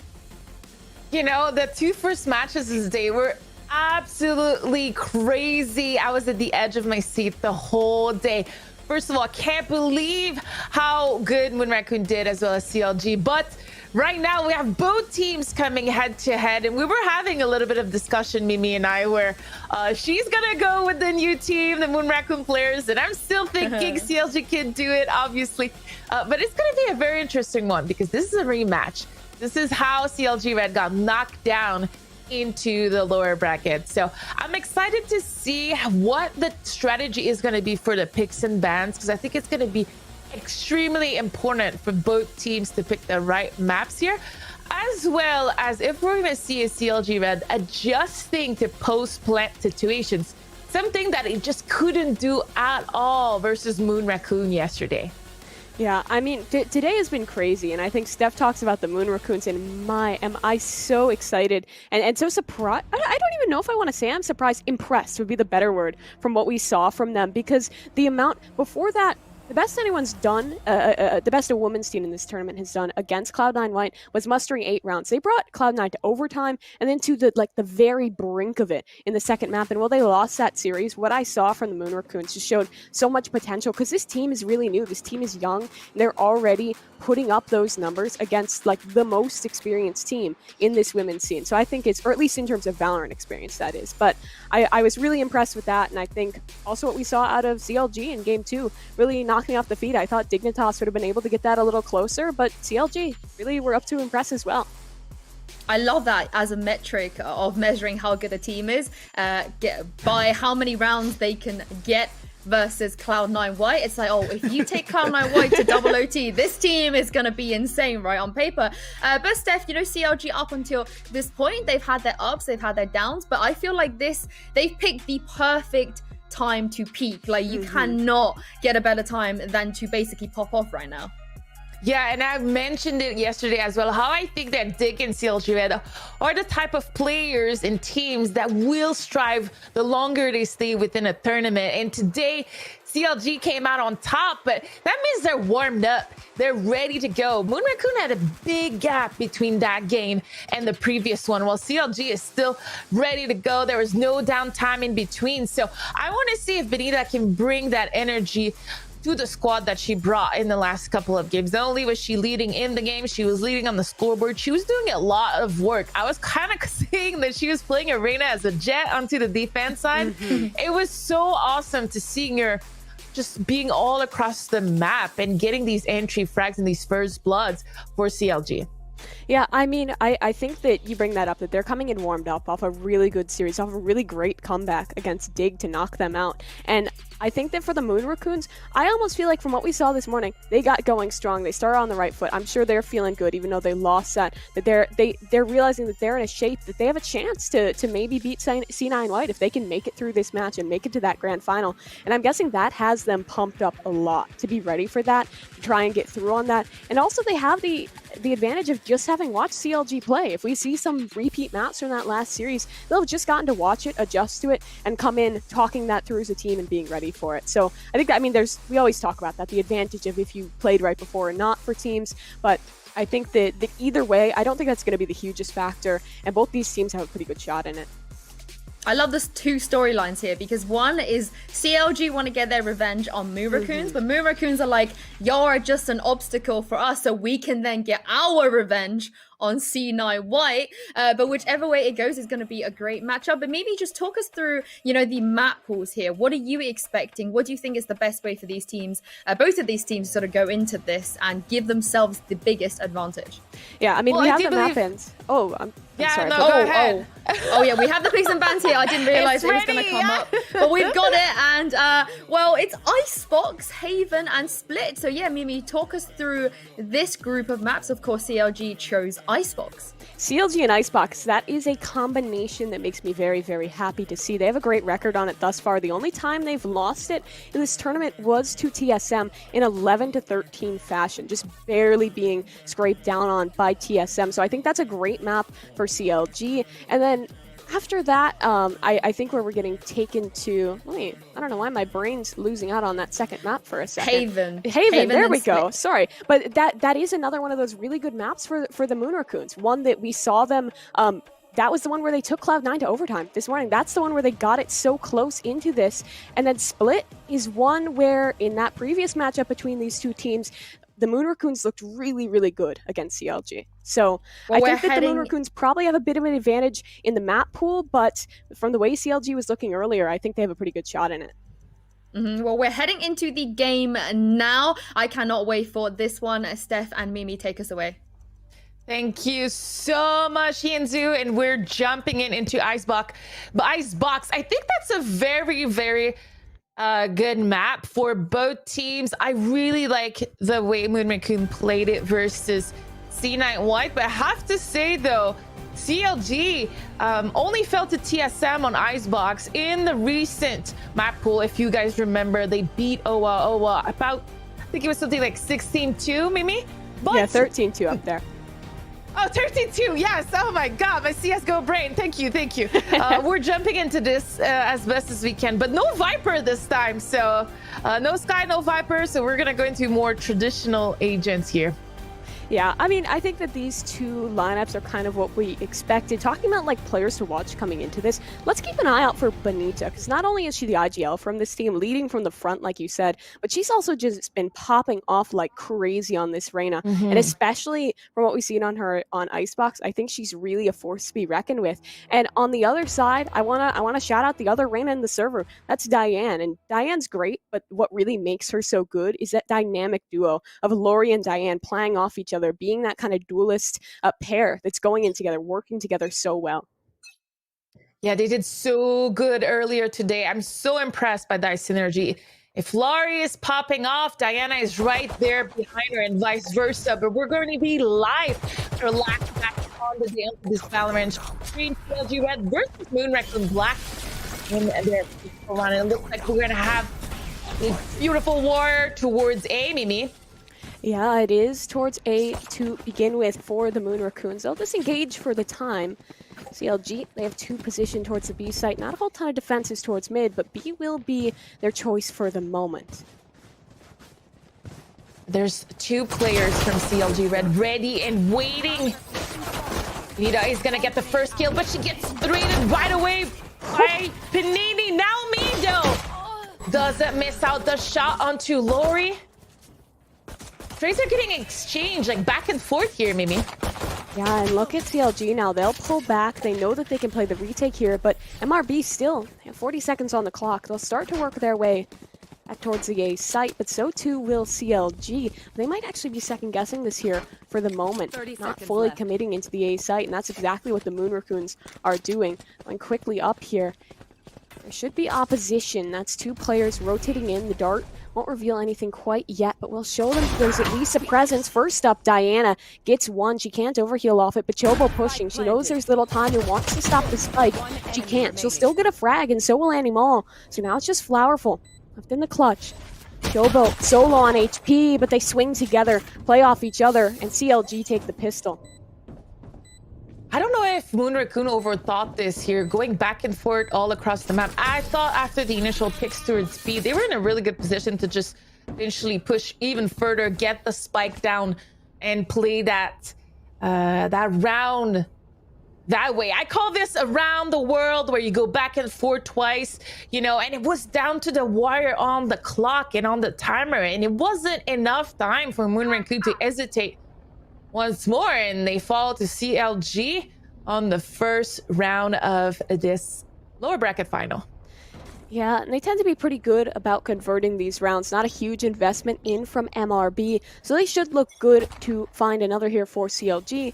However, from the Moon Raccoons, looks like they're getting up into middle and looking for some aggression up from CLG. We do see Animal wanting to get a fight for Pekin. Spots out two, but looking for more. There's a third in there, and she gets it. They're trying to reply with the pistols, but it can't do too much against Animal's superior arms. Lori is down to that 1 HP. And for the girls of CLG, this should be a pretty easy conversion. Animal gets 4. She's so good in these anti-eco stuff. Yeah, she's really good. She's been a solid killer for CLG all weekend. She's getting these doubles and these triples in really crucial moments. Here it was an anti-eco, but still, we'll take these skills because you want these orbs. She's farming by getting these anti-ecos, and it's going to be our first gun round of this set. CLG still keeping on to their lower weaponry. We have even Chobo on a pistol still. We're going to see a push towards CLG at mid here. They might be looking for some aggression into this. Diana up top, like that hallmark crosshair of her early on into this one. Needs has that judge and push away now that her positioning is revealed. And CLG want to hold this tight, but the Moon Raccoons aren't taking things too quickly, not getting overzealous into this one.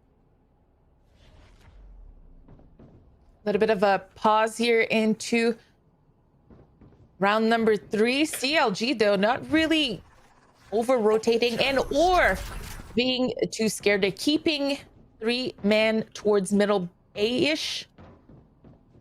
While Moon Raccoon Black is just waiting for a mistake here. And hopefully that mistake will not be Benita. She looks ready to make a play. She looks ready to make a push. If she's patient enough, maybe she'll get the first blood into this round, but maybe the timer is running out. Yeah, it's down low, but that's a great paranoia. Lori gets the conversion. They're picking up. Go, Lori, trying to get one, but Chobo's frenzy. Look for that first frag. He walks away.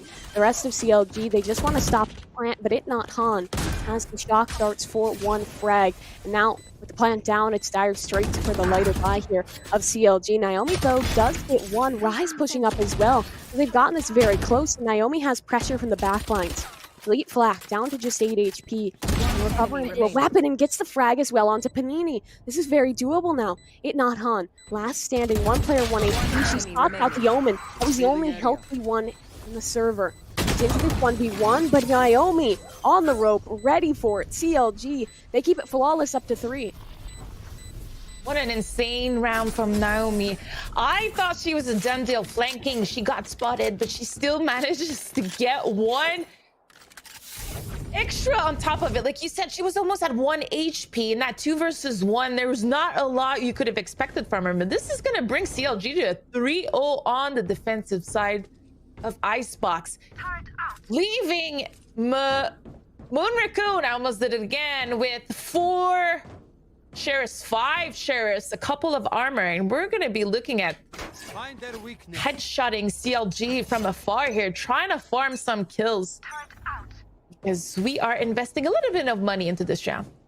Yeah, looks like it. Anita does have that operator available. She's a menace with it in the last one, and is doing it again. Great shot to start things off onto Diana.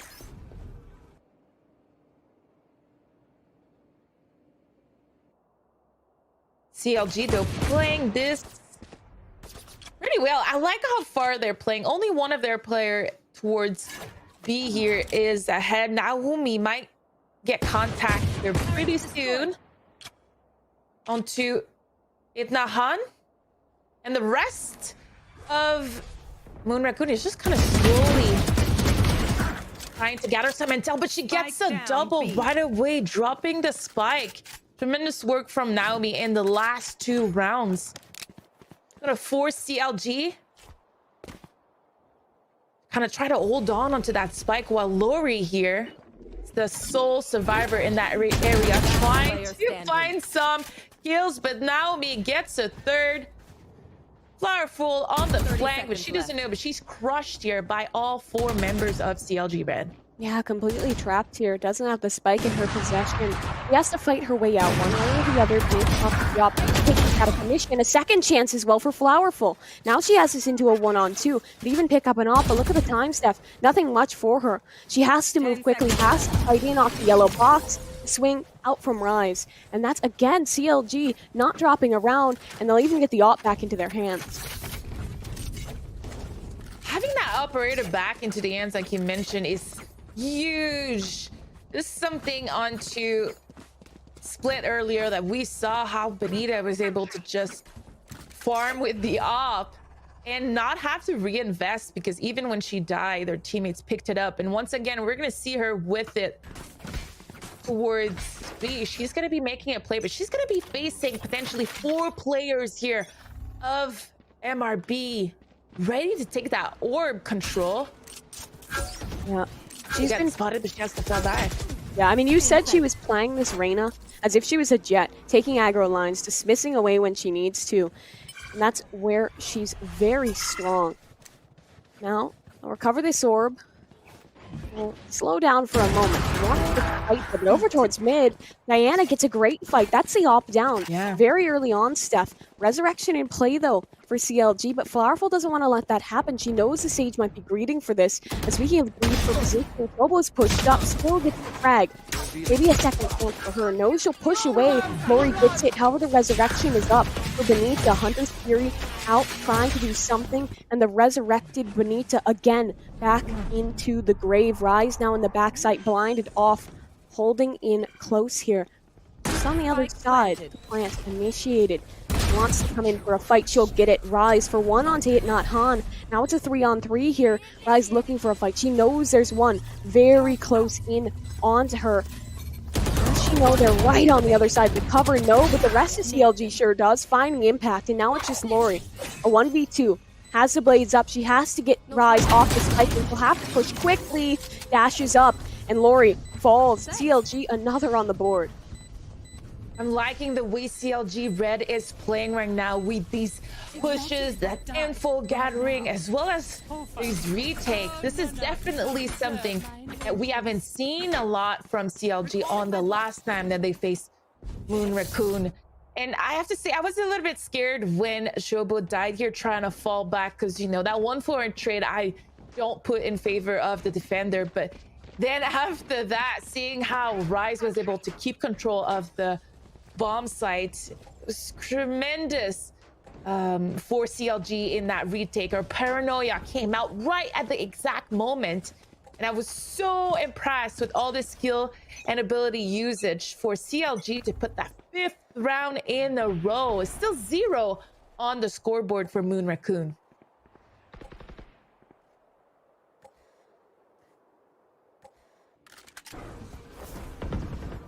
A little bit of a change of a tempo here. Actually, you know what?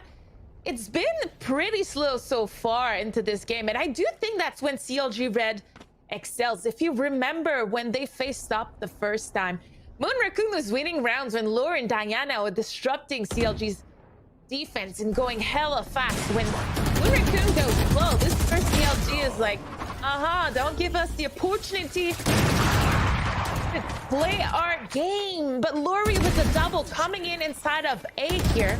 2 versus 3. No resurrection in play this time for CLG, but it doesn't matter. Animal here is gonna get the kill while she gets flanked though. All in the end of Naomi, and she's been doing so much this half so far. She knows where Nahan is. Gets the kill, and it's a 1 versus 1 spike planted. There's no idea where Panini is, and that's a great position for her to be. That Omen teleport here thinks so much, but Naomi's still getting the 1 versus 1. How did Panini lose this? Naomi swinging her crosshair and her aim as if even herself is kind of puzzled how she's able to win that fight. Bot coming back. How is that even an option?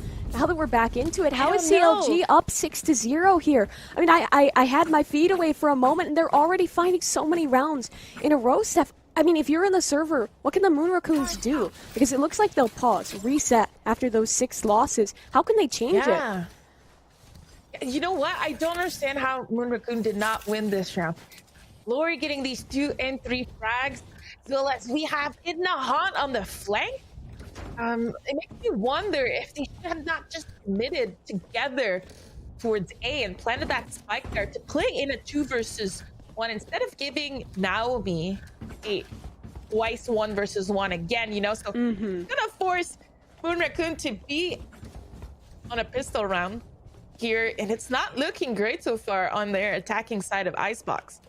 Can we talk about Naomi's stuff? She's 11-1 right now. I know that scores aren't always the most important, but when you have a player that you just cannot kill, that is just continually finding impact against you, that's so hard to face up against. Especially, I think, also mentally. When you just can't shut someone down, that's such a tough proposition to even think about for a team.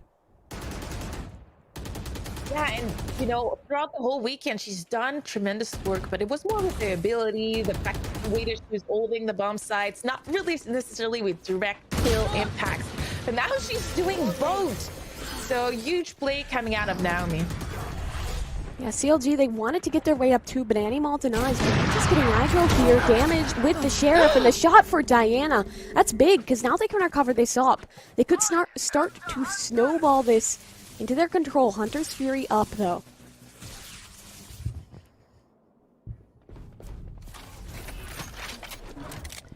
Diana here picked up Benita's sniper rifle. Just trying to get a pick, and she's doing a little bit of a diversion as the rest of Moon Raccoon is trying to do a split towards B. But Naomi once again showing why she's that anchor, not letting anyone sneak by her. It's going to be a really tough round for Moon Raccoon. Even though they still have 4 versus 4, the time is running out, Mimi. Yeah, and look, Naomi could spam through this if she wants to. She'll go for a swing instead. The op's there, but it's just a tag.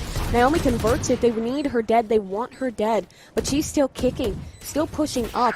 And Rise is here as well. Now the flank coming through, but is it too little, too late? Spike almost half won't be. It's just Flowerful dropping into the smoke. Still alive here. A 1v2 now, Steph. This has gotten very down to the wire. She has a gun and swarm grenades too. Everything that she needs to work with is in her hands, but she catches a weird timing onto Rise. Still alive. Another swarm on the bomb. Did she get it off? No, she didn't. The defuse will come through. The spike nullified. And 7 in a row for CLG. 7 in a row, and you know, it's not even that the luck is going towards CLG's red side, you know. It's really a domination so far. Even though some rounds a little closer, you don't even have a doubt that CLG is going to close them. So Moon Raccoon needs to think back about what was working yesterday. They need to focus on being the disruptor and not allowing CLG to be able to pick them off one by one. It's kind of the same thing that happened versus Dignitas. CLG is able to get 1 kill left, but get 1 kill right, and then it's a 3 versus 5. So it doesn't really matter how good you are. You can't just always expect people from Moon Raccoon to get double and triple kills to win these unfavorable rounds. I mean, that's been the consistent thing that CLG strives at, Steph. It's when they have the advantage, when they're allowed to play a default, but this isn't a default, this is aggression towards A. Just 1 on the lurk, no spike here, but Flowerful finds 2 on the entry. Rise on the trade back, a resurrection in place still, and they'll disengage. Now the fake can come to fruition, but look where the push is from CLG. They have mid-control here. Naomi, even if she doesn't cut this off, she'll hear them starting to trundle their way towards the B site, and that allows a resurrection, and this allows advantage in a retake for CLG. Naomi is ready for the flank. Is Lori going to be able to catch her? No, she still checks. The timing is going to be off for Lori here. They might think it's clear now. Lori ready, spots out 1, Naomi the discipline, and the first shot, that's Lori gone, a second chance, but Panini has the trade. Still Rise is up closer than they'd ever expect, and she'll find 3 in the round. CLG, they haven't dropped 1 yet.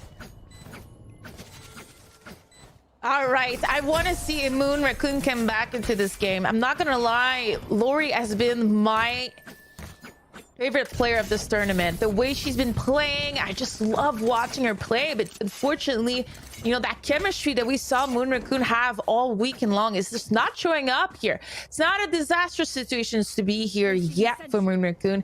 It's 8-0. We've seen CLG kind of crumble when they were ahead quite often actually this weekend. So you don't want to think that you can do it. But I want to see the Moon Raccoon having fun the way that they were having fun all weekend. Yeah, I mean, that's what they strive at. They're a young team. They enjoy it. They're just going well. Now, this is definitely not a fun spot. This isn't them being able to enter that flow. Get the frags they need. No, they're getting shut down at every front. They could still muster a half here. They could still muster something, but it could be tough, especially with this off duel. Who's going to win it? It might be Benita. No, she doesn't hit the shot, falls away the damage, and she will be killed by Lori. Now the plant can come down. They have so much in this post plant, so much to work with. But CLG waiting. They'll work back into this. They'll fight their way into the round. And MRB has a great post plant setup, Chobo. In these back lines, will start the push in with her dart and with that lockdown. Out comes the Hunter's Fury now. That'll delete the space they're trying to gain, but still they're up close. A wall could keep them off tap on the spike. Now the other Hunter's Fury available. Annie Maul pushing, but Lori trading back. You wanted to see something from her, and now she's coming alive. The Mollies will kill one, but Naomi still finds two in the back line. Now time ticking away consistently. Rise needs kills, needs a push. The time's not on her side. She has to hold, and there's nothing left she can do. Finally, the Moon Raccoons get on the board. Yeah, finally they kind of caught Benita off guard. I expect Benita didn't see how close they were from her. She also unzoomed right at the worst timing possible, as she had probably a kill onto Diana. So this is going to be the first round and needed round from Moon Raccoon. It wasn't exactly what I would like to see, but I'll take it. You know, Lori, like you mentioned, taking these 2 entry frags was huge, but that dynamic duo between Lori and Diana needs to be a little bit better if they want a shot here at getting more rounds into their attacking side. Yeah, Benita up in a very aggressive spot, but the drone should be able to see her. She's spotted. Now she's forced away.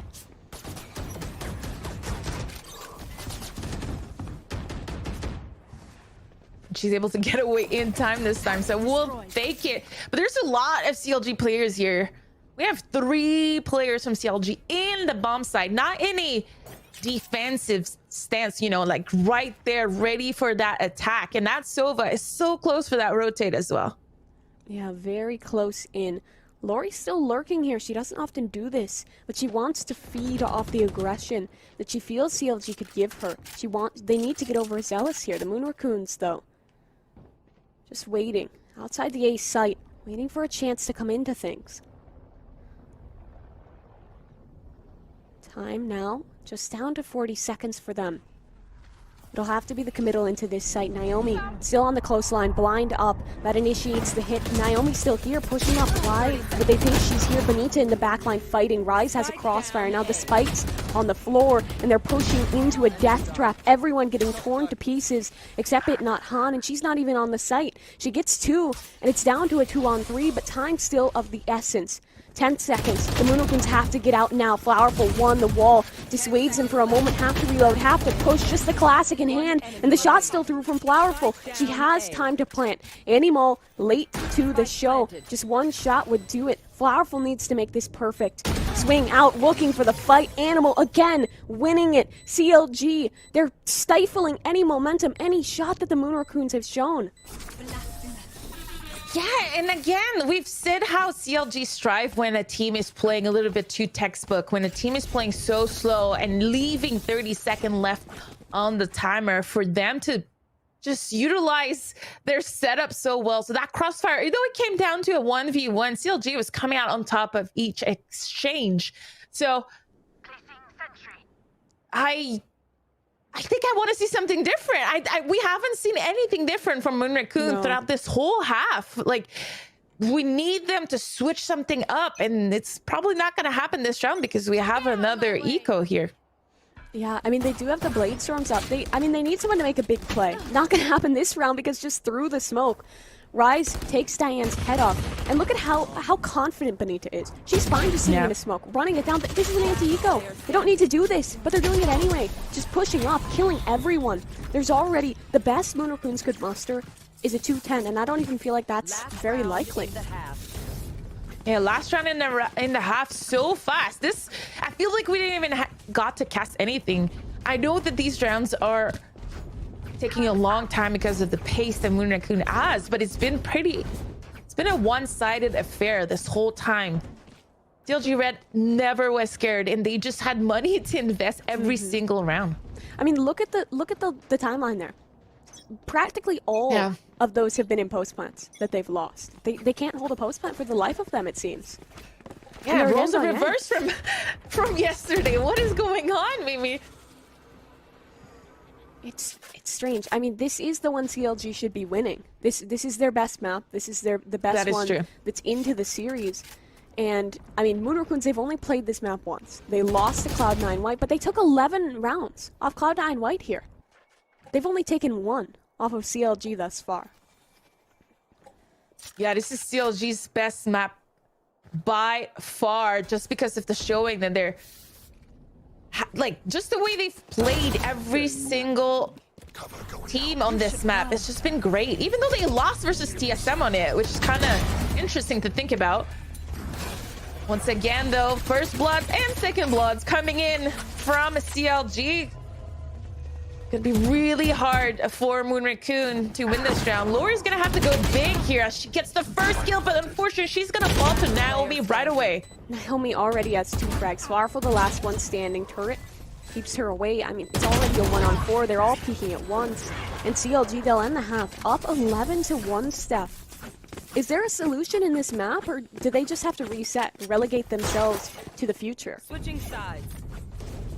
Well, okay, so one thing that is really into Moon's Raccoon's pocket is that they were doing exactly what we just saw to CLG yesterday. So CLG's attacking side has been extremely, I want to say, shy. Once that the spike has been planted, they fall back, and they gave so much room for Moon Raccoon Black to retake, utilizing all of their teamwork and skill set and really push CLG back and win these retakes every single time. Not once in a while, like every single time. So that being said, they're gonna need to wake up here because no one is really in this game so far. 1 round only. This might be too little too late, Mimi. It might be. It is best of 3, so there's always a chance, but the pistol round would be great. And that's great from Lori. She finds a shot onto Benita, looking for more, still peeking out. And Lori has a second. Panini now in a tough spot. And Chobo jumps with the classic for it. Lori, another chance for a fight. Up close on her. This is the one chance the Moon Raccoons have. And they're looking better. The dynamic duo, Lori and Diane, doing everything they need. And it will be them, the 2 players we wanted to have hitting their shots are. Yeah, this is it. I want to see that Jet Lori play where she just like shoots a little, dash away, you know, have fun with her agents, because right now, you know, it doesn't seem like anybody's having fun on Moon Raccoon. But the first welcome round, which is going to leave that team with 5 SMGs. I don't think that CLG is going to force. We mentioned how Dig did it twice back to back in the last games, but this hasn't been the style of anybody else here. So CLG on a full save. They're trying to get some information towards mid and maybe catch someone off guard, but Flowerful and Lori are ready. They are ready and waiting. Flowerful on the other side of the dark cover. You see them all run passing and spray away for 2, looking for some more. And it will be Diane to get the remainder. So good anti-eco from the Moon Raccoons. And they keep everyone alive. This means they'll be able to keep this bonus going. They'll have a little bit of a buy into it. But the thing is that, I mean, think about this, Steph. The amount of rounds CLG found, if they win this one, which normally we'd expect them to, it's practically game over. Because then you need 9 rounds in a row. Like, do you double force here? Do you double down and hope you can stave off match point? Doesn't look like it. No, I would keep these guns, because if we lose too many players and we still end up winning the round, you need to be able to full buy. So I would do exactly what Moon Raccoon just did. But one thing for sure is first to 13 is really unforgiving.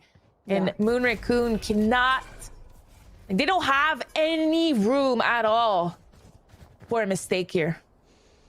Nothing they can do wrong. They have to keep it flawless, keep it perfect into this round. Benita has space up towards B already. They're giving a lot because they know they can play close angles.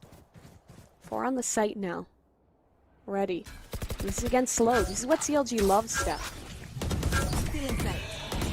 Yeah, this is definitely something that CLG feels really comfortable, but look at the minimap. All of Moon Raccoon is ready.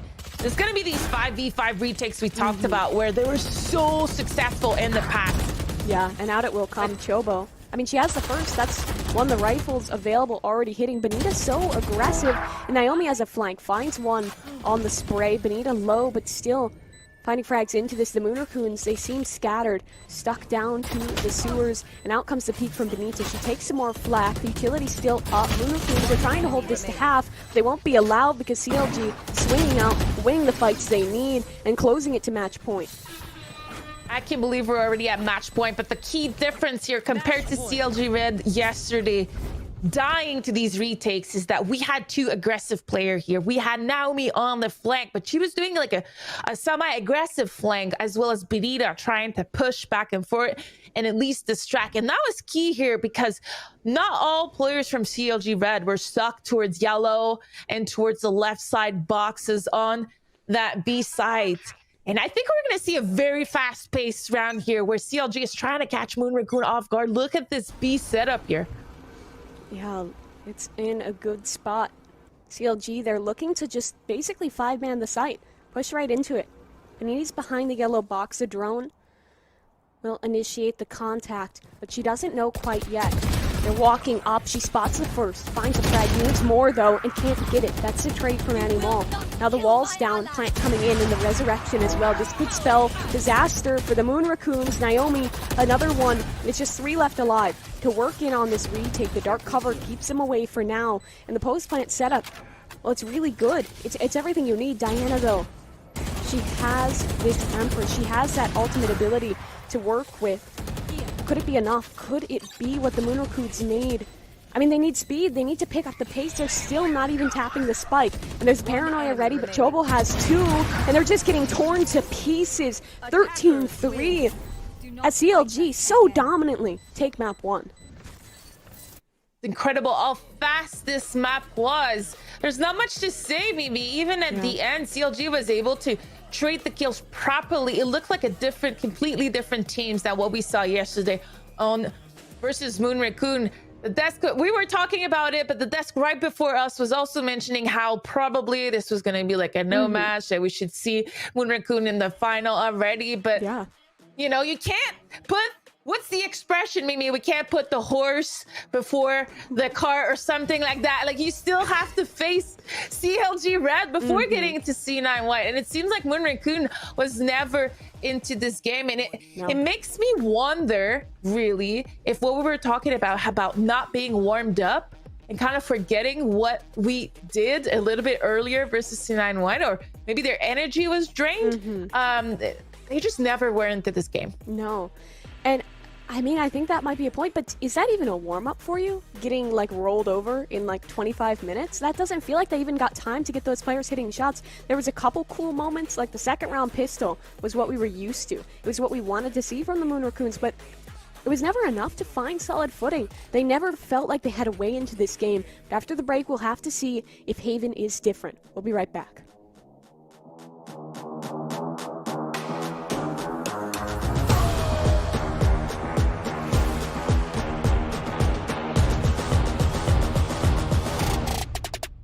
Money in the bank.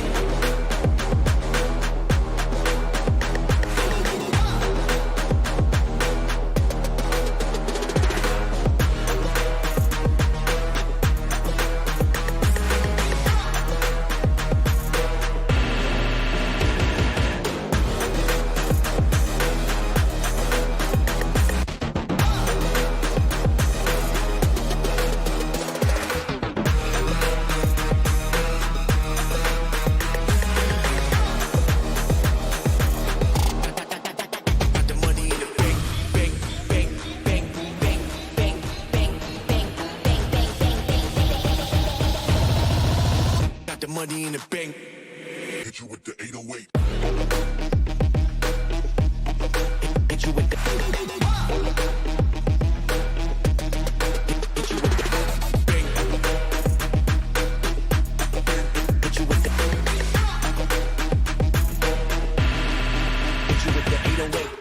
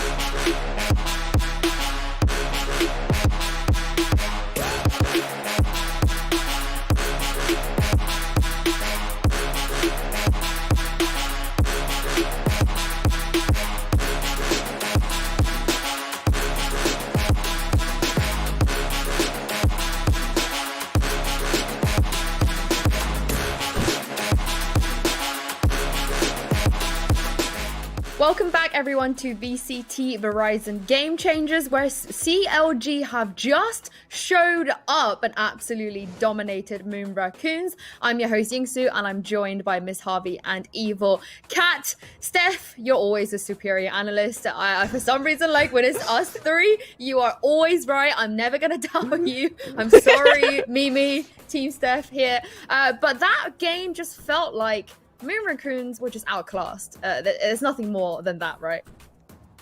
Yeah, I think it's a little bit of two things. First of all, I do feel that CLG has been like crossing the T's and just being so on point as the tournament is progressing. And on top of it, I do feel that Moon Raccoon is running out of steam, something that I didn't think would happen today after, you know, following them for the last months in various tournaments and as well as brackets and whatnot. So is this just a fluke map for Moon Raccoon, or is CLG really just in a different tier today? And I'm gonna have to say today, because I do believe that Moon Raccoon has been so good and so impressive. But unfortunately, you know, a tournament is multiple days long, and you have to be that team that consistently shows up.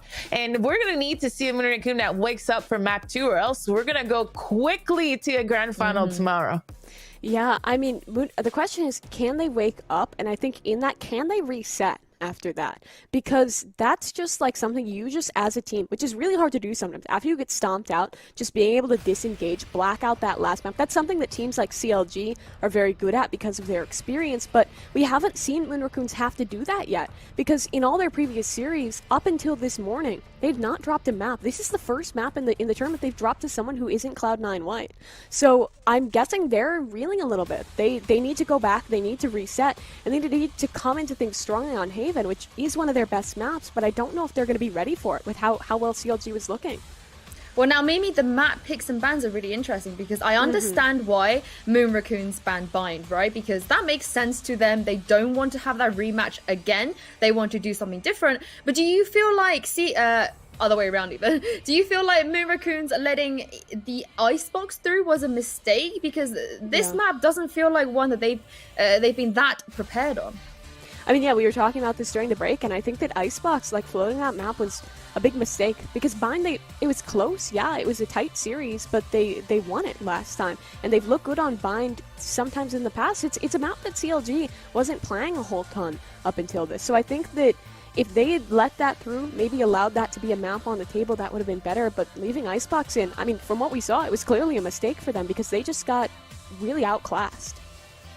And there's a lot of factors here at play. You know, they just lost to C9 White on Icebox, but they showed up. They did great. And on top of that, we did CLG played Bind versus Dig, you know, with that new Sky setup with Cypher, like switching the agents. It's a completely different agents that they played versus Moon Raccoon. Maybe Moon Raccoon was like, okay, they swapped it up. We don't want to play that. And we know we were really good on Icebox, so let's just go with it. But fortunately for Dab, CLG is even better on Icebox than what we could have expected. Yeah, CLG are on a roll right now. They have a lot of momentum behind them, but there are 2 maps left. Well, if they can close it out on the next one, there's just going to be 1 map left. But let's remind everyone at home of the picks and bans. Of course, we just had the Icebox, and we're going to be going on to Haven and then Split. Steph, do you feel like this is where CLG will be able to close it out? Because they have been pretty good with closing maps out in the past, especially when they're mentally behind, and now they're mentally ahead. This is probably going to go okay for them. Yeah, CLG Red is a very, very calm team. Probably one of the most calm team I've ever met. Like, their core 3-4 players, it's just so cool and calm and collected. So I'm sure that first map is already behind, and they're focusing on the second one. And they've been really successful this weekend on to Heaven. So I'm excited to see how well we're going to be able to adapt when it comes to Maroon 5. I did it! Oh my God. Guys. Every time! I'm gonna have to point that I have this little Moon Raccoon on my screen because it keeps saying Maroon 5. All right, so I want to see Moon Raccoon really show up here. That's where Lori with their op can do wonders. She was so good versus Cloud9 White, and I want to see that again.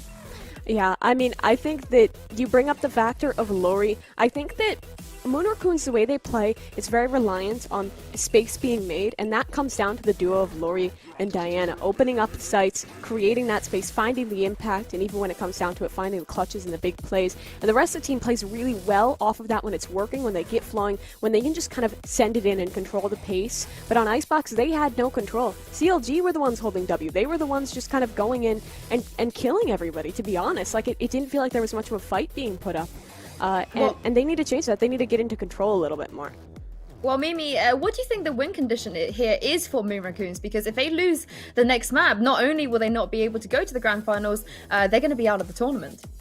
I mean, I think beyond just like individual players stepping up and like the coordination, like there's many things we could bring up, but I think it just needs to be, they need to reset. They need to know they're a good team. They need to be able to just put that map behind it because they're young. They don't have as much experience as CLG. They need to be able to put that behind them, reset themselves, and be ready into Haven, a map which they're very strong on, Yinsu. Well, this is it, ladies and gent. We are one map away from potentially having both of our teams in the grand finals, but it's not over yet for Moon Raccoons. I'm sure they are looking forward for some revenge, Steph and Mimi. Yes, thank you so much, Yinzu. We are at Agent Select, and no surprise here, everyone's locking in really quickly, Mimi. Anything that's surprising to you here as we look? We have a Cypher Killjoy, but like I said, nothing that's surprising. No, yeah, nothing is really coming out different for me. This is what we've kind of seen with both these teams on these maps before, so I don't think that this is going to be won or lost with any like creative agent select.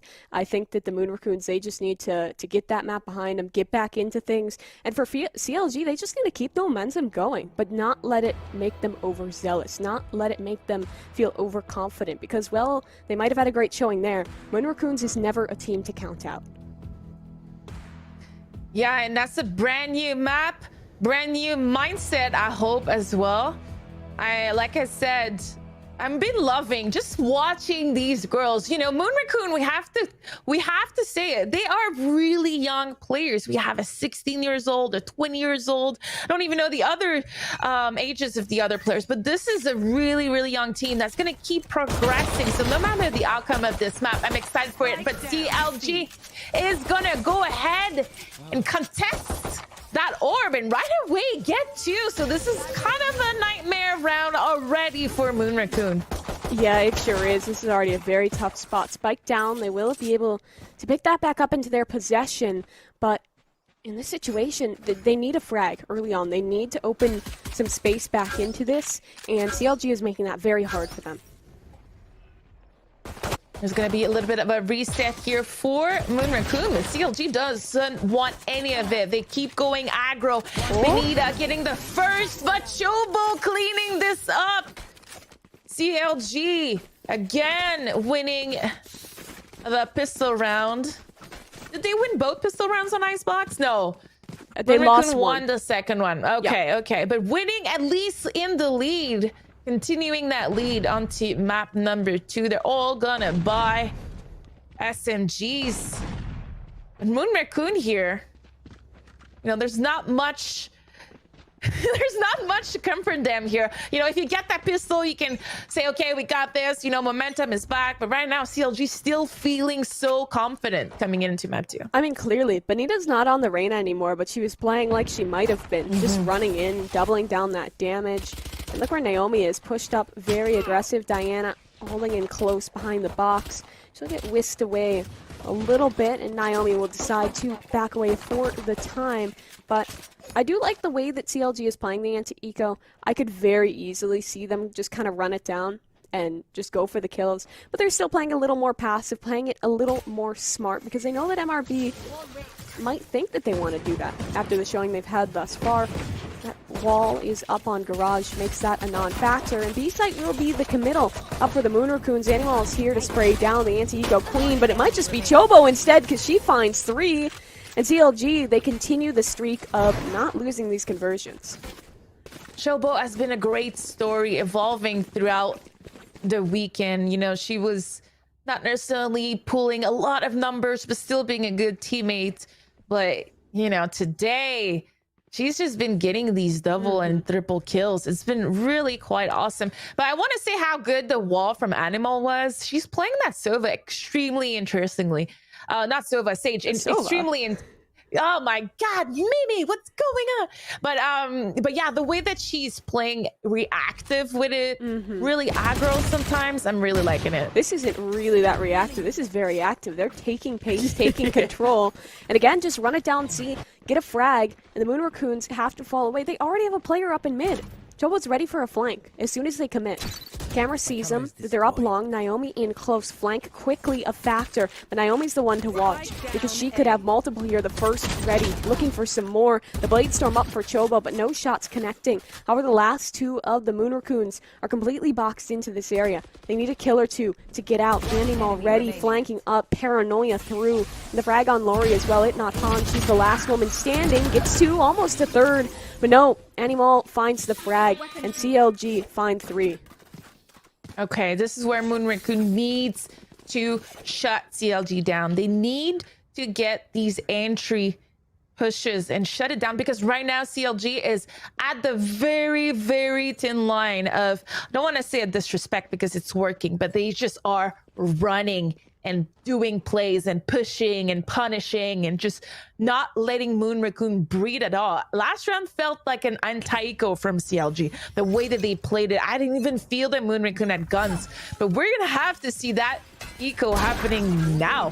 Except Diana with her Marshall, and she's gonna get a beautiful kill onto Benita. This is the kind of kills we need to see from Moon Raccoon if they want a shot into this game. Yeah, you talked about Chobo a little earlier. Remember, she's not even officially signed to CLG. 2 of their players aren't. It's just kind of these core 3. They were trialing people out and found a team for this competition, and it's clearly working pretty well for them because they at least have guaranteed themselves that 3rd place position. However, if we talk about the round at hand, it's a 4v4, and the Moon Raccoons, they're in a pretty good spot here, but the aggression's up, and so is the Resurrection. So Benita back in play, and they'll adjust back towards the seaside. And all of Moon Raccoon is getting ready for a pop execute, but Rise Paranoia is also ready, and she's gonna throw it and hope that Chobo can swings and get some kills. Oh, Diana. But Diana with the triple, and she's gonna be able to hear herself. Yeah, out comes the 2 run it versus back 3. here. Yeah, Diana making a case for the possibility of this, but she's alone now. 1 up long, they could just shoot her. Her body's out in the open, and I think this is over. Goodbye, Diana, and goodbye the chances in the round for the Moon Raccoons. CLG seem to just be running with this momentum step. Yeah, and I believed in that play. If someone from Moon Raccoon stays alive here to protect her body, but unfortunately now me just having fun again. Everybody is kind of running around, but Chobo here coming in big with the operator. It's not gonna be Benita on this map, and if I recall, we saw previously in the tournament Chobo do a lot of great things with the sniper onto Haven. So really want to see, let's check on the minimap. She's going towards A long, so there's going to be a little bit of poke and pride because she's going to be facing a couple of Moon Raccoon's players here. Yeah, the blind's up, so she has to fall away from her line. It's good that Moon Raccoons have the confidence to push up like that, to take care of them. Yeah. But the matter of finding a round, of even finding an entry frag, is very important because look how they're playing this stuff. How do you feel about them still being so passive here? I don't know. We might have to wait for that question because the Hunter's Fury has just killed Diana. Everything is going CLG's way. It's kind of, I mentioned there was a little bit of luck, but there's definitely something going on. They need to buy some lottery tickets because look at this. Everything that they're doing, not only are they getting away with little whiffs, but they're also killing Moon Raccoon without even seeing them quite often. Yeah, it feels like the structure isn't really working their way because CLG is just pushing extremities everywhere. But no, maybe it's still working because the Moon Raccoons have found a few frags. Where are they now? They have C-site control. They have a post plant. Lori bonks her head on the ceiling, trying to dash up. So they have a post plant. Time to long, but one of these players already so low. Work back in. He's waiting a moment for CLG. They don't have a wall in play. They might just have some cloud bursts, so this long positioning could be really big for the girls of MRB. They really need this round. Desperately so. The site now cleared ever so carefully. She's on the spike, trying to hold it to half, but the paranoia's up. Both cloudbursts use Animal.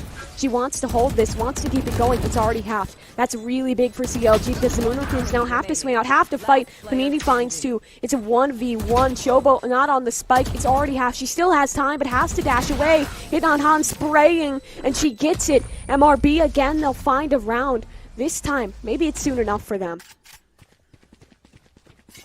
Yeah, I like to see that CLG also needs to take a breather here because they were up by 2. It was a 5 versus 3, but there was a little bit of weird moment happening. You saw Rise into window kind of challenge that garage with their knife out. Like, it was kind of weird. And that's when it all fell apart for CLG. So that retake was a good effort, but I thought that Moon Raccoon won that round a little bit earlier. So first round of the scoreboard already kind of better than what we saw into Icebox. But like you said, I still think that Moon Raccoon is playing CLG's game here. And look at CLG just going down middle. They're gonna gather so much intel to tell their teammates to say, hey, I think that Moon Raccoon is going to B or to A here because everything else has been cleared. Yeah, they have so much space to work with. The Killjoy lockdown up. Benita trying to push. She's actually not even taking damage. Able to fall away. The Moon Raccoons can't seem to punish. Out onto the site they come. It not Han finds Benita towards middle, but on the site the blind's good to and at least get one frag. That's on to Rise. One in hell though, Chobo. How has she managed to find 2 frags? How is she still fighting? With HP on her side, the Cloudburst will fall, and she's blinded out by Panini. So a 2-on-3. MRB, they maintain the vantage, but the retake for CLG can come in quickly. Swarm grenades keep them out on one front, and up in heaven, Naomi's position should now be known by the Moon Raccoons. She's peeking out, looking for a shot. The crossfire's good. She still gets one, and now has to hop up, has to do something, and It Not Han gets second for MRB. Yeah, 3 kills from her this round. So Moon Raccoon, although like I mentioned, they're playing CLG's game, it still came out in their favor. CLG was not able to hold that A bomb site. Yes, Shobo got a double kill before falling, but the 2 other players that were kind of supporting her, I think it might have been just one other player that kind of supporting her, kind of fumbled inside the site. So good display of Moon Raccoon's, I want to say teamwork here, but it's still not the greatest convincing moment, but we'll take it. 2 rounds in a row is already doubling up what we did on Icebox. Yeah, Moon Raccoon's looking a little bit better now, a little bit safer now. Well, has an advantage line here into the pocket, and anyone wants to bait in for her. But the way the Moon Raccoons are playing, they've really allowed these pushes, Steph. There's people up aggressive in so many spots. Yeah, I like that little bait and switch happening over here. But you're right. Look at everybody from CLG is pushed. Moon Raccoon has 0 intel here. They're stuck in their spawn. We have a Cypher pushed at C, a Benita pushed at long, as well as somebody pushed towards B. Yeah. You know, CLG just not wanting to get executed on. And Naomi ready in close, but Diana prepared for the fight. Has to keep pushing here. No time to heal. Wants to double down on this advantage. The slow orbs up. Here comes the from the shadows. Where's that taking? Into the back site for a teammate. It's Chobo to do in for Diana. She'll dash away, trying to get antsy through the smoke, and she'll push again. Cloudburst allows it, and they're in quickly onto the site. Animal expects Panini. Is she ready? Yes, she will be. Chobo helps out as well. Now it's everyone towards long. Free from CLG to the 2 of MRB. And everyone's on site, everyone's ready. Still smokes keep them off. Shock darts incoming, we see it. It's already half through the smoke though. Might deny that. Chobo takes 1. Chobo takes 4 in the round. What is she made of here? Because she has stepped things up on Haven. She has, and she's really showing why she's a contender at being a potential CLG sign-up. Look at this, 14 kills, finally really doing wonders. It is also, you know, she is in the jet. She's that kind of player that needs to do exactly what she's doing, poking, priding, getting some kills, and really putting CLG ahead into the rounds. And although let me just tell you, although Naomi kind of fell really early in this round, I like how Animal played it again. She used a slow orb and pushed Moon Raccoon back a little bit and then fell and gave up the site and played that retake, you know. And these the kind of play that, you know, CLG has been able to build with her throughout like 1 week, 2 weeks. Yeah. So it's quite awesome to see it. I mean, it's the information game that seems to be the biggest thing lost right now for the Moon Raccoons. Because they allow CLG up into these really good positions practically every round. We're in some sort of a save here with a couple of upgraded pistols, and Moon Raccoon is kind of split up here. Panini, the first person to try to get an entry frag, but there's also someone right under Animal, and I don't think she's aware of it. This could have been dangerous. As we're going to see 3 players from CLG head towards A. Not quite sure what the read was, because all of Moon Raccoon is getting ready for a split towards C here. Yeah, out they'll come. Paranoia up onto the first rise. Ready. This is just an anti-eco, so it should be easy for CLG. Thus far it is, but Lori gets a response in, and the Sheriff's ring true for even odds. Now Animal peeking out of the smoke. CLG has no respect, pushing straight on in, fighting immediately. The spike's down, which helps the Moon Raccoons, but the player's falling. Chobo up on this flank, up a little bit late, will counter off Flowerful. Another round in on the board for CLG as they close it at 6. So it's not over for Moon Raccoon. They still have a shot of having a 6-6 round. I want to see how they handle this. So they know that CLG is pushing everywhere. They haven't been able to really shut it down. So this time that they have guns, you know, you have to do some sort of default and just deny that information that CLG is getting. Like, they cannot be able to push all 3 bomb site at the same time after only 20 seconds left without Moon Raccoon even punishing them. That's just not going to be possible for them to win this half if they keep doing that. Doesn't feel like it would be. Hunter's free up for it, not Han. Did you get anything with it? No, not really. Just a tag onto Naomi, but is that even worth it? Because Naomi finds Diana amidst the Hunter's fury. CLG, though, they're still here. Will they be ready for the Moon Raccoons in the smoke? They want to just pop out of this, take the fight straight in, but it won't happen. They decide against it, disengage for the time, and CLG, as the sneaky players of the Moon Raccoons tuck in, so too does CLG. They have the perfect read here. The only X factor is that one lurker towards mid. Not only do they have the perfect read, they committed, but when Moon Raccoon is gonna push, like, everything is gonna be countered. CLG is just ready. There's 4 players. Lori gets so many. Naomi on the trade back into the 3K. Flowerful, another on the site. The Moon Raccoons, they want to fight into this stuff. They wanted to execute, but I mean, I don't think either of us expected them to commit that. Like, no one was ready for that. It just felt like they had no info into it. They had the one player in mid, that lurker, but they didn't get any information with it. They didn't capitalize, and they ran right into a stacked site. This just feels disjointed, would be the word I would use.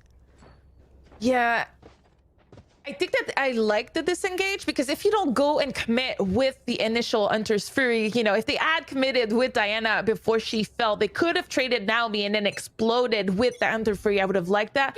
But after the disengage, I think they went a little too fast. They didn't allow CLG to get baited or see a fake of somehow. CLG has not been faked once in this game because they have all the intel in the world. Yeah, they sure do. Rise up top. They're trying to pressure in onto her. Lori has the blades, but Naomi has the advantage. Powerful, still finding impact and all of it elsewhere, so it doesn't matter for the gals on the site take. And again, they have it, but here comes the Hunter's Fury. Deny the plant of the spike for the moment. Rise still here. Lori up close, wants to fight into it, has it. Now that's the Lori that we're looking for, the one hitting shots, taking fights and winning them, but she can't do 2. Trouble for that. Now they'll run it back from Diana, but everyone's escaping from her. She'll at least upgrade her weapon, if nothing else. Now the Moon Raccoons, they're tucked into the site, not playing from long, not playing in close, but Diana ready and so is Panini up top. One for her. Now the Moon Raccoons, again, they have advantage, but we've said that before, and it hasn't always worked. Panini ready for this. The lockdown keeps them out, but now here they'll come. Rise finds it, the better Spectre. Diana ready with a flash, but can't get it. Now it's just Flowerful. This shouldn't be a clutch. It shouldn't be this close. And now she'll have to do it. Swarm grenades keep them off. Time ticking away, a huge factor for CLG. They need to hold on to this, need to keep on it. She's spamming away, wants to get Bonita off. Bonita's holding it though, keeping on it, but there's not enough time. The bomb goes off, Flowerful holds on, but I mean, that was still the tightest of margins. I mean, this was a close round, but we'll take it if you're Moon Raccoon. It doesn't matter, because even though you don't have the answer, you're going to need a little bit of luck. You're going to need a little bit of these really tight round if you want to add some points onto the scoreboard. But this was so much better. I really like that Moon Raccoon finally wanted to disrupt CLG. Even though they lost the player early into the round, they kept fighting towards Garage. They kept fighting towards Spawn. They were gathering and picking apart CLG's defense a little bit better in that retake, not allowing CLG to be on a full-on clean retake. So they're going to need to keep doing that, because that's how they've been excelling, even versus Cloud9 Whites. These rounds where they're going for the kills, where they don't have any fear, is when they've been successful. It does feel like that's the main key to their success. The Moon Raccoons, again, this time they're going quick, but the blinds go both ways, and Bonita seems to be the victor of it. She has 2 on the site already, still kicking at the Moon Raccoons. They're forced to disengage. They're forced away, Steph. Yeah, but CLG has that read. We see Chobo here pushing towards A and clearing it, while the rest of CLG is already towards C. We have 2 members of CLG getting ready, and that recon is not even going to give much intel. That Paranoia ready. Rice is looking to just get 3 Bs here. Is she gonna get the first kill? Oh, that was a struggle. She's gonna fall onto Panini. Oh no. Yeah, now the Moon Raccoons, they seem to have control of this round, but it's only a 2-on-2. It's not confirmed either way. Rotates a bit late from Chobo, and Naomi's already up on the site. She knows they like to play from long, so will be able to clear it out, get themselves into position. That's one swarm gone. That's crucial seconds, taking off the stall clock of the Moon Raccoons. Chobo on the spike, Naomi sitting in. I think they think it's covering it, because she just stuck it to have, and Naomi just got a crucial pick onto Panini. Just 3 seconds, she has to be casting it off. She will, looking for the adjustment, and Flowerful does it in the clutch. 0.03 seconds before that spike was fully diffused. You know, it's kind of a gamble, 50-50. Do I full commit, or do we play the trade here? And unfortunately, Flowerful was so committed in the wide that, you know, I think the play in the call should have been, hey, I'm going to fake it and let's just fight Flowerful, because she swung out wide and she would have been an easy trade. So I want to give props for Flowerful for getting the double, especially getting the spike diffuser first. But still, these rounds are too close for comfort. Yeah, they are. The Moon Raccoons again coming up onto the site. This time they have an anti-eco at hands, but Animal and her Bucky, name a better duo between the Sage and that weapon.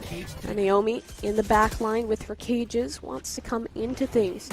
The Raccoons, they want to make this a 5-7 half. They really need to. But CLG still is trying to give them a run for the money. Retreating towards long, Flowerful for 1. There's just 2 players left for CLG, and with the weaponry at hand, it shouldn't be a possibility. Naomi peeking up towards long, gets 1, a flat down to 5 HP, and in a 1v3, the Molly will do her in. And MRB, they do find 5-7, a much closer affair than we even saw in the entirety of that last game. Yeah, that was a beautiful round. That's exactly what Moon Raccoon kept doing to CLG yesterday's, and as well to C9. So why haven't we seen this type of gameplay up until now? That is the question, but it's not really going to matter, because now they're going on their defense side. They don't have that necessarily that play style on defense. Actually, they're quite the opposite. They usually play a little bit passive, gather that intel, and retake in 5 versus 5. That's what we saw in Icebox. That's why we saw it all weekend. They don't give easy picks. So that game, we still have a game in our hand, Mimi. This could go all the way. I wouldn't be surprised here if we have a third map, just because winning these last 3 rounds was key for Moon Raccoon to just stay into this game. And finally, they're showing sign of life. Out of the 5 rounds, the last one was my favorite. Yeah, because it was finally clean. I mean, yeah, exactly. Remember earlier, even when they did have those anti-ecos, anti-force buys, they couldn't do it in a clean manner. And finally, they found an anti-force buy that worked well for them, and I was very happy to see it. This is a little bit more what we expected from the Moon Raccoons, but I'm sure most people watching this right now probably were thinking that it was a foregone conclusion that the Moon Raccoons would get into the finals. I think that was what a lot of people thought, but CLG, they are sure making a case that they are on a dominant run, that they want to make it all the way, and that they thrive in this lower bracket. Now the Moon Raccoons have a chance. I mean, they only got CLG, 1 pistol round, right? Yeah. But it could be an even affair. It could be a 2-2 pistol rounds here if Moon Raccoon runs away. But I want to say if CLG wins this map, they probably would have wished that they played the grand final today, because something today is clicking for CLG, but it's not over until it's over. And Moon Raccoon on the defending side of to Evan still has the shot of getting to that grand final, but Shobo here is gonna be that spacer, that entry duelist that CLG is looking for, but this time she's gonna get shut down right away by Hitnahan. Yeah, now they have what we like to see for the Moon Raccoons, those retakes and heavy odds for both, but now they have advantage. And they'll start to actually make their way towards Garage. They need to fight Discontrol. They will. Takes care of Naomi. So now 5v3 on the cards. They're starting to get on the spike. Shock darts up. So are the blinds. And in close, in your face, Lori has you. Benita last in the window. Spike should become diffused. She shouldn't have a chance, and she won't. Yeah, and like we mentioned, it's now 2 for 2 in pistols. So evening things out in Moon Raccoon, winning it. And Mimi, at some point, we thought this map was getting away from Moon Raccoon, but look at the scoreline. It's already 6-7 for CLG Red. We're already only 1 round away for Moon Raccoon. So after this potentially eco round from CLG, we might be on a tie game. And potentially having Moon Raccoon being in the lead for the first time in 2 rounds. So this is a great map that we have today on Two Haven. I'm excited. Yeah, I am excited as well. Ready to see what they can do in this one. Diana has that Marshall peeking up. Could have maybe even gotten a collapse. She won't. Instead, Chobo dashing down. Very little HP, but still finds the frag. However, the Molly from the Afterlife keeps them away for now. And Moon Raccoons, they decide to just play this as a retake. Wait till they have the advantageous situation, as the spike should come down on the site. Everybody is ready for a retake, but you see here, Benita is going to try to go for a flank. She wants to go for that A-Ling flank, but for that to be successful, her team needs to stay alive as long as possible. So Lori here coming in, getting the kill into Shobo, but Flowerful at the same time getting 2 of her own. Naomi needs to get that intel. She needs to stop that diffuser, because we're going to see a full diffuse here. Yeah, the Moon Raccoons, that was really good from them. I love the anti-eco. Even though they lost the first player, the decision to just commit to the retake where they know they're very good at it, I think that worked really well for them. They were a little too late up on the flank for CLG, so it's back to tied odds here. It is tied. 5 rounds in a row from Moon Raccoon. This definitely is going to be a boost of confidence. We can see that the players are starting to loosen up a little bit less stale than when this series came out.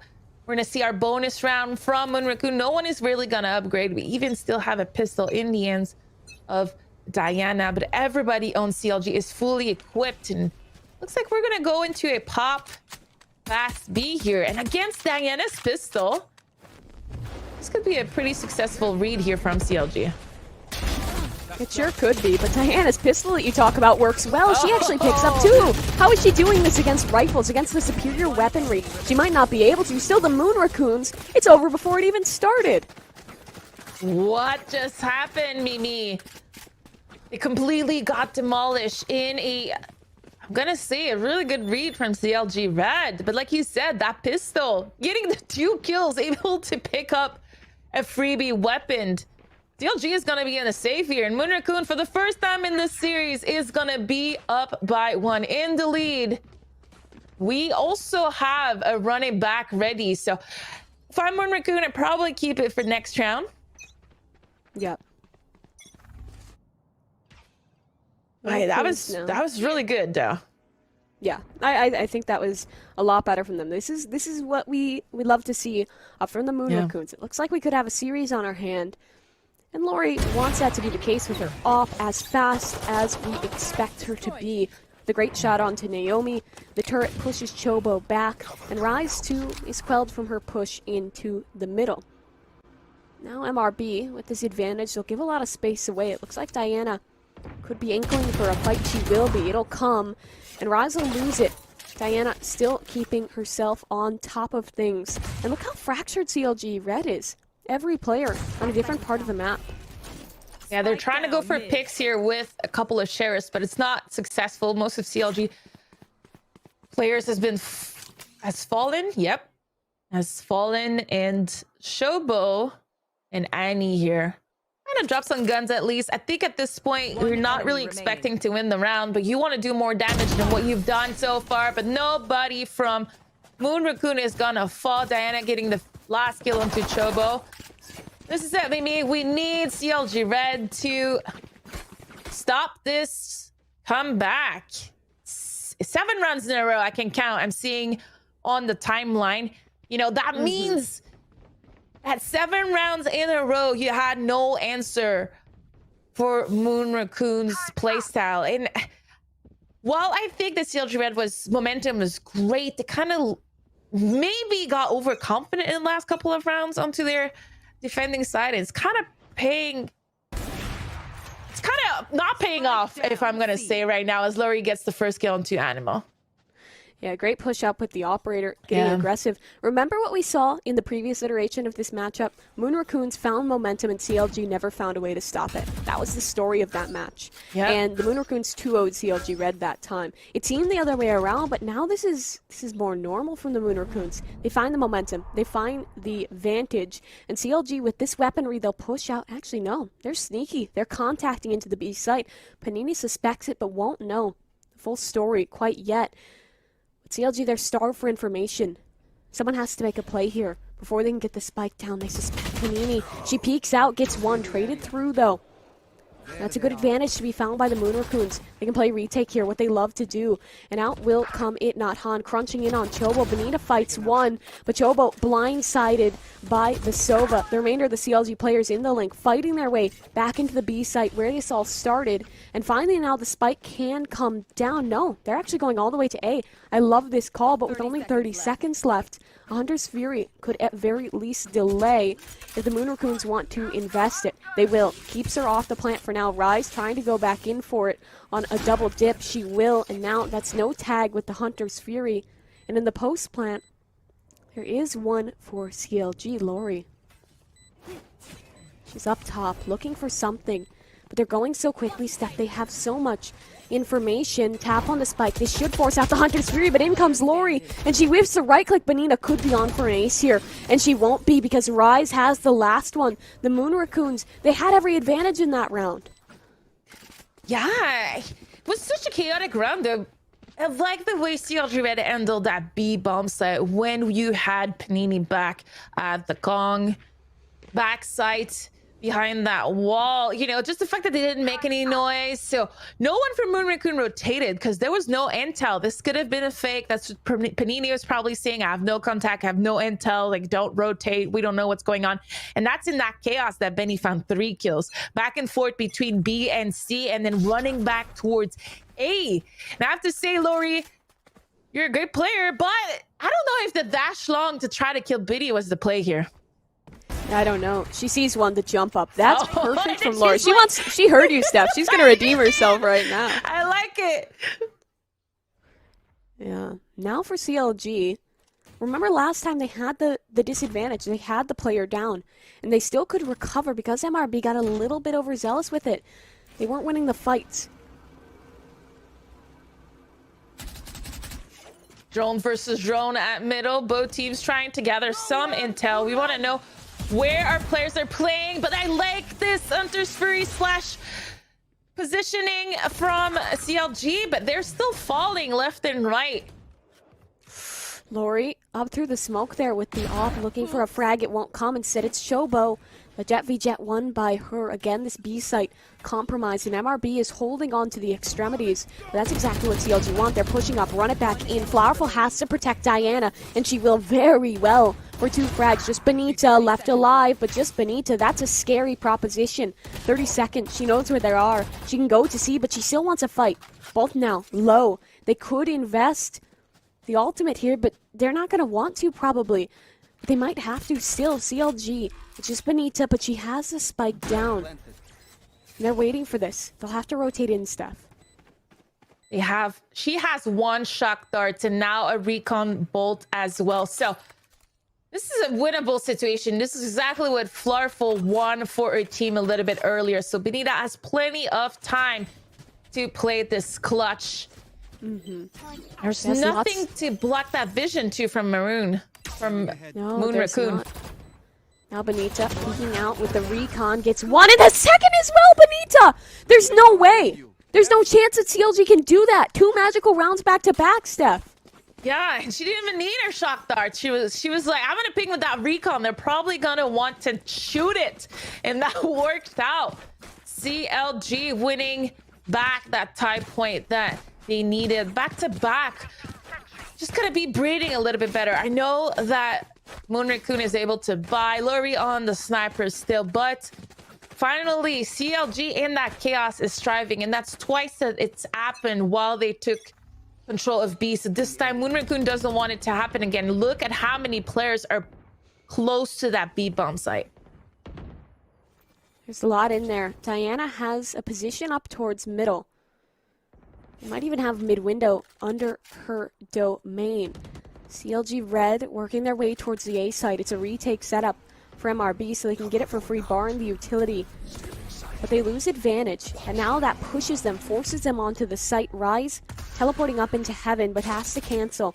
And now, site compromise. The retake on the cards.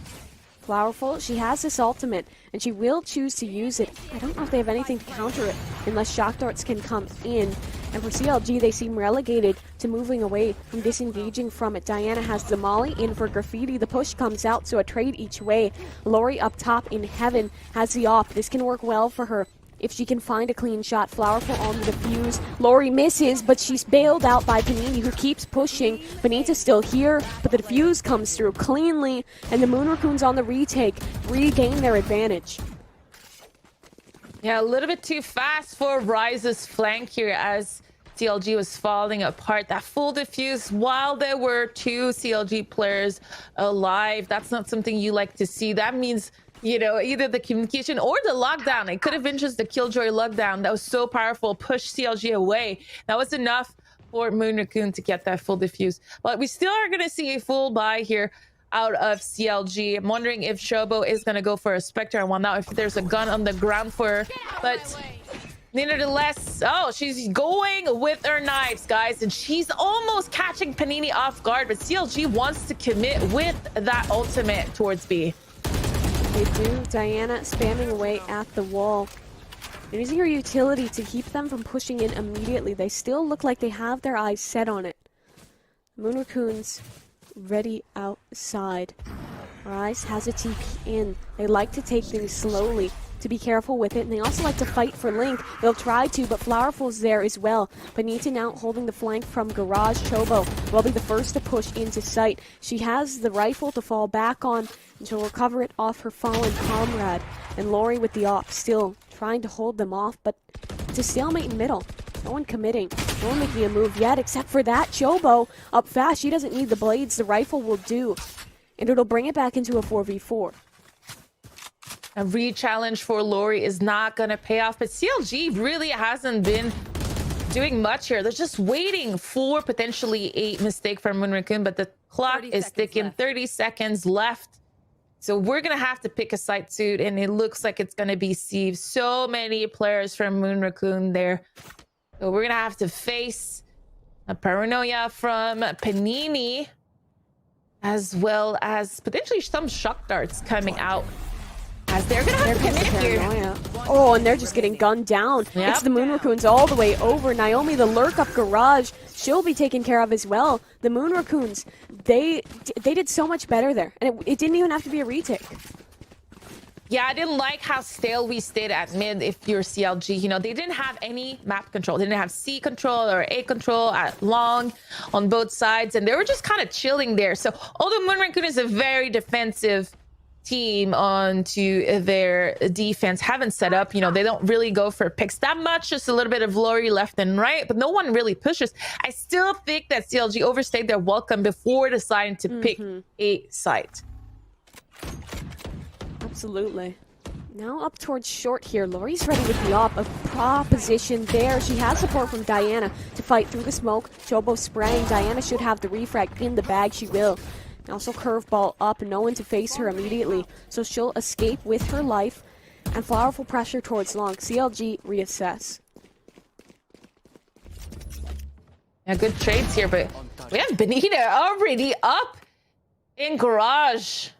Good instinct play here as the whole rest of her team is going to be pushing. She needs to stay alive to at least control that connector area, and she will. Great play from Benita. She can't overextend or welcome. An extra buddy here for CLG Red is going to be key, and that's what she does. She's just going to fall back and secure the flank for CLG. It's a 3 versus 4 retake, Mimi. It is. Now Flowerful. Up with the rifle, one directly below her. She's ready for the frag onto Annie Mall. The remainder of CLG here. Backed up except Benita. She has a flank, recovers a weapon now. This could be huge, and it might have to be. There's just Flowerful left. Might not be ready for Benita to her right, and it doesn't even matter because Naomi's there. They don't even need weaponry for CLG. How did that even happen, Steph? It's experience. It's the way that Benita was able to make it to garage. Like I said, Moon Raccoon is so defensive. So Benita saw an opportunity and she was able to get that kill. What I like to see is that she never lost her mind onto that gun. Like, she was trying to figure out a way how to upgrade her pistol. And she said, you know what? Let me just dip from garage, go back around B and grab that gun on the floor. But I mean, it worked out. The way that she handled and called that round was beautiful for CLG. And once again, we're going to contest that C bomb site with our drones and potentially making some room with it. Yeah, that will be the space game heavily. Moon Raccoons again playing retake. But look at the ults they have in this. They do have the lockdown as well as the run it back to find their space back into things here. When will they use it though? When is it time to strike? Because CLG knows about the retake plays. We see one up on the flank and Naomi on the lurk here. This is so sneaky from Animal. She loves doing these things with walls to just hide in. We've seen it on Split before. What can she do this time? Let's see. Naomi for the first. Diana has the flank now ready for it. Time is ticking away. The Moon Raccoons have to go quickly. What can the wall set up to from Animal? She'll peek out, let one pass. No, spamming away. Now she's known, and Lori has denied. Still alive behind the wall, still finding frags, actually. How is she still here? It's just Benita. She has the clutch. She's ready for this. Done it many times before, and she has to do it again. Hunter's Fury up now. It's already half. Already there, but the time's so low. They have to push. They have to kill her. They'll get her off, but it can't come through. It's way too late on the defuse. And CLG, they keep pulling rounds out of the bag. They keep pulling these miracles. Wow, I could not hear with everything that Benita was throwing. I could not hear the tick of the spike. I wasn't sure if there was enough time for Moon Raccoon to defuse. Benita utilizing her utility until the last second. If I'm not mistaken, it was a 1 versus 3. So great work from CLG Red stealing that round. I have to use the word stealing because I thought Moon Raccoon was coming back, especially from the way that they are handling their retakes. But we're going to see a really scrappy buy from Moon Raccoon, but they have no choice. It's 11-11, Mimi. This could just barely slip through their fingers. The clutches is where CLG's winning it, where they're coming out on top. And CLG here, they know that. They know that they can pressure, that they have the upper hand. They don't even have to push. They can sweat the Moon Raccoons out. So CLG is trying to see if Moon Raccoon is going to go for a push with the lack of weaponry that they have. But remember, CLG, that one time that they waited until 30 seconds to get into the site was not really successful for them. So I like what I'm seeing here. A little bit of a default coming from CLG, but Benita is going to get killed. The spike is down towards A as kills are getting exchanged towards B and A long. We have a res here coming on to Benita. Yeah, Resurrection in place, so CLG regain advantage. It's a little awkward for them now. Hunter's Fury available. Will they choose to use it? They will, but it feels too late because it's not going to stop the plant and it might not even get a tag. Waiting for it? No, she won't connect. Nothing to come of it. Recon dart for the retake in 5 seconds. They probably wait for that, use that, and then Molly to push in. Wall broken. Every second will continue to put CLG in the right place. Panini already wary of the flank. ETConnect's drone coming past doesn't check on Animal, hiding behind the wall in graffiti. She's done this so many times, can she do it again? ETConnect has the recon up, they'll start the push out. Molly's good to find Naomi, but the time's still ticking away. They need to get on the spike soon, but it's just Benita, and Benita has been a thorn in their side. They need to push, need this revenge, but there's just no time on the defuse, Steph. They waited too long. So many rounds in a row, Benita keeps clutching. How many clutches she done this game? But kind of insane. But you had the key analysis here. They waited too long. They wanted everything to be perfect so much that they didn't have enough time to defuse. Yeah, they killed everyone, but again, back to back, too late, you know? They were waiting for the smokes to dissipate. They were waiting for their abilities to recharge. They were waiting for the recon to pop and get that intel. But at some point, you gotta go. You gotta keep pushing. Even if everything is not perfect, you gotta trust your teammates to trade, you know? The abilities here in this game are supposed to be support. When it comes down to these retakes, you also want to take fights with guns. And they're winning the gunfights. Moon Raccoon, they're just disjointed when it comes to doing it with enough time to go for these defuse. What can't Benita do at this point? She's the IGL of the team. She's the captain that it was built around. And she's also clutching so many rounds. Might be able to make the run possible for them into the finals. And in this last round of regulation, it could be the end of the Moon Raccoons. CLG here. Still on the default. Still ever waiting. Calm in their approach. One of the slow rounds where no one wants to do the mistake first, Mimi, but CLG seems like they're heading towards a fake, at the last second fake, because there's no intel gathered from Moon Raccoon. We're going to see Rise and Chobo try to fake a C take here, but the teleport towards Evan, towards L, excuse me, there will be no fake, Mimi. We're just going to straight up execute towards A for this last round of regular time. Yeah, Diana has the entry though. They have to go quicker. This is always the spell of disaster in the retakes. Here comes the ultimate. The lockdown pushes CLG away. And the Moon Raccoons are ready. They've learned from their errors and they'll come in quickly, clearing out the site. And they know that everyone's boxing along. That hot hands could do a lot, but Animal's still fighting. She falls. The Molly Naomi swings out for one, maybe a second. No, spamming away, still gets it though. And Chobo has this flank up. It's just on to Flowerful. She has to win it to keep her team in it. She can't. CLG, they do it too old-fashioned. They knock the Moon Raccoons out and they make the ticket to the grand finals.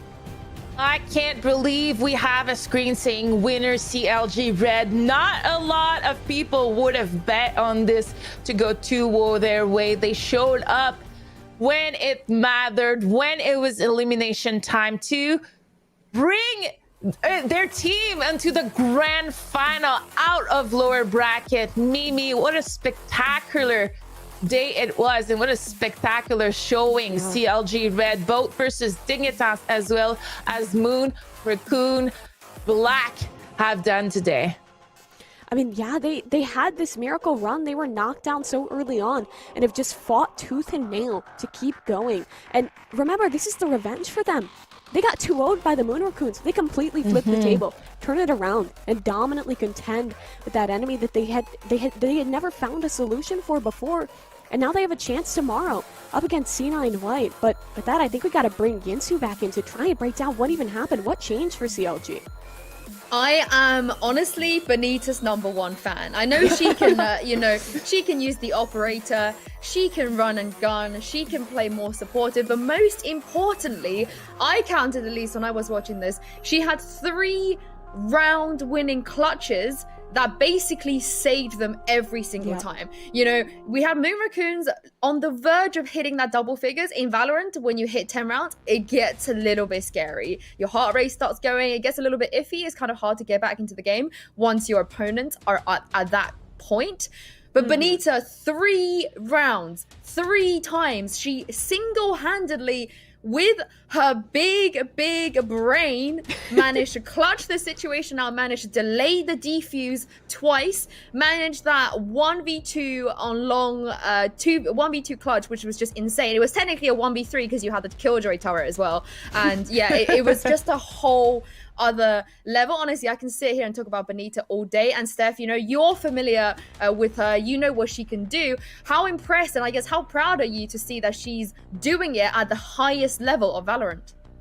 Yeah, I'm really happy for her. Obviously, I've known Benita since she was 11 years old, so a lot of background between her and I. But I have to say, you know, her progress into Valorant has been a really amazing story, just from leaving CLG Red CSGO team and really building this team. But this is just the beginning, you know, for a team. As you know, I know Moon Raccoon is not signed, but CLG Red also is not a complete team. So there's still a lot of improvement that we're going to see happen from everyone that played in the server, and not just the server actually in this series, but everyone that played in this tournament. This is the second tournament that Riot support when it comes to the women in their game, and we're gonna see more surprising great storylines coming from these youngings. Like, this is what I was looking for when we started playing Valorant. You know, yes, there's a lot of veteran like Benita, like the girls on Dignitas, but we have newcomers, especially on the Moon Raccoon side, like 15, 16, 20 years old. They're just starting their career. Like, there's so much potential, so much star powers that's possible with them. Yeah, I mean, you talk about the Moon Raccoons, and I wanna continue to talk about them because I don't know if this is what people expected from them coming into it. Yes, they've done well in Valorant tournaments in the past, but coming up against competition of this tier, what I saw was beyond impressive in the round that they had. The only maps they've lost in the entire tournament and in the qualifiers were today. The maps they lost today was it for the Moon Raccoons, and like Steph was talking about, they're all so young. Like, there's players that are like 16, 18. Most of these people, you probably hadn't heard of them until this tournament, and to see them make such a deep run while also being unsigned is so impressive. So if you're an org out there and you're in need of like one of the best women's teams in the region, please someone pick them up, because I'm beyond impressed with them. Yeah, it will be an absolute travesty to see these girls not get picked up and go as free agents. But as you mentioned, Steph, I mean, if it were me, like, I'd want to join Benita's team. If they're looking for players, I'm not by any means good enough, and I would be playing on over 100 ping over here in Europe. But if they're still looking for like a solid roster, I mean, they've done so well already. I mean, Steph, if they go on to win it tomorrow, if they do the unthinkable and bring down C9 White, what would this mean to a team like CLG?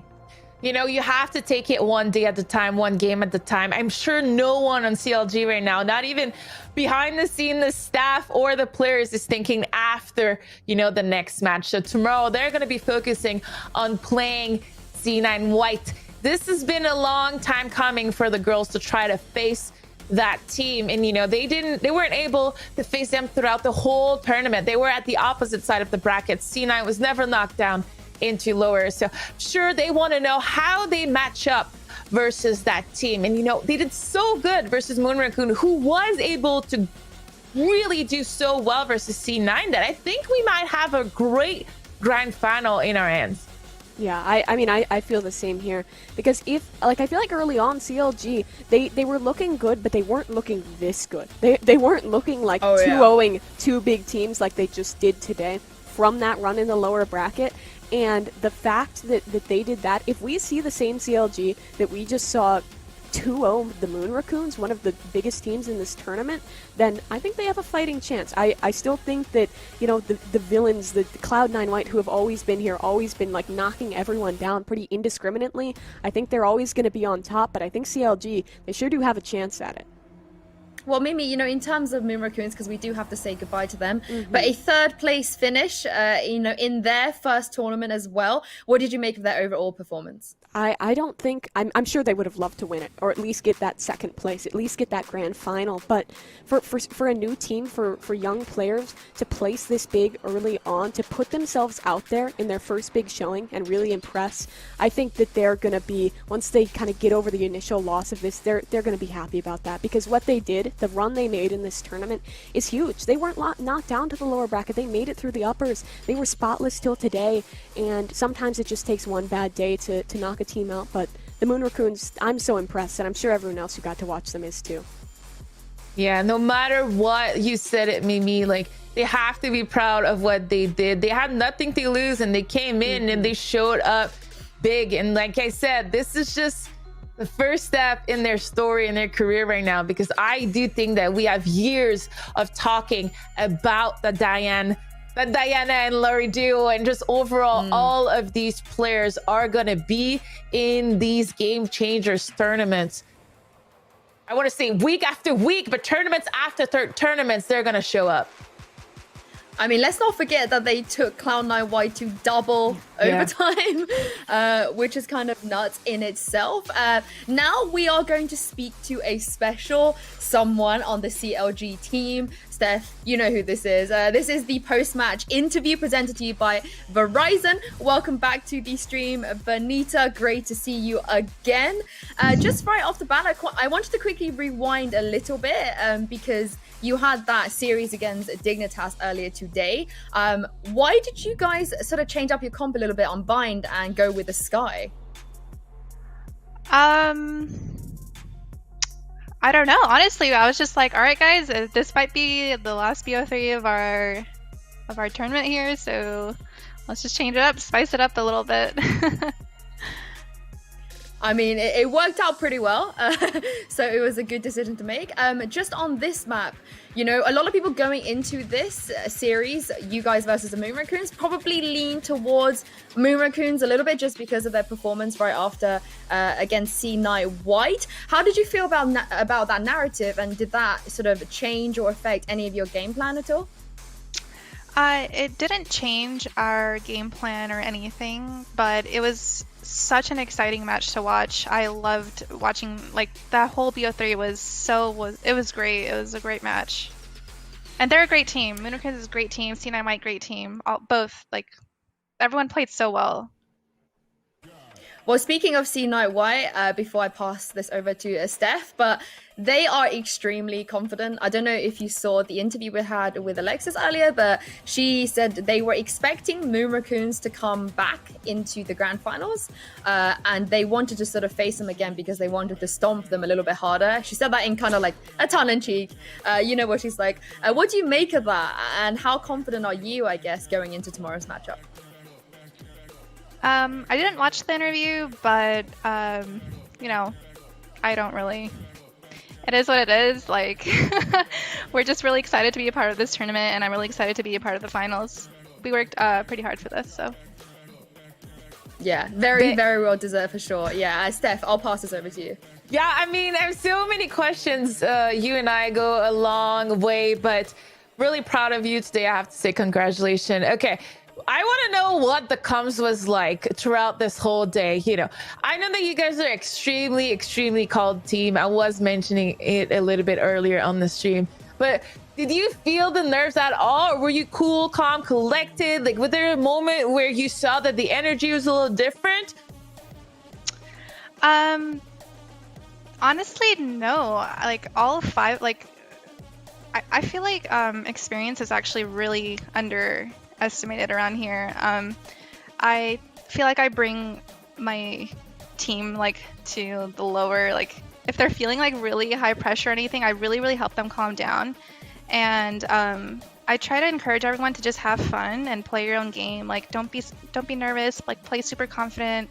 Because I do have some less experienced players on my team, and I just really try to bring like that chill vibe to the team, to be honest. Animal did so good throughout the whole weekend so far. I want to say, how is she integrating herself? Is she super pumped to be there tomorrow with you girls. Yeah, she's great. She's such an amazing. She's a streamer. Go check out her stream. She's been playing a lot of Valorant, like just nonstop, and I really admire that about her. She's a great player. She actually has the most insane heals I've ever seen in my life. Ever. Like, She's always ready. The heals are just on point. I like her. I like the way she puts her walls. It's always so, cheeky. You never know which Very side unique. she's going to be on. It's been very interesting to see throughout the whole tournament. I have to also mention how some of the players are really coming out of their shell. Chobo and Naomi today were so fierce. It seemed like they were a little bit more quiet. Do you think that's where that experience for you to be able to lead them to just loosen up has been coming in for these players to just kind of explode?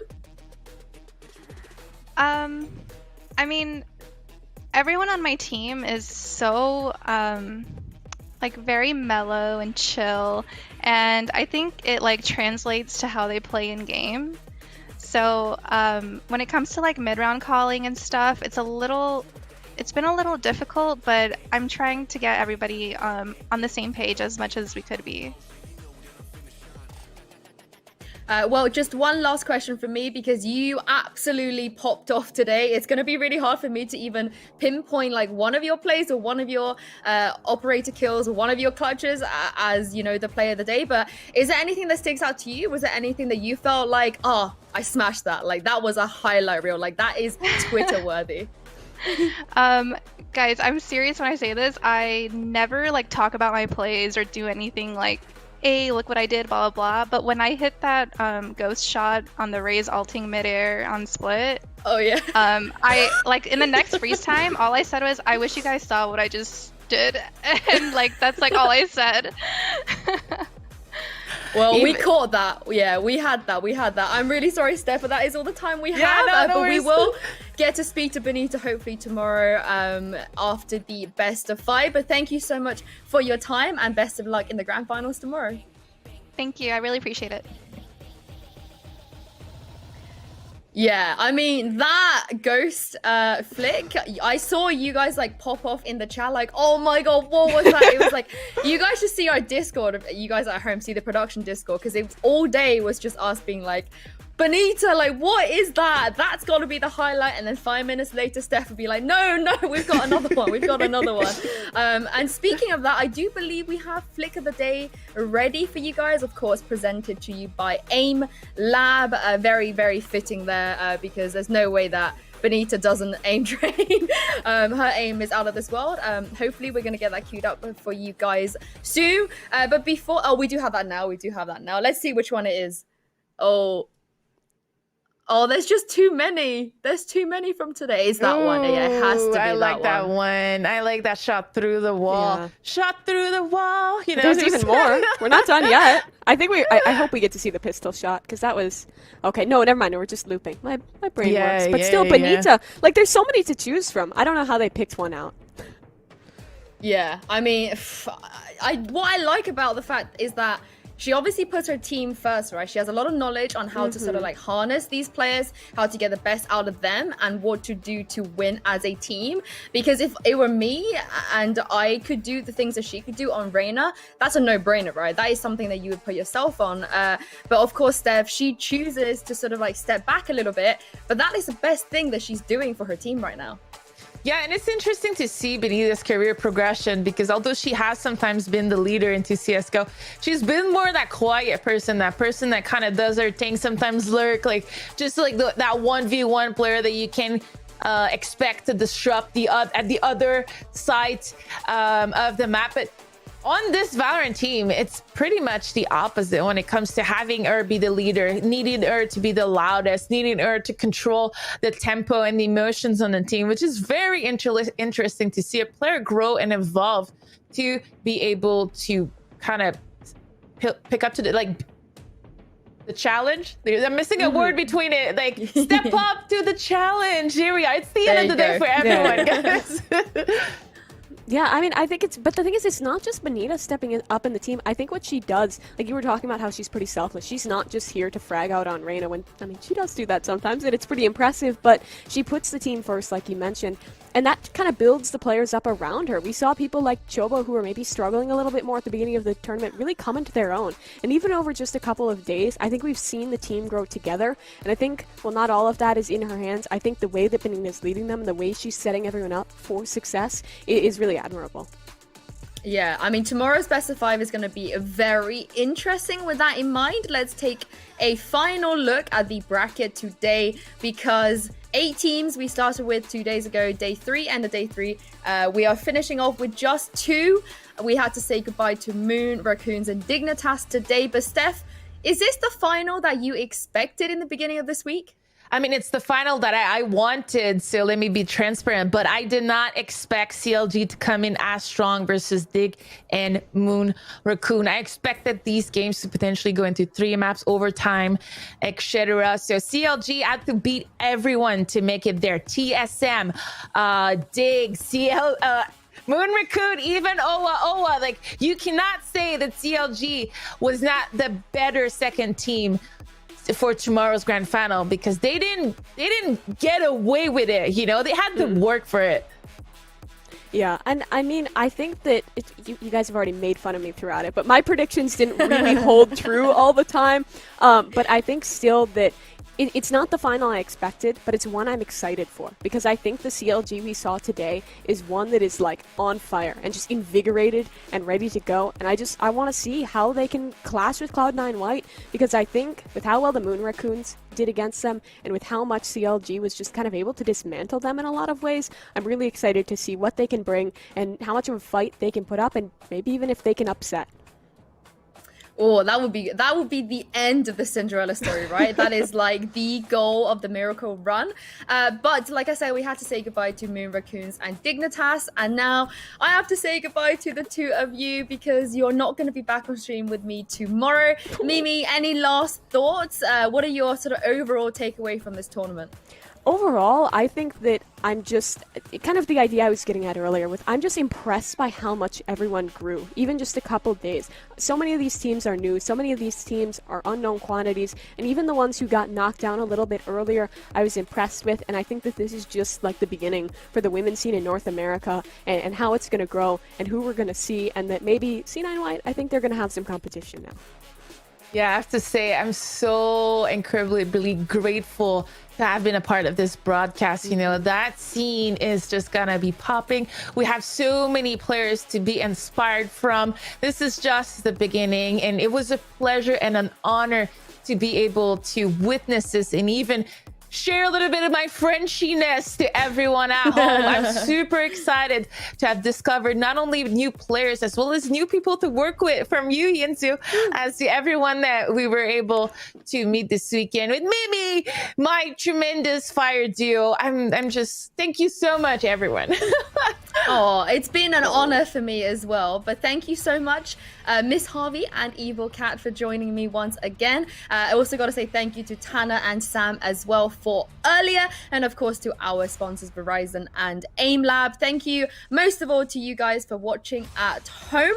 We will be back here tomorrow at 3 p.m. Eastern time with the grand finals between C9 White and CLG Red. You guys do not want to miss this one. We'll see you then.